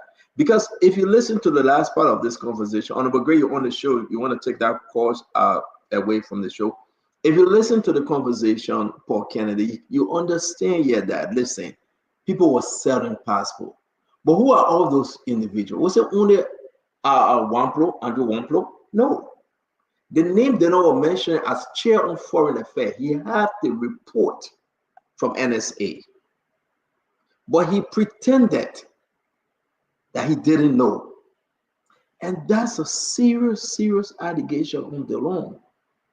Right. That's right. Serious allegation. Exchanges between DeLon and Wamplo. Say Wamplo on sanction, we agree. He's a bad guy, we agree. But the conversation between Wamplo and DeLon, if Wamplo is serious support of this information, it will be scary. Why did DeLon confirm Comfort Sawyer? Why did DeLon confirm Dewey Gray? Why did DeLon confirm PSA? But why they don't knowing want very Austria? well. Why they don't want the foreign minister of Austria? Yeah, knowing very well. They cancel in the new contract and they told the 9,000 passport company in Austria that why they come and sign the deal. And that contract drove DeLon to Vienna. It drove him. They flew there. They negotiated with Bob Price. They say Bob Price are in question. They say Bob Price that Andrew Wamplo said, they don't say run from those individuals, run from Dewey Gray. Those people are the problem with the foreign ministry. They didn't listen. And we have to go, guys. Thank you for being patient with us today. You expect us to face our country? We cannot face our country under those conditions. No, we cannot. Liberia cannot be better. I want to say something about the National Port Authority. I will come back tomorrow and say what I know. $14.something million went on operational costs, including salary. Yeah. $14.something million.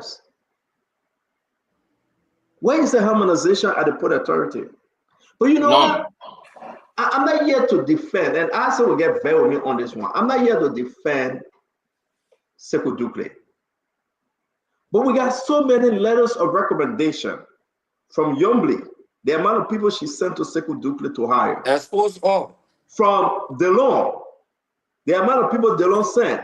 One of the documents I put in our chat room, I saw one of us in the chat room say, but this is a crown. I say, in the chat room, Paul, are you there? And you saw the person that asked, what is a crown? No. So Sylvester Graceby sending people, say, hire this person. We got the letter. We got Sylvester Graceby signature. The party, the amount of people the party sent. The amount of people the party sent. So Sekou is overwhelmed. The total pay rate alone at $14.something million. Sekou cannot be overwhelmed if he's the managing director. So when you run on the principle to say you are coming there to reduce the size of government, you should do it. If somebody opposes you, you resign and walk away. Then don't resign and walk away. So let me finish. You have principles.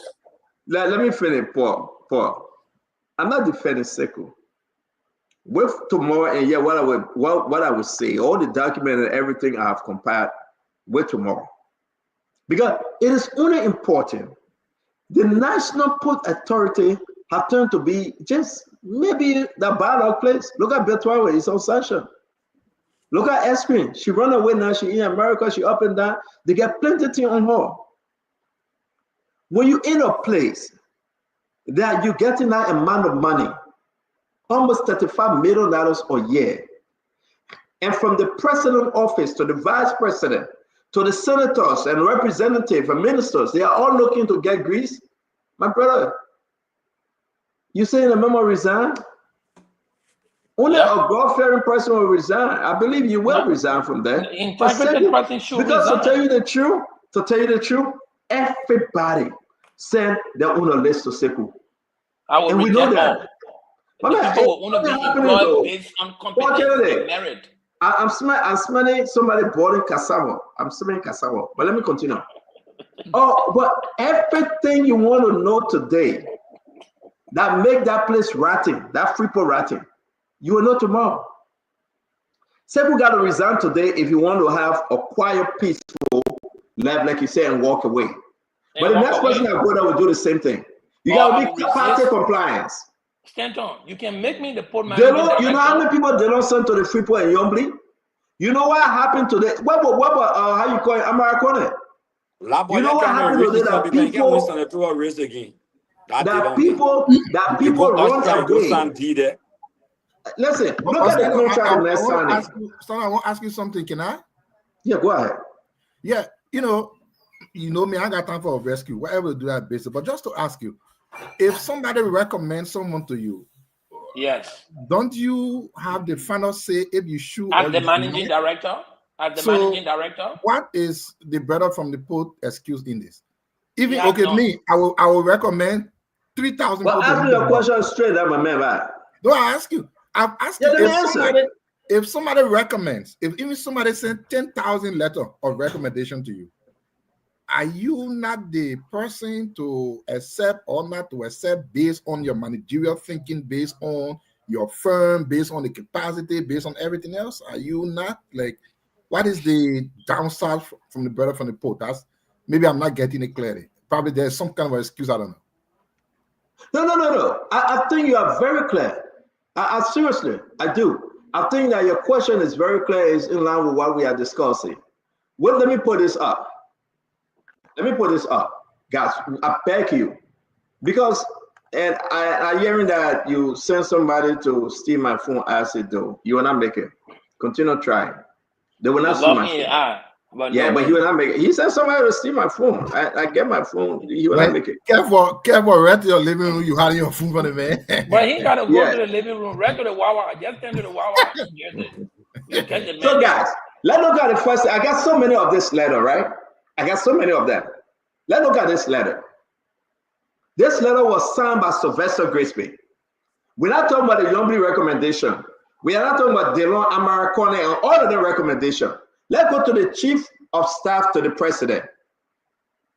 Let everybody see the letter that was sent by Sylvester Grisby and see the pressure that Sekou went under. Honorable Sekou Dukle, managing director, blah, blah, blah, letter of recommendation. They said letter of recommendation, but they are in this thing are quoted. I wish to introduce and recommend for possible consideration. Now, answer to your question, Mr. Alvin McKay, who has expressed interest to work for your institution as Port Facilities Security Officer. Mr. McKay earned a bachelor's degree of science in criminal justice from the African Methodist Episcopal Church University. I strongly recommend him for favorable consideration as I am convinced he will perform credibly and diligently for the success of your institution. Can regard Sylvester and Grisby. So because he got degree, he should be employed? I asked, can this answer your question? I know you tell this Sekou, say Sekou, you don't also hire that person. But I say, I will not hire them. Because I don't have to be there to work. I won't hire them. But they may have received thousands of these letters. Thousands. So in dismissing all of those, employment would be strictly. He dismissed people because they are promotion. May 13. Mama, you don't let us start this show over, man. Let's wait for tomorrow. Mama, promotion May 13. The two juice and I brought all here to next room. Yeah, Satya was this. Mama, wait, but let me finish now. Let me finish. I beg you, let me finish. Hey, guy, you want to do this here or you want us to have this show tomorrow? Mama, made a show juice by yesterday. I mean, I gotta go. The next segment gotta come on, you can't teach that you start on running away from putting your friend in there. Are your friend with a man? You think I know that your friend? No, I can't. No, it's not my friend, Akaras. When I roll phone, you'll be a but Akaras, let's be fair. Sekou Dukle to me, right? He's a good guy. But I love the question I asked. If I were in Sekou Dukle's position, I resign. Sekou Dukle is a businessman. No, they're right? not good. No. Listen, everybody can talk about goodness different way. I say he's good. You say he's not good, right? I can beat on Sekou Dukle because he's staying there and he's aiding and abetting these things. Exactly. So I will hold you responsible. That's why I said, what for me? For me, I ain't got no friend. The people say I want to rest in the country and I get out. I want no rest. Rest importation. No. Listen, I got no friend, but I do believe Sekou Dukle, he's a smart businessman. He should walk out while there's a light. He will never when the darkness comes, he will stumble. He will fumble. If he doesn't, have good intentions. But poor Kennedy, I'm going back to what you said. If Sekou Dukle continue on that path, he'll get in some serious trouble. They told him that he's a Mandingo man. He hired Mandingo people. They bring ethnicity inside. They bring culture inside. They bring religion inside. They're not talking about a man hiring a family member, nepotism. They're not talking about the pressure he getting from Youngbley, the pressure he getting from Sylvester Graceby, the pressure he getting from the government. People are accusing Sekou of carrying money to the president churning. Hold on. Let me finish. You know why that argument is valid? Wait, my man, that's not talk. You know why that argument is valid? Paul, wait, you like, bro, Paul, don't ask Paul one thing, I beg you. Please. So why you like, bro, you stranger, you JJC, hold on. Paul, hold on, man, you all right. No, what I'm saying, right? Let me be fair. People are accusing Sekou. And I would listen, the Americans are watching. Bertrand got on sanction today. It's not because everything that Bertrand they're accusing of he did. To be fair, not everything they accused Bertrand of was true, but something inside was true. People are watching a young man that have his family called Sekou Dukle, right? Go on Facebook today. See how people tearing Sekou up. If I was Sekou, I'd tell Mr. President, I honor you, sir. I love this job, but I beg to leave. But once Sekou is there, he's not sending the government money to this government account, all of it. The remittance, no. $14 million plus just on salary and operation. People begin to question. People at that place making $4,000, $5,000, more than ministers. People in United Party, they're grinding their teeth. They are not happy. Sekou is under extreme pressure. Why? They're accusing him of giving the president them money every month. They're accusing him of buying a private jet that would take the president around. That Sekou they can go to get the money from. They're accusing Sekou of things that are not true. I got no evidence. They're accusing Sekou of doing more and even worse than Bertrand. Where there's smoke, there's fire. So besides what I'm saying here, they exchange money, the money exchange and that's CTND. What I'm saying my man, you want me to talk, let me talk. You want to talk, then you talk. They're accusing Sekou of manipulating the CTN. They're accusing Sekou of manipulating the METEC D that is coming up. They're accusing Sekou of manipulating the AML contract that will be coming up. They lie on Sekou and say Sekou took $3 million from what I put in APM terminal. So how are you defending the lie? How you know the lie? How you know it's a lie? How you know it's a lie? Why are you defending it? Well, you know that United Party, the money Sekou carry, for how you know it's a lie? Ask me your question, I will answer you. Ask me, I will answer you. No. I want you to answer. I just say no, let me answer. No, because you know what? I use the word. I say wait now. I say wait. Because your children talking in the back and your internet going off. So please wait. Nothing going off. I'm saying. I said the man find you. Seriously, find you. But at the end of the day, guys, let's have the conversation tomorrow. I'm a young man. Listen, Sekou is a young man. Sekou has got business in the country. Once the Liberian people started fire on you got to come clean.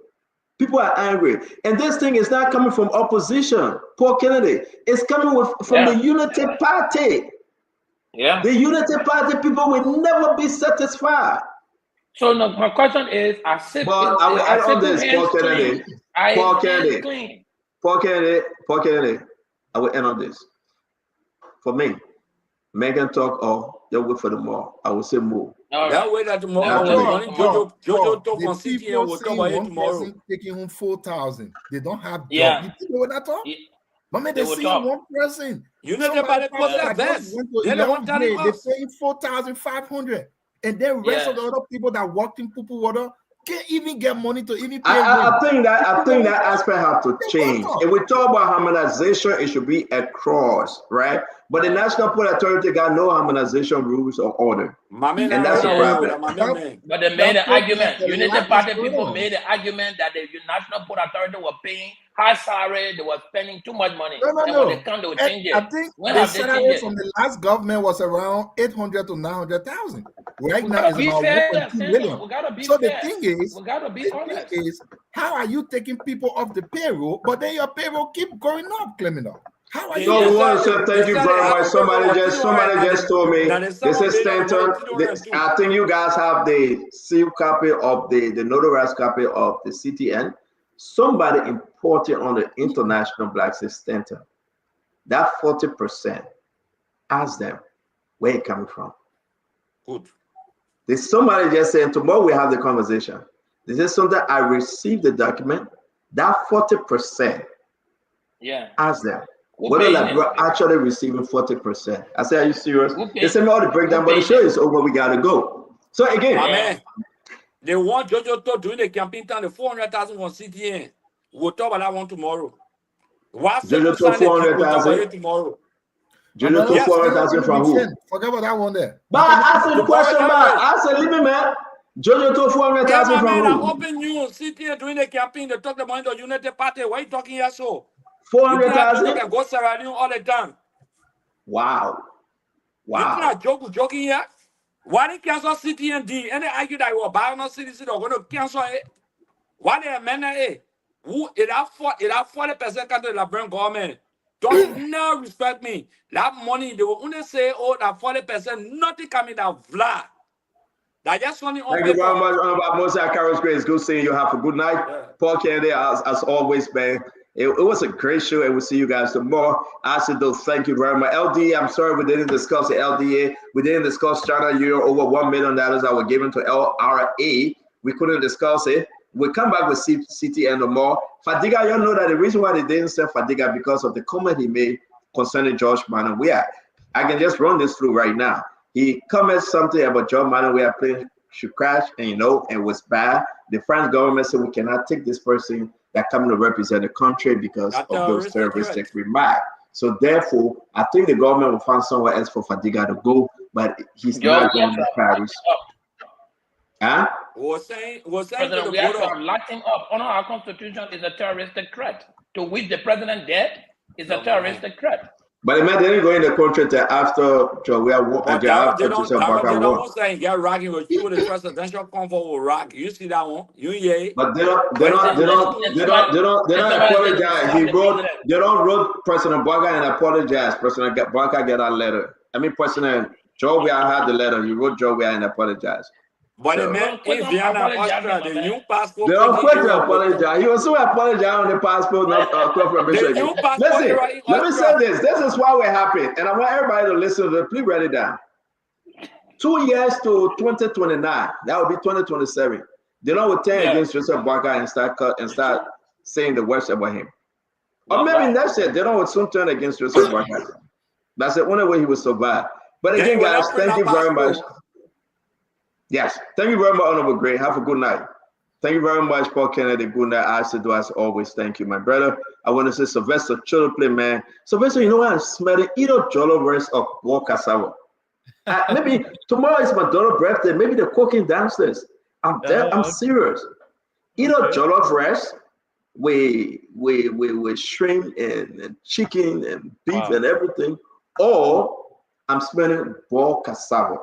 I don't know which is which. Maybe that bug cassava. No. It's like anything I will eat it. I got a video about George Biden. We are fighting karate. Did you see that? Maybe I've not seen that yet. No, let me see if I can put it up real quick.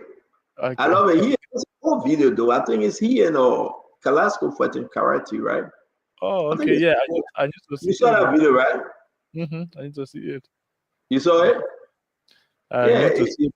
Maybe something like that. It's just kind of funny. I saw it today. I said, wow. Let me just let everybody go home with this while I put it up quick. It's an old video though. but I think it would just make your day.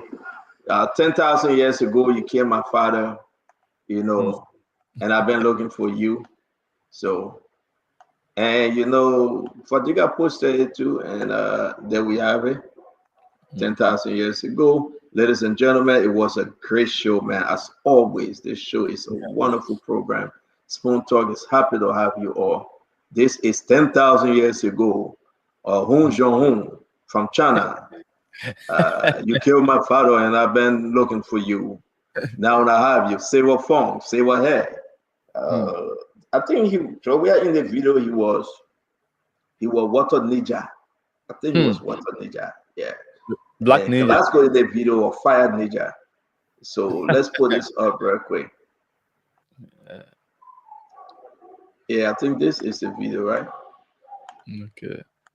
Hold on 1 minute. It's getting up. There we have it. All right. So 10,000 years ago, you came my father. Home, home. 1, 2, 3, 4, 5. Ladies and gentlemen, watch the most recent action show replay, 2022. You can find this on Netflix. There you go.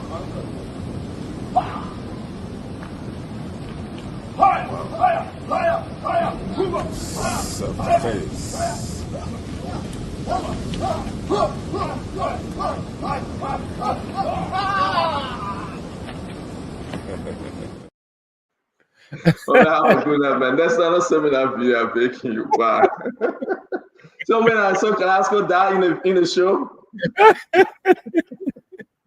Bye, man. See you later.